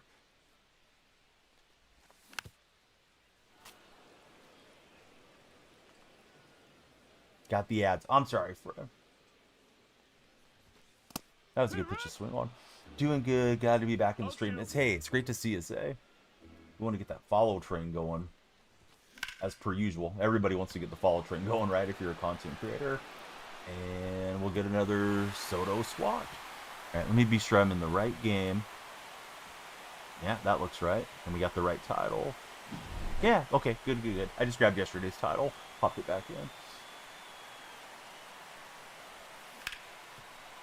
Here's Dawn Baylor. Baylor? I barely know her. Ben. Come on, Ben. Do I look like a robot, Ben? Just follow and hang out. Follow, make the lights flash, Ben. Make sure my lights are working. You can always unfollow if you don't like the content. Let's see. Beltran's nephew hit another home run tonight in the night for a critical insurance run. Yeah, sorry about that. Yeah, we got to monetize over here. The Rye Guy and Ben have followed. Thanks, fellas. Got a question for us. Yeah, early. We were doing boxing on the red and purple streams. It was a watch-along type of stream. And then we transitioned over to baseball. So, stream uptime is already 4 hours on those platforms. But we're just rolling now on TikTok. Got 2 hours guaranteed. Every follower, every sub, you know, all the stuff. Adds to the time bank. Hey, Daniel Freak shared the video. Hope you guys will too. Make that moolah. Exactly, buddy. Yeah, I'm glad you understand. Also, there's all my links. If you want to join our Discord and stuff, we'd love to have you in. This guy's spamming R2 hard. So yeah, completely in the arms of TikTok. You've heard the song "The Arms of an Angel." Today's the arms of TikTok. You guys keep the follows coming and all that. Then we'll be on for a long stream. If we get in 2 more hours, it's cool. I've been working for a while here today. Everybody's working for the weekend. There's a link at the top of the purple and red streams. If you guys could click on it, it would help Creator Sports Network a lot. They're looking for, like, you know, new ways to monetize their platform. All right, here's Ted Simmons. And we'll grab it with Carol. See, all I saw was still Tanya Marie, so I might have missed something there as far as whatever question you had. Jake, thanks for following. Everybody that followed, please tell me your favorite baseball team. Ooh, bad swing. I thought I was turning on it. I swung late. Well, sometimes it'd be that way. hearing the faint sounds of music out there. Pretty sure my neighbors are having a jam session. You know what? I'll state I'm well into my 40s, and I think playing in strike zone is probably where I'm going to play long term. The ball seems pretty magnified to me, and if I play further back, it's harder for me to focus my eyes on it. So, yeah, I'm sure the other cameras are good. They're just probably not good for me at my stage of my gaming life. Extra and Alejandro, thank you both for connecting with us. Who do you guys root for? Collection, how do you finish the Jackie Robinson collection and get the rest of the players still? Oh shoot, it's been a while since I did the Jackie collection. I thought you just went through and did the moments and missions in there, Tanya. I didn't think it was particularly hard. I could have sworn I did Jackie like within a day or so. If you remind me after the game ends, I can go look at it for you, and we can cover it. I don't remember off the top of my head. Live series. Wait, I'm super confused, bud. Live series and Jackie Robinson? It's not making sense. Oh no, I don't want to change my pitching thing. I'll stay. Yeah, thanks for your 2 cents, but we gotta go it alone. I like how I pitch. It won't let you say the word. Yeah, I'm sorry, buddy. Sometimes AutoMod holds up the wrong stuff. Hey, Freddie, I'm glad you're liking it so far. Oh, okay. So the storyline players, Tanya. Yeah, that's what we usually refer to them as. Just because we don't want to be misheard and get into any trouble. Hey, Cody, thanks for all the likes. 100,000 likes will open packs. Yeah, the storylines. Yeah, you can go and do all the moments in those. And that should help you quite a bit. Got the hit and run going, and we're going home. Get the lead. Rank this game 1 to 10. I got it like as a 7 on some, personally. You got the precision rings, DJ. I hope you use code DF. Code DF gets you a discount. Helps me out too. How do you like your ring so far, friend? Hey, Noah Mandel, what's up, man? We got Leafs tomorrow, right, Noah? If I get a chance, I'll flip on the game. If nothing else, I'll at least keep an eye on the scoreline so I know if we're celebrating or if we're bummed out. I hope they get it done for you. Yeah, so to get John Donaldson, you need to do the storylines, and you need to purchase or grind out, like, Gibson and some of those cards to get there. Hey, Shauno, thanks for the raid, dude. Yeah, I was on doing boxing earlier, Shauno, and I thought, like, why in stream? Let me just switch over to the show. Just was getting everybody wound down for bed. So, yeah, everybody please follow Shauno if you haven't. I know we had some folks in here watching the boxing earlier. Feels like you're holding a glove. It's hard. It'll break in, DJ. You got to play him a couple days. Drops on. Yeah, why not exactly? Have you hit anything good out of your drop pack, Shauno? Let's see. Just Morgan, the Yankee fan. How's it going, Morgan? Would you recommend that you buy this one? You play lots of online multiplayer. Yeah, it's got a fun it's called Diamond Dynasty. If you ever played Ultimate Team in Madden or NBA 2K's My Team, it's a card collecting mode. Is like the most popular mode in the game, and that's where people play online head-to-head primarily. And then MLB The Show. But sure, it's on sale. I think it's been marked down to like $50 for PlayStation and Xbox, and I believe it's down to 40 for Nintendo. Nintendo's a tough console to play online with, though. But yeah, I would get it if you're interested in baseball. Shauno was stuck in a freeze-off. Man, the year changes, but the freeze-offs stay the same. I went through and read your Discord last night, Shauno, and you and Taters back and forth, and a lot of the things that frustrate you with the game are frustrating me too. It feels like the game's not in as good a state as it should be. Morgan, great to have you here. Who's your favorite Yankee of all time? Freddie's in first place. Let's go, Freddie. Thanks for the taps. 100,000 likes, guys. You can compete for the crown. We get 100,000 before the timer runs out, and we will open packs. We got a lot of packs there. Had a nice stream on the red side. If you guys want to watch red side tonight in landscape, we're staying in landscape there just to roll through off the boxing. What do you do with your joystick? You place your precision ring. Do you lift the stick up? It feels good. You made homers. So the precision ring goes underneath the analog stick. I don't know if you're trolling me though, but see, like the ring's here, bud. It's underneath, and then I have a extension on top of it is what's going on. Lose intended to would have been co-op World Series, so Shauno's staying. Yeah. Leave that console on, man. You can always play some games off the computer if you want to. Yeah, whenever you feel like gaming. Let's see. Team Elch, thanks for following. Making the homers. Making the homers and making the donuts. Sounds like a good morning. What's happening, Dozarts? How are you, friend? How's everybody's weekend going so far? Early Donnie baseball stream. Got schedule 1. Yeah, I've been coming by and lurking. I didn't know what the heck was going on in the game, honestly, Shauno. But when I see you're live, if I'm in here, I always have the tabs for you guys. So yeah, I've been seeing schedule 1 quite a bit. I knew you weren't enjoying the show so much either, so I thought like, yeah, maybe schedule 1's good. Anybody in TikTok playing schedule 1 or Red Chat? You guys should definitely follow my friend Shauno. It's SEANO91Y. He's got the same name on TikTok. $20, not bad. Is it a console game or is it a PC game, Shauno? TikTok, thank you guys for the 7 follows already. 12 minutes in. Everybody that follows, adds to our time bank. So for your page, guys, come on down. It's on PC.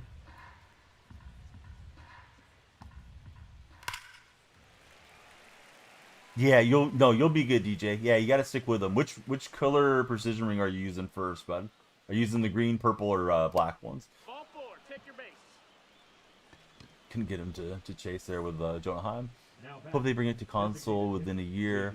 One person development team, he creates it all. That sounds awesome, man. It's the purple green one broke.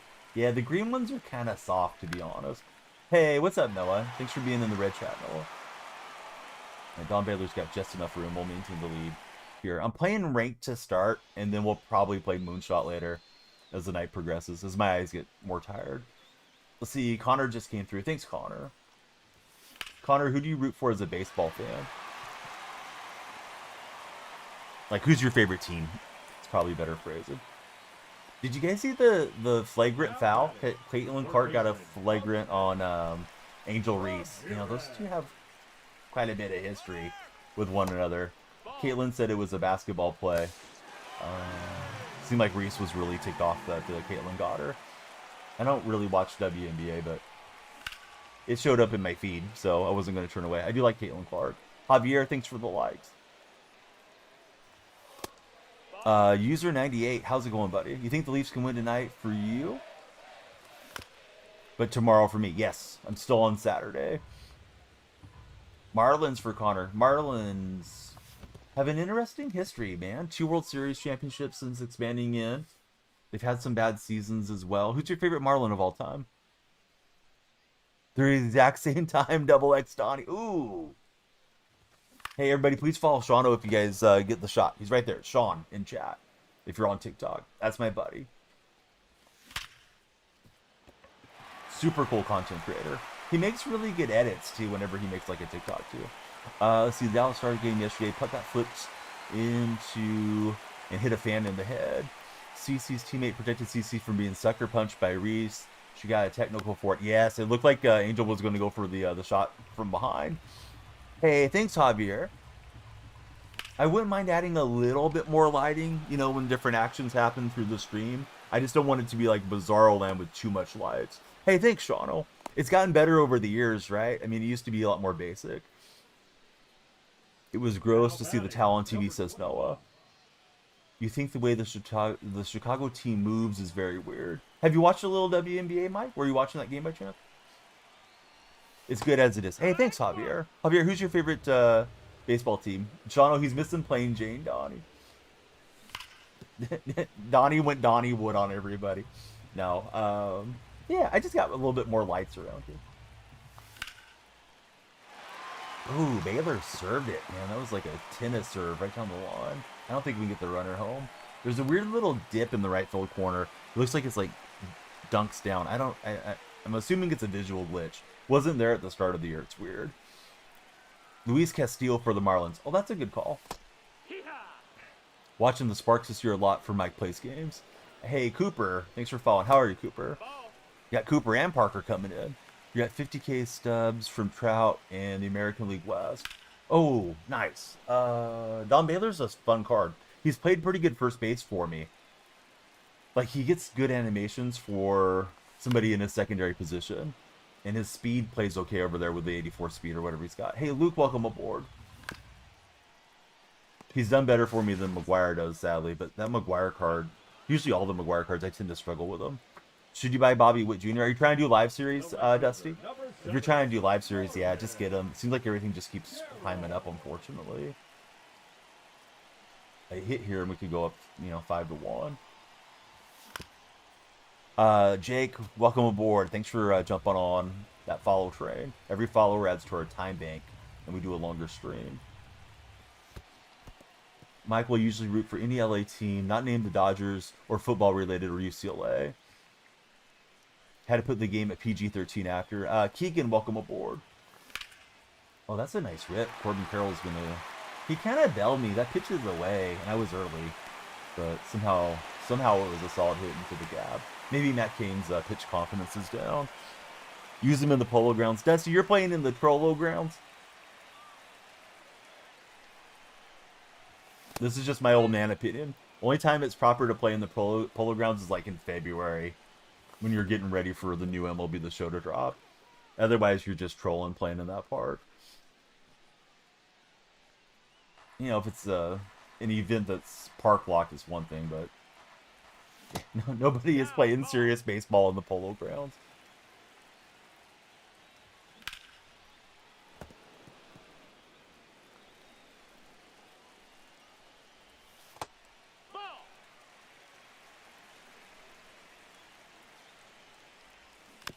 Your favorite is to hit a 280-foot home run, Dusty. You sound like a crack up, dude. Dusty, have you always been a funny guy, like even going back to your youth? Or has this humor been developed over the course of a lifetime? When the Bucks aren't on, Mike will usually turn on the Chargers. Hopefully Dallas Stars comp the fan with something. Oh, definitely. Fan deserves to be in the skybox and not be getting beamed by a puck again. Oh boy, I can't make out the display name. Oh, come on, Ricky. What is that? Okay, I have to click on the name here. The hacker. Hacker, don't hack me, buddy. It might be. I was in the 700s and dropped off some points last night, so it could be All-Star. I'm definitely hitting pretty well for it to be Hall of Fame. I should check.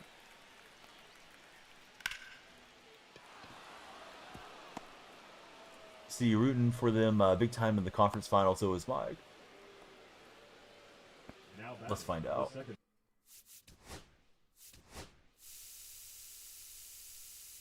We are on All-Star. Yep. It's always F the Oilers, says Mike. Yeah, Cueto's kind of bad at this level. I didn't really put much thought into it, Shauno, because I played 2 games and I played Moonshot and I didn't do any roster switching, but no, you're not wrong.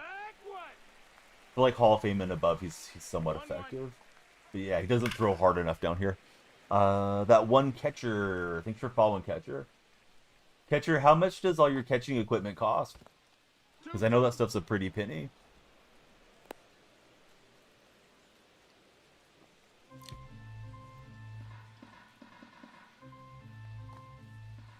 I don't hit well at Petco, Noah.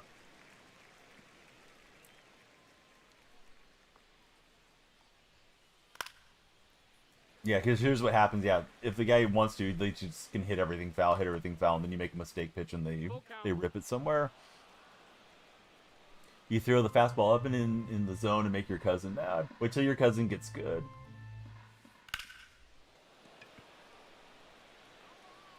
If I didn't play in Pitcher's Park, that would have been a homer. All the Cali parks are nearly unusable since Mike plays games. Sutter Health is the one exception in Mike's opinion. TikTok friends on the For You page, come on in. Please follow. Let's talk sports. Our question of the day, what's your favorite sport? Is it boxing or something else? If it's something else, tell me in the chat. We were doing a boxing stream. That's why it was kind of tilted boxing on that question. What a play from Ellie De La Cruz. Man, that card gets to balls that Lindor wasn't going to get to. The speed and the big body frame helps me out. Dude, John Donaldson's a nightmare. I wish they wouldn't put him into the game so early every year. That 94-mile-an-hour slider or whatever it is super annoying. Looks like a fastball out of the hand. Alex, welcome aboard. Depending on the pitcher, fastball high and tight can be nasty. Sinker is a meta if you dot it. Yep. Sinkers are so hard to hit. And in the show, you can get away with high sinkers, where in real life you don't really see a ton of success with high sinkers. Dusty Buns Jr. Thanks for following, Dusty. Dusty, tell me about Dusty Buns Sr., your predecessor. Don't think he'll get over in Raleigh, but he has been elite. A hope has been the American League reserve catcher at this rate. Oh, I hope he gets it. Yeah, Big Dumper's got the nickname and the reputation, and they're winning, or they have been winning, which could affect things. Alex, Noah, thanks for all the taps, guys. We get 100,000 community-wise, we will rip packs. I have like 25, 30-ish packs or so. 1-1. Dusty. I don't know if you've heard of the Gulag, Dusty, but I'm going to put you in there for 5 minutes. I know you just followed, but don't take shots at the Ace, especially today. Ace fans are feeling salty after that game. I'm one of them. So warm up the bacon grease while you're in the Gulag, buddy. Your mom will know what it means if you don't, Dusty. All right, so Dusty's... He got a 5-minute major. All right, Ellie De La Cruz with a cruise missile to right field. We're rolling in this one. Mike would have said Tyler Anderson had too much of a blow-up start. Ellie De La Wowsy. Let's see. It's going to be, in your opinion, 2-1 game. PCA. Can he get past the first baseman? No, I was trying to get the jump around slide stuff, but not that time. All right, here's Ricky Henderson.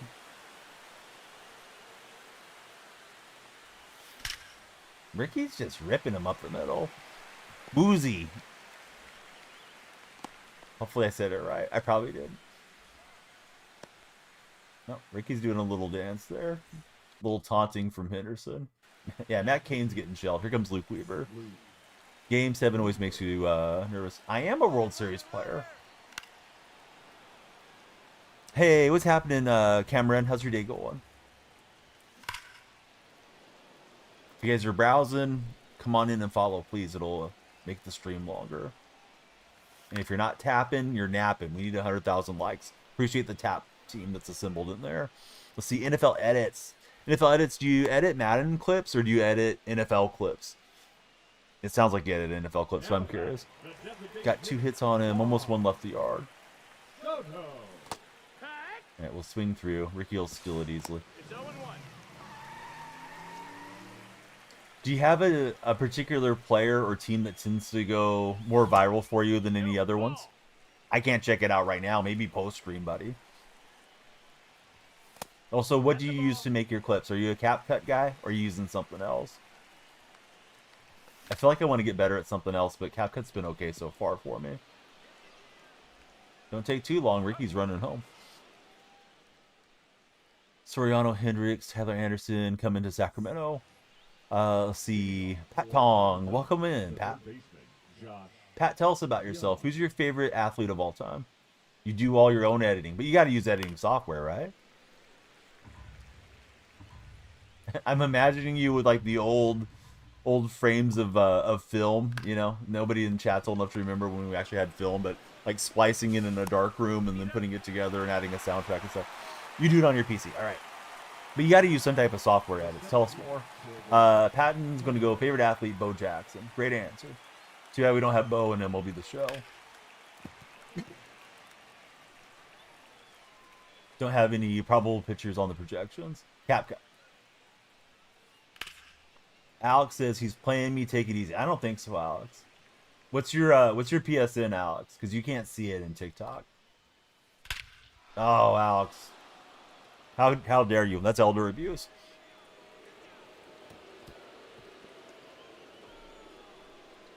Let's see. President Trophy winner for best regular season. Hasn't won the Stanley Cup since 2013. That's a weird little oddity there. TM, thank you for tapping that screen. Idaho Mike. What's up, Idaho? No balls. 1 strike. All right, so we're starting with the 2-hour timer. It's up to you guys how long the stream goes. If anybody can subscribe on TikTok, it's $2.99. I think we are on 32 subs. If we get to 50, we'll unlock gifted subscriptions permanently. When you guys do subscribe, or if anybody does, the timer goes up. I think it goes up 10 minutes for first-time subs. Pretty sure it's 5 minutes for recurring subs. I didn't set it up that way. It's just the way Tickfinity's locked in. Alfredo, not only are you the best sauce, you're our latest follower. Alfredo, who's your favorite baseball team? All right, Corbin Carroll's got it. Having Carroll, PCA, and Ricky, man, we're chasing down the balls in the outfield here. We got Tyler coming in. Tyler, the lights are flashing for you. Tell me your favorite baseball team, Tyler. 9 times Cup winner, won the President's Trophy in the same year.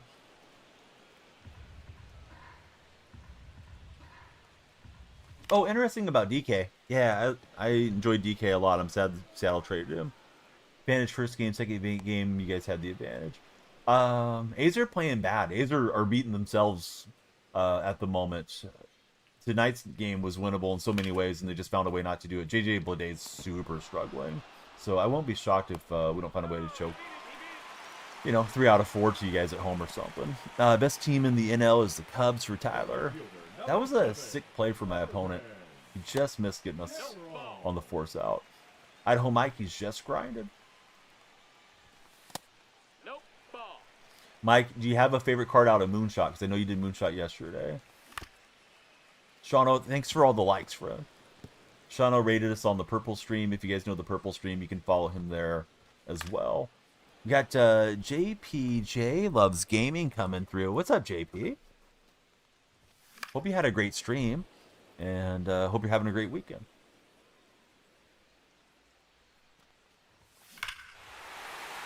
Oh, did we get a home run? All right, that one's dedicated to JP.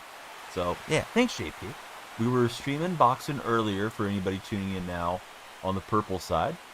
And we just didn't end stream. We just fired it over to MLB. Just tapping away. Dusty, you know my favorite team, you nut. That's why you were making a joke about the A's. Q, thanks for following. Q, let me ask you your favorite lady athlete of all time. Favorite female athlete. Idaho Mike, he's liking the Michael Bush card. You're a Giants fan. Oh, Dusty, all right. Now we got to time you out twice. Because now I know you're purposely trying to be mean. Dusty may not be long for this stream. Let's see. Braves need bullpen, rework, hard to watch them, always blow leads. Having a bad pitching staff will drive you nuts, especially if your manager is mismanaging that pitching staff too. Banana, welcome in. Serena Williams is a good answer. That slider looks like a fastball, like you said. Dude, it's tough, especially on Hall of Fame and beyond with John Donaldson. So, Max, the reason I say it, TikTok is strict. They don't want you taking their viewers away from their platform and, trying to push them somewhere else. I'm on the Purple, Red, and TikTok streams. Multi-streaming, right? They don't mind the multi-stream, but they don't want me trying to get you to come over somewhere else. So, yeah, I just see the color, and I'm not saying the name constantly, because I think the auto-moderation probably listens and is like, all right, let's pump the brakes on this guy. And some streams will have like the big old logo on the front, and I don't know. I don't think that usually works too well either. I have a film they have like logo recognition and what have you. Trey, welcome in. Thanks for following, Trey. Every follower adds to our timer, so thanks for following up. We are hoping for 100,000 likes as a community. I know it's a lot of taps for any one person, but if we get there before our time bank runs out, we'll open packs. For anybody that's just browsing in right now. Question of the day is, what is your favorite sport?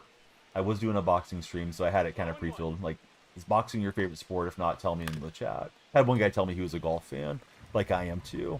Mateo, thanks for following. It's okay. Just try to tire him out, Tanya. Would probably be a good way to go. You'd have to go Megan Fox for favorite celebrity lady. All right. We could go celebrity ladies. I was thinking celebrity lady athletes, but yeah, it's all good. Oh, Chase Utley dumped on that one. Wow. Let's see. You're a pitcher. Roger, he's got no hits so far. JP, how was your stream? Thanks for thinking about us today. Basketball's favorite sport for witness.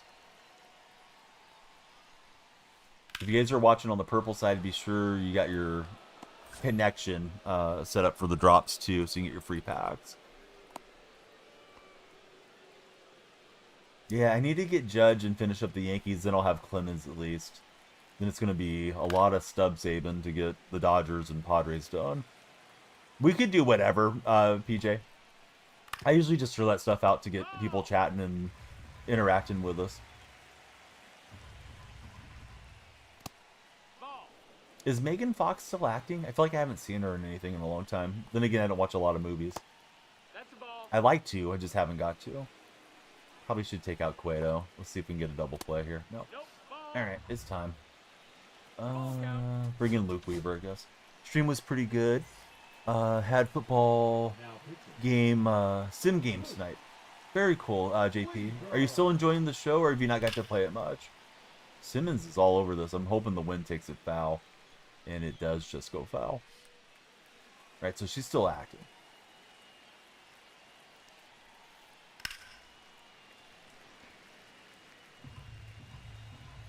I've seen some like before and afters with her from like the Transformer days till today, and she looks very different. But I guess that's very standard for Hollywood and actors and actresses to get work done. Still enjoying the show for JP. Awesome, friend. I reached out to Jason, and I haven't heard back from him, but I noticed he's gone off of his X account. Not that I'm trying to chase after him. If I did something that offended him or something, I understand too. But I sent him a whisper, so if you happen to see him, you know, I hope everything's good with him, without, you know, prying or anything too much. Started a new job, been training, so your schedule's been a little wonky of late. That happens, you know, oftentimes with any life changes.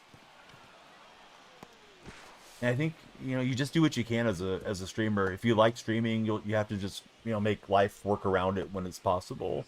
Looks very different than the Transformer days. This guy's starting to rally back here.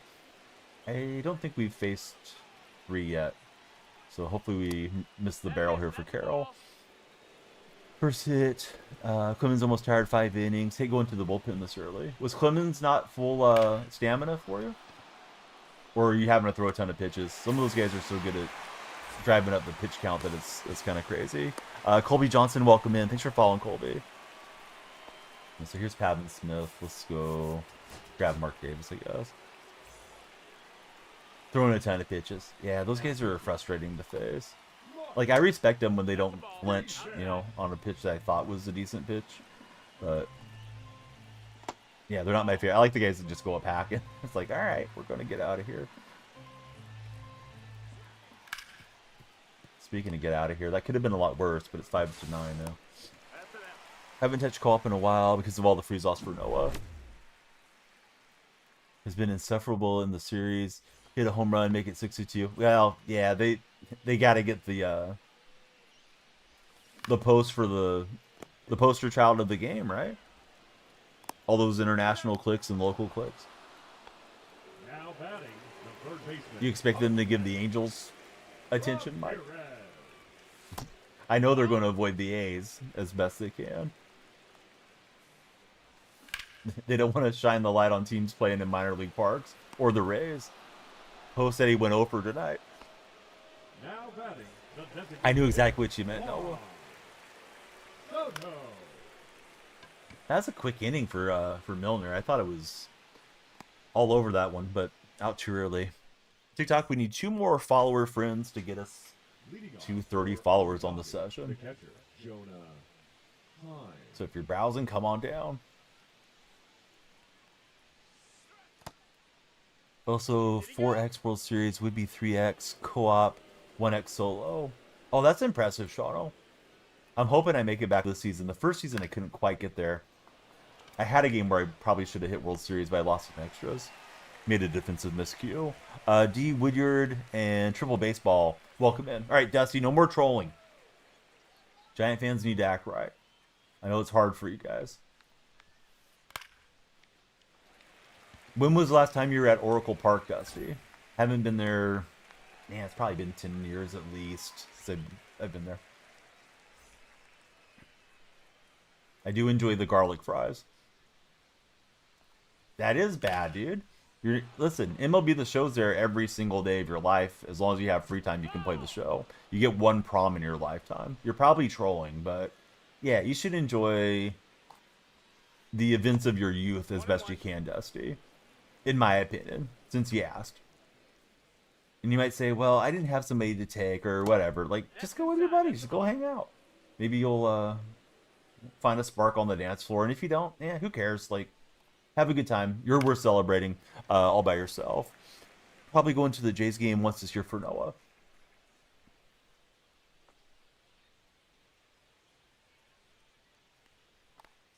I hope you do, Noah.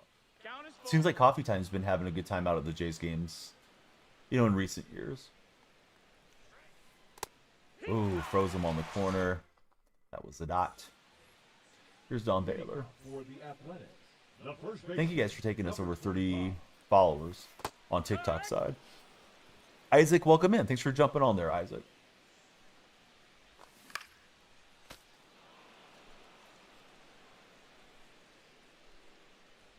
You'll get there.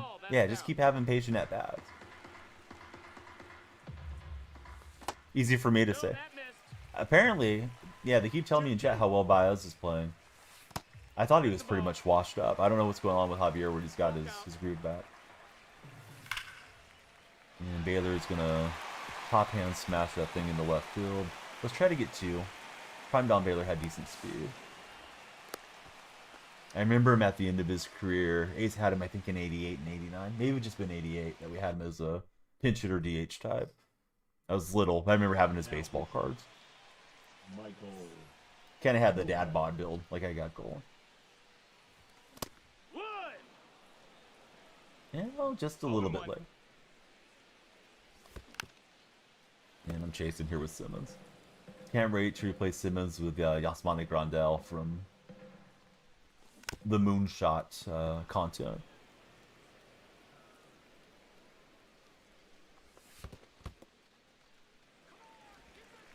He's in there. Oh, nice. I pulled him early in the year, and I think I just rebought him like within the last week and finished up the Tigers. Are you going to use him, or are you just going to use him for collections, or did you cash him in for the stubs, Dusty? Let's see if Baylor can take third. There's a promotion at the Jays game on Tuesday, $1 dog night. Do you like eating hot dogs? Because, I mean, yeah, you could definitely fill up on like a dozen dogs or something. Half dozen. A dozen might be, you know, trip to the emergency room. I was out early. I was hunting for it. Friend, thanks for following. I'm not sure how to pronounce your name. Let's see if the display name's different. Mike Tacarli, thanks for following, Mike. Noah, eat a couple dogs. Hey, Sam, thanks for the likes. We do have the like-a-thon on. So you can get the top spot. Get yourself displayed up here. Get that crown on your profile picture's head. Plus, if we get 100,000 likes before our timer goes away, we'll rip packs.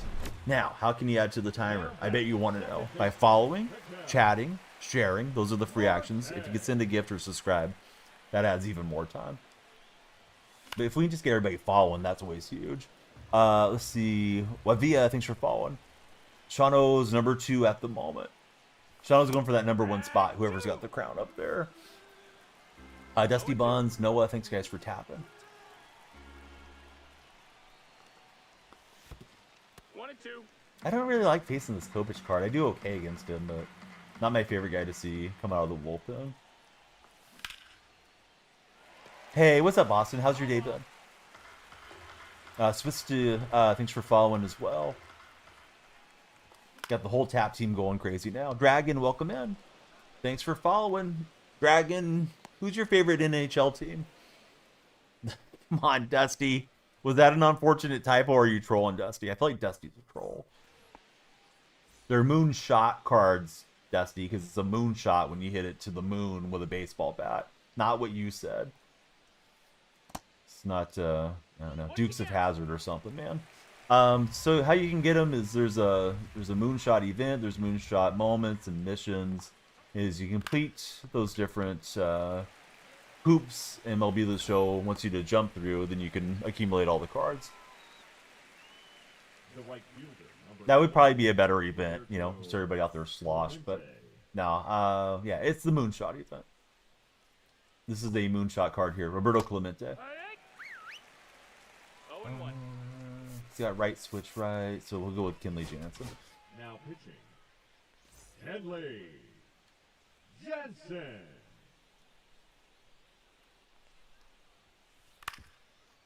I hope you guys keep me on for like 4 or 5 hours of baseball. That way everybody can get their drops on this hour.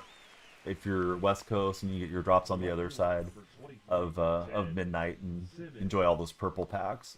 There are free packs on the purple stream. Same name there if you're watching on Red or TikTok.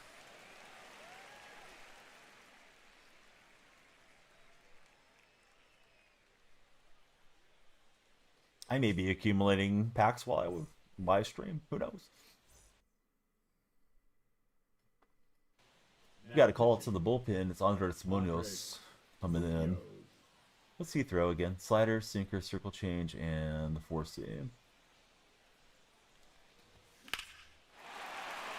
Pack luck is bad. Me too. I mean, I think I'm probably under expectation for the year. Haven't hit too many crazy cards. 6.9 feet outside of the foul pole. Nice.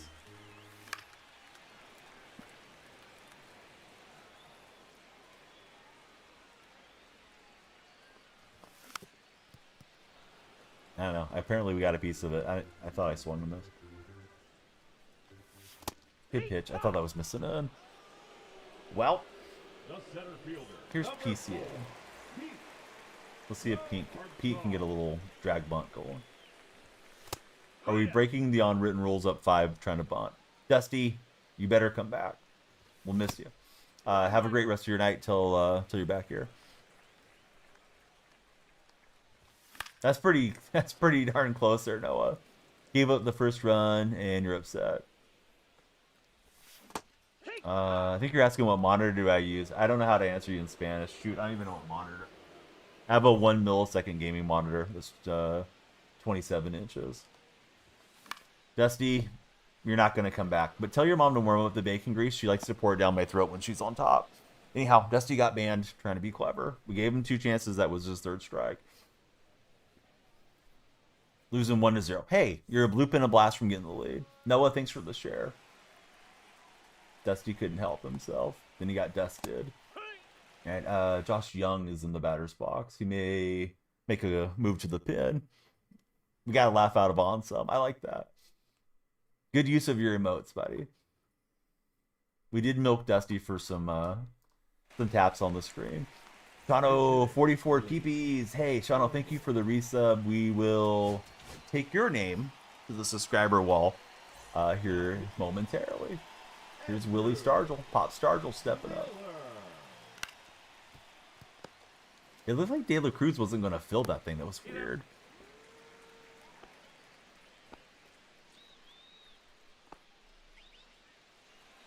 Let's see. We got Eric coming in. Eric, thanks for following. How's your day been, friend? Got to go fast, and we're an out away from starting out with a win. Isn't it crazy? Clayton Kershaw debuted against somebody who was born in 1974. Now he's pitching against guys that were born in the early 2000s. Yes.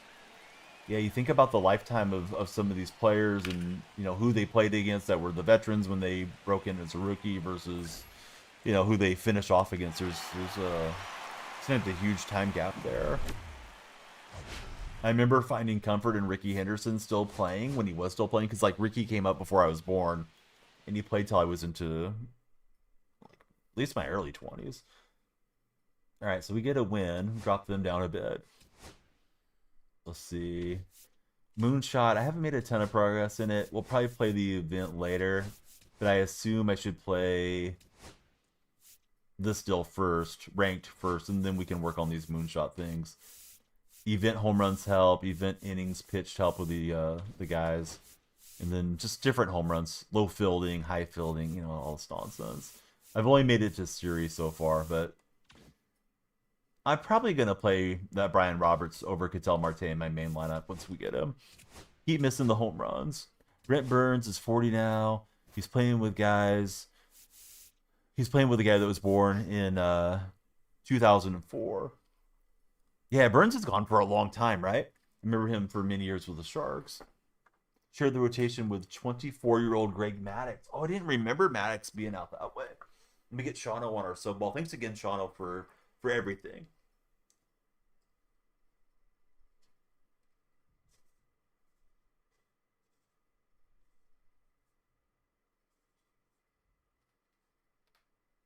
Shoot, who are we pitching here?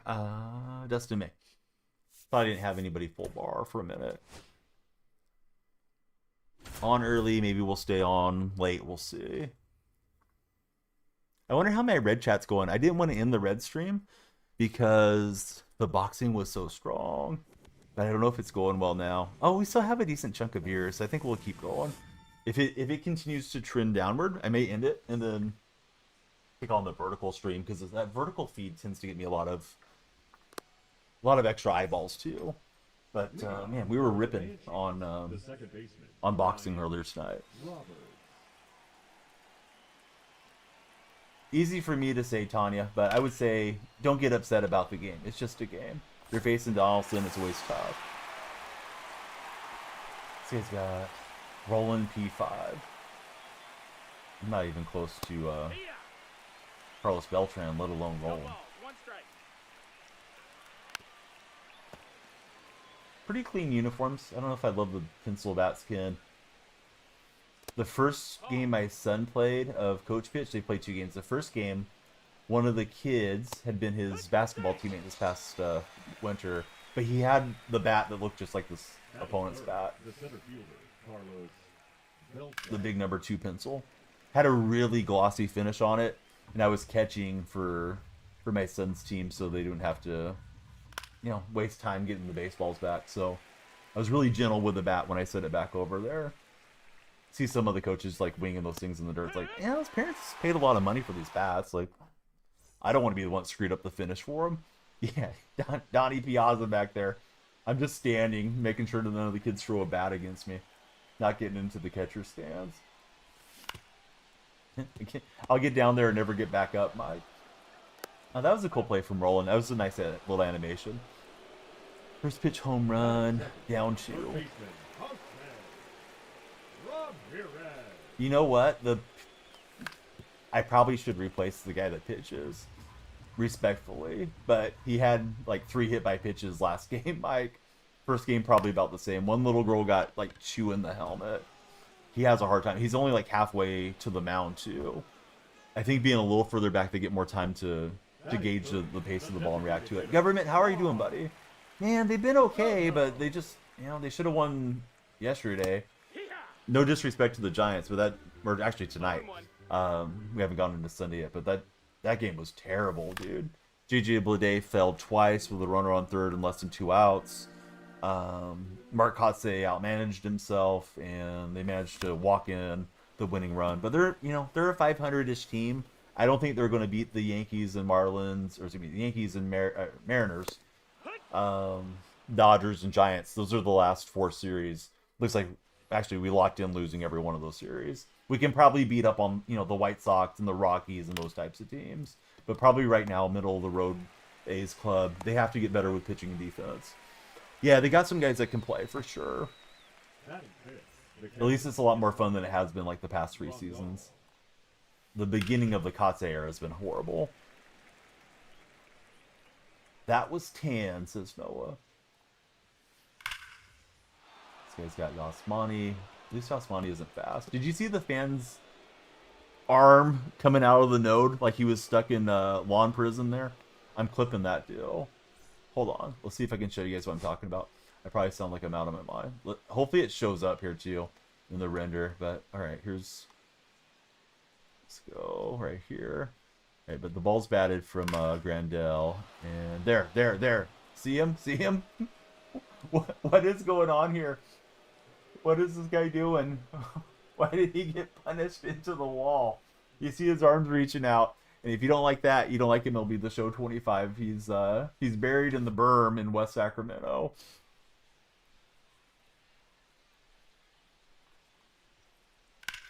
Let's see. You do wonder if what Miller could get in a trade. I've read Miller's a possibility because the A's value position players more. So if they could get like an everyday equivalent for Miller that could maybe play center field or something, then I think they might be open to it. But it seems like Fisher's spending money to try to build up hype around the Vegas move, so I don't think you'll see a bunch of names get dumped off on the A's. What's up, Dirk? How's your day going? Yeah, maybe. How's Baum's, how's he playing at third base these days? Or is it mostly Stott there?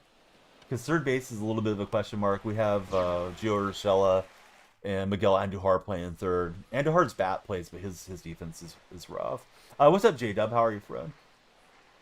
He's been bad. I know he had some high hopes for him when he first came in. Let's see. In Cross, thanks for following. How are you, friend? So yeah, Dirk, what you been doing? Indiana Fever basketball is back, baby. What'd you think about Caitlin Clark and Angel Reese King? Grubbs, thanks for following. Boy, that was very late.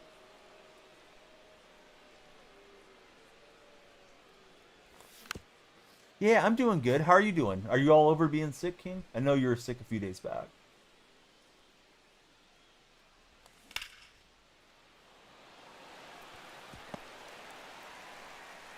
Mike was saying he thought Angel Reese was going to go for the sucker punch behind Caitlin Clark's head, and the teammate stopped it. Mike thought Bryson Stott would be an all-star by now. 3 years ago. Oh, we're going to get doubled off. Bummer. Media likes to make it more of a rivalry than it really is. You just enjoy watching CC hoop. I think Angel Reese legit doesn't like her, though. Because Reese constantly mentions Clark, I think, to generate views and clicks and try to further her profile as an athlete. And I guess it worked. Like, she got the McDonald's, meal deal thing in her name, which I thought was such a weird person to promote. But, hey, whatever. More power to her. She's getting the bag. So let's see. Grubbs, who's your favorite baseball team? Government, are you mostly playing the show these days?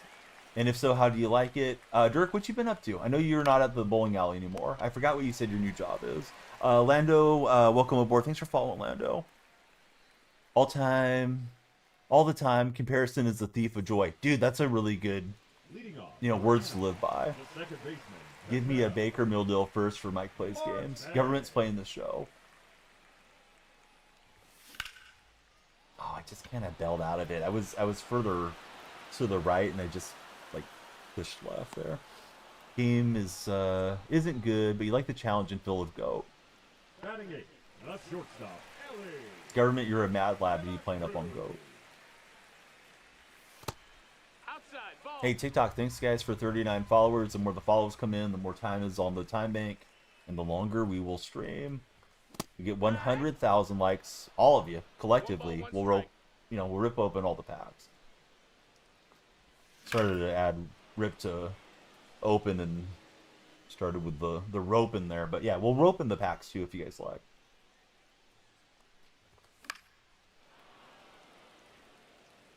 He's just young, that's all for Government.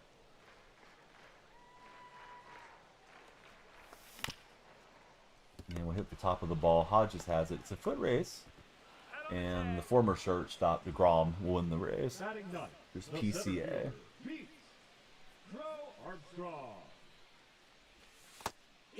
Thought that was dropping out for a ball. That's a good place to locate it.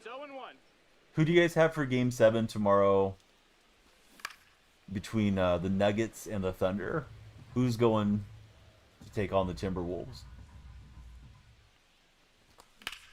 Who do you have for the Leafs and Panthers too, I guess, if you're a hockey guy? Thunder in 5, says Jamie. Who's going to tell Jamie? That's my buddy Jaime, right? The Seahawks fan? Haven't seen you for a while.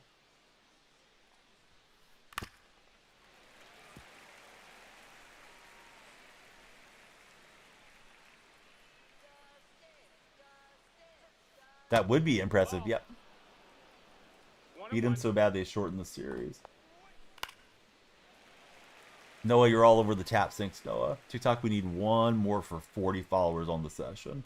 Did a big boxing stream, and then we just rolled over to the show. Maybe get you guys covered on the front and back half of Saturday, Sunday drops if you still need your drops. probably going to pull the plug on the red chat and then send it back live vertically for everybody. So I'll probably mess around for like 2 minutes between this game and the next game. Watch Scheffler put on the clinic today. It's awesome. Watching that dude play golf. Yeah, I need to tune into that tomorrow and watch the conclusion. I've been slacking on the PGA action so far. Is he way out in front, King?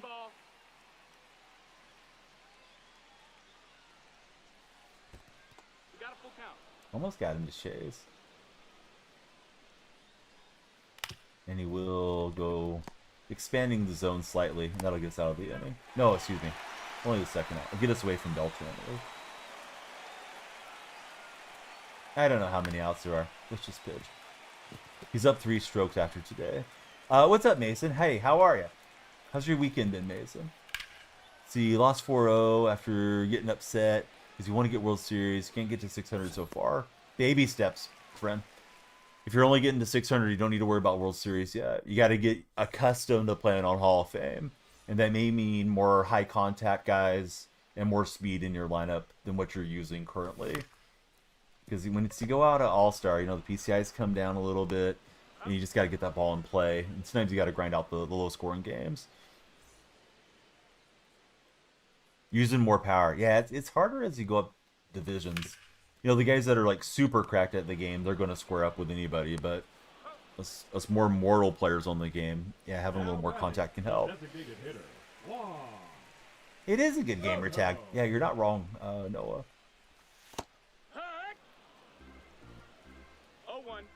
So Jacob deGrom on the bump. And we're going to bump one off of deGrom. How far will it fly from Juan Soto? 443.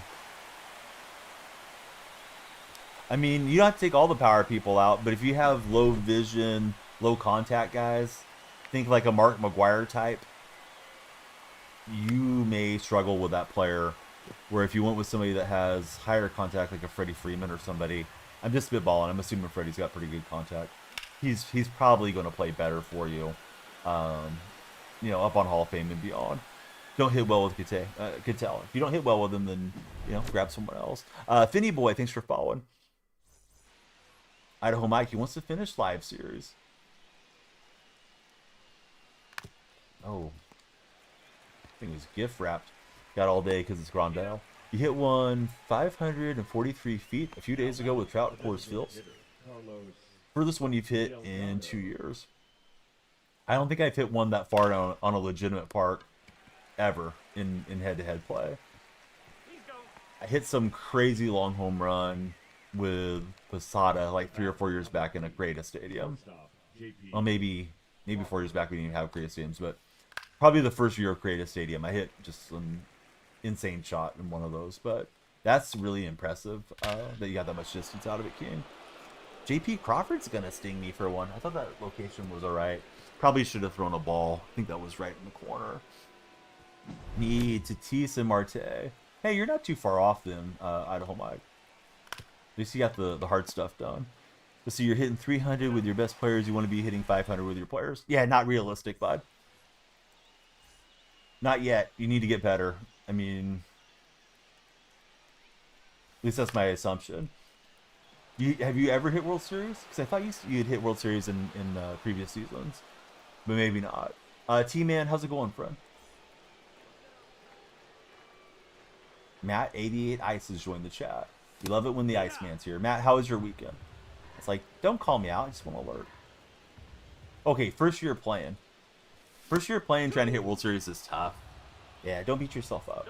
Just try to get to Hall of Fame and tread water there. And then as the season progresses, the good players move up out of Hall of Fame. They go into Legend and GOAT. And maybe you can beat up on the lesser Hall of Fame, you know, grindy types. Matt, I'm doing good. Yeah. We were supposed to do baseball pitcher day today. Got canceled because of high winds because it's going to be outdoors. So, I don't know. We'll try to do something fun tomorrow, but I don't know what that is at the moment. Maybe catch a movie or something.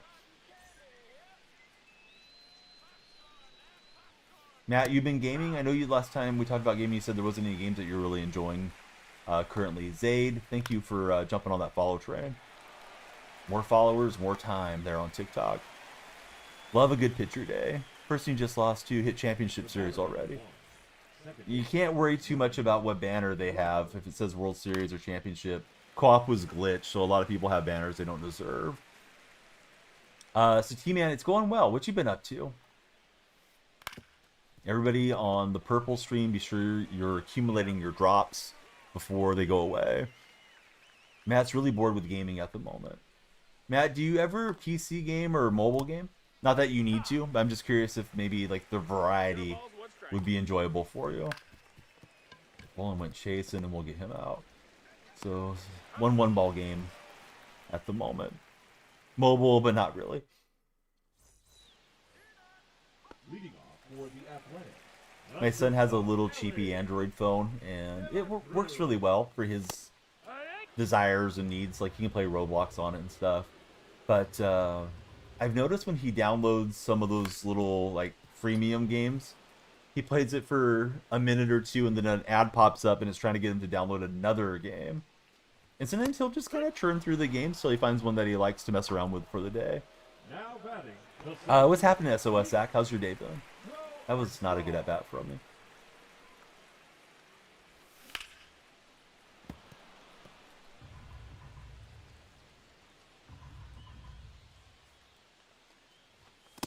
So he's just pumping strikes. He's only got 40 pitches, so DeRom's going to be out here a while, I would imagine.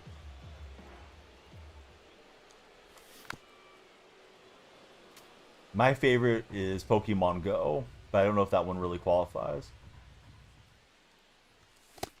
How about for yourself, Noah? Hey, what's up, Matt Jonah? How are you, buddy? It's hard to find good mobile games in King App's opinion. I think you're right, King. Matt's playing some WWE Supercard. That's blasted by Ricky. Too bad we didn't get to see Ricky's reaction, because that feels like when he would have been pimping pretty hard. It's going to go 429 for Henderson as we take it righty-righty off of the Brawl. Been using meter. That's your major problem. You ever seen somebody who hit World Series with meter? Yeah, you're overthinking everything. Sounds like you're down on yourself and stuff. You gotta have more positive self-talk. I wouldn't recommend using meter. I would switch and learn pinpoint if I could. But yeah, you can make it with meter. You can make it with analog and all that stuff. Noah likes playing Minecraft. Jackson, what's up, friend? How's your day been? Matt, I'm doing good. We did a boxing stream. I've been live for 4 hours, or I was live for 4 hours on Purple and Red with that boxing reaction stream, and then we switched over to the show. So we've been going for a while today, although I wasn't in the chair for all of it. Was doing some of that a little bit remote, cooked dinner, watched the Asian Giants, a little bit of bedtime stuff with the family. They always enjoy when my wife's off because we let them stay up late and all that. So yeah, now we're playing some baseball. See, Matt got hurt Monday at work. Nothing major, but just sore. You getting some days off, Matt, while you recover? Donnie knocked out his opponent in the first round. Mean uppercut. Idaho Mike, he's a meter user in the other chat. Noah hasn't touched Minecraft in a few months. Yeah, a little early. So I thought, like, do I want to end stream and kick out lurkers and viewers, or just roll over to the the next portion of content? So yeah, just kind of rolled it all together here. Probably going to end the red chat and then bring it back into vertical mode, because I was doing landscape. Seems like those live sporting events do really well there in landscape. 1 and 2. We picked up I think we picked up like 40 subs or something there. Filed accident report yesterday. Fell with some equipment on your back, hurt your arm and hand. Yeah, you definitely should take all the time off that you need to heal up right, Matt. Sorry that happened. I'm glad it wasn't anything worse. Who's Carlos Delgado? Delgado came up as a catcher. Be a nice position to be able to use him in. I don't think he had a ton of success or games played there. Actually, he may not have caught in the major leagues. I remember having one of his rookie cards, though. And he had the catcher's gear on back in the minor days. Oh, that's a nice little lollipop throw from second base over to third. I'm going to switch around Crawford. He homered last time with him, so we'll bring in Miller.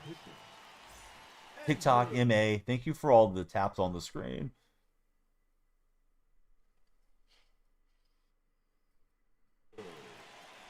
Now coming into pinch hit, Elliot. He's gone for Elliot Ramos. Inside, ball. I think the Nuggets experience is going to get him through. Oh, Ramos was the right call. Holy cow. I'm just trying to make him think that he didn't hit a moonshot, but that thing's up off the batter's eye. So, yeah, hate that deal. Sinker kind of in the heart, wanted to run it more on the corner, and yeah, went for the managerial move, and it backfired. We'll see if he has a shortstop. If not, we'll be trying to hit him to Elliot Ramos at short. Let's see. King Ep, he's hoping to get that Grandel. He looks awesome. Got to replace Ted Simmons. Me too. Who are you guys liking? Do you think the Nuggets go through, or do you think it'll be the Thunder getting it done?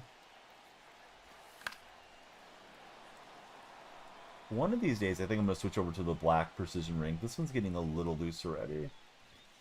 I must slam those PCIs a little harder than I realize I do.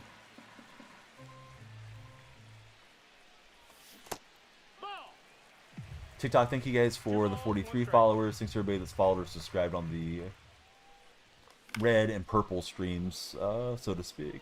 If you're lurking in the red, I'm going to stop it and bring it back live in a few minutes after this game concludes. And I was thinking slider in, and then was way too late.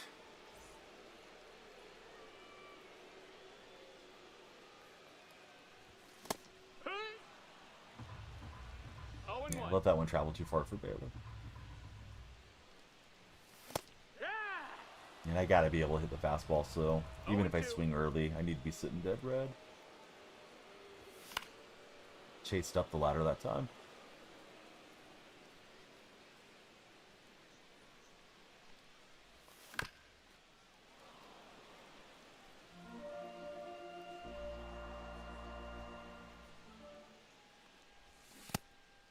It's up to the first base umpire. I said we didn't go around. Jay Chansey, thanks for following. How are you, Jay Chansey? And that timing won't work early on the circle change. Yeah, Simmons needs to go for me too, King. No, ball. Does Grandel have pop time? Does anybody know? Because that'll help cut down the running, of course. Hey, Jonathan, lights are going for you. Welcome in. Those of you that just followed, please tell me your favorite baseball team. Thought it was the fourth team out of the hand. I was thinking he was going to run it up here. And just better off not swinging at it. No, that missed. That's a ball. See, Jackson with the X. He likes the Braves. Who's your favorite Brave of all time? Oh, do you know if Grandel has pop time, King? The quirk? The defensive catcher quirk thing? I think that would be good. But if he doesn't have it, he doesn't have it. But it'd be nice to shut down the run game a little bit. Ball.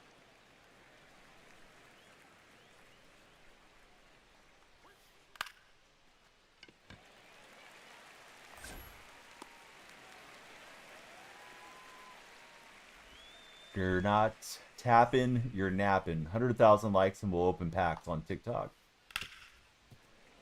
Got about 30 packs. Hank Aaron's a great answer. I like that.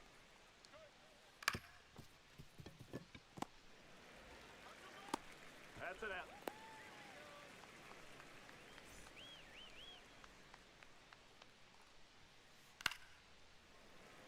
Sean, thank you for tapping.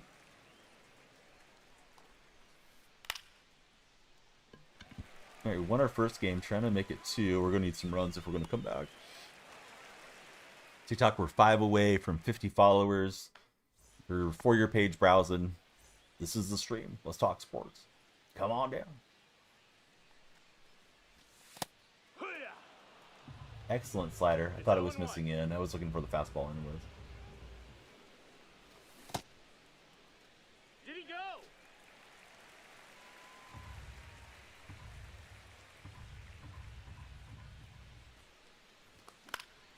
See, Sharks have the most cap space next year. Jackson, I like the A's.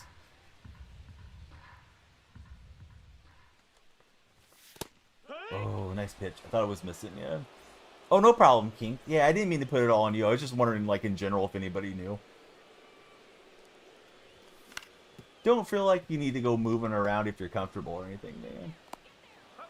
Streams are here for you to relax. It's not the inning I had envisioned coming in here. Let's see if we can rally with 2 outs. This is hit pretty well by Ellie. I don't think he's going to chase that one down. Almost got out of the yard. We'll have a stand-up double. And I may lift PCA, since we don't have a ton of swings left. Send up Yelich and see if we can get the 2-run shot. Got 0 quirks. Bummer. I wonder if most of the Moonshot cards are that way. Ooh, that's a lot of cap space. I wonder if teams don't want to come to San Jose, though. I mean, players. Excuse me. I was looking fastball away. I did not pull in good. Should have been early on that. Yikes. All right. Don't know about Yelich in center. I think he may be out of position.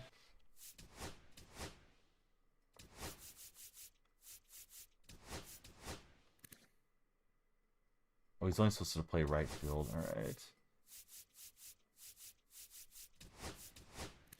Carroll can play everywhere. I guess we can move Carroll and Ricky. Yeah, that should be okay defensively. And then we need a bullpen arm. This guy probably thinks I'm stalling. Not trying to. Just need to get the right guys in. Now pitching. Lucas Erceg.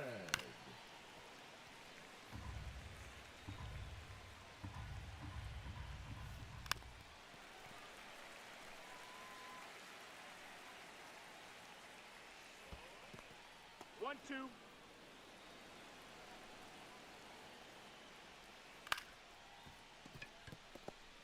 Didn't include what comes off the books from injured reserve for the Sharks. Yeah, it'd be great if they could get a big name or two in San Jose to go with the young stars. I don't know who they'll draft second overall, but I'd assume that's somebody that comes in there, you know, and skates with the top level team pretty quick. Alex, what advice should I give you, bud? You know, clean up your resume, take your severance or whatever, and prepare for page 2. I never got laid off from Microsoft, so it's not like I have life experience to share with you. It's like you're probably trolling, but maybe you're serious. What was your position at Microsoft, Alex? I would tweet at Steve Ballmer, a very strongly worded post. Let's see. Anyone got any tips for starting, getting put in Hall of Fame? You're a casual player, can't hit anything. You just kind of have to take your lumps, Jules. I would tell you to take batting practice on Legend ahead of playing your Hall of Fame games. Because if you hit on Legend and then you go to Hall of Fame, your confidence is going to go up and your swing timings will be better.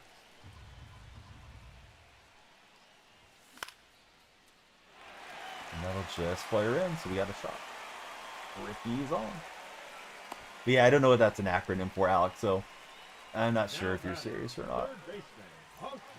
Kind of a weird first opening gambit to come into stream and ask that, considering we haven't been chatting or anything. But yeah, I mean, you're just going to have to dust yourself off and get back after it. Alright, so I was thinking you were Southeast or something, like never eat soggy waffles. But SE, apparently he was a software engineer. You could start streaming and teach people development. I have a friend that's a partner on the Purple stream that does software and development. His name's CM Griffin. So not only is he doing his day job, programming, but he's entertaining, teaching a bit, and you know, he's got his subscribers and his viewers and all that too. And I went chasing down. I thought that was not dropping so far, so down to our final out just like that. Sorry, Alex. I wish I had a great answer, you know, but it is what it is.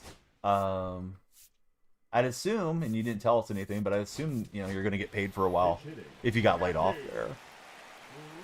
So you got some time to sort of think things out, sort it out. I hope this gets out of play. I don't think it will. It was looking fastball. I just wasn't getting around on anything. I think going from All-Star to Hall of Fame between games cooked me there. You know, my eyes just were not fast enough. Hopefully the next game will be on Hall of Fame and then kind of get the bat speed going through. But yeah, just swinging late.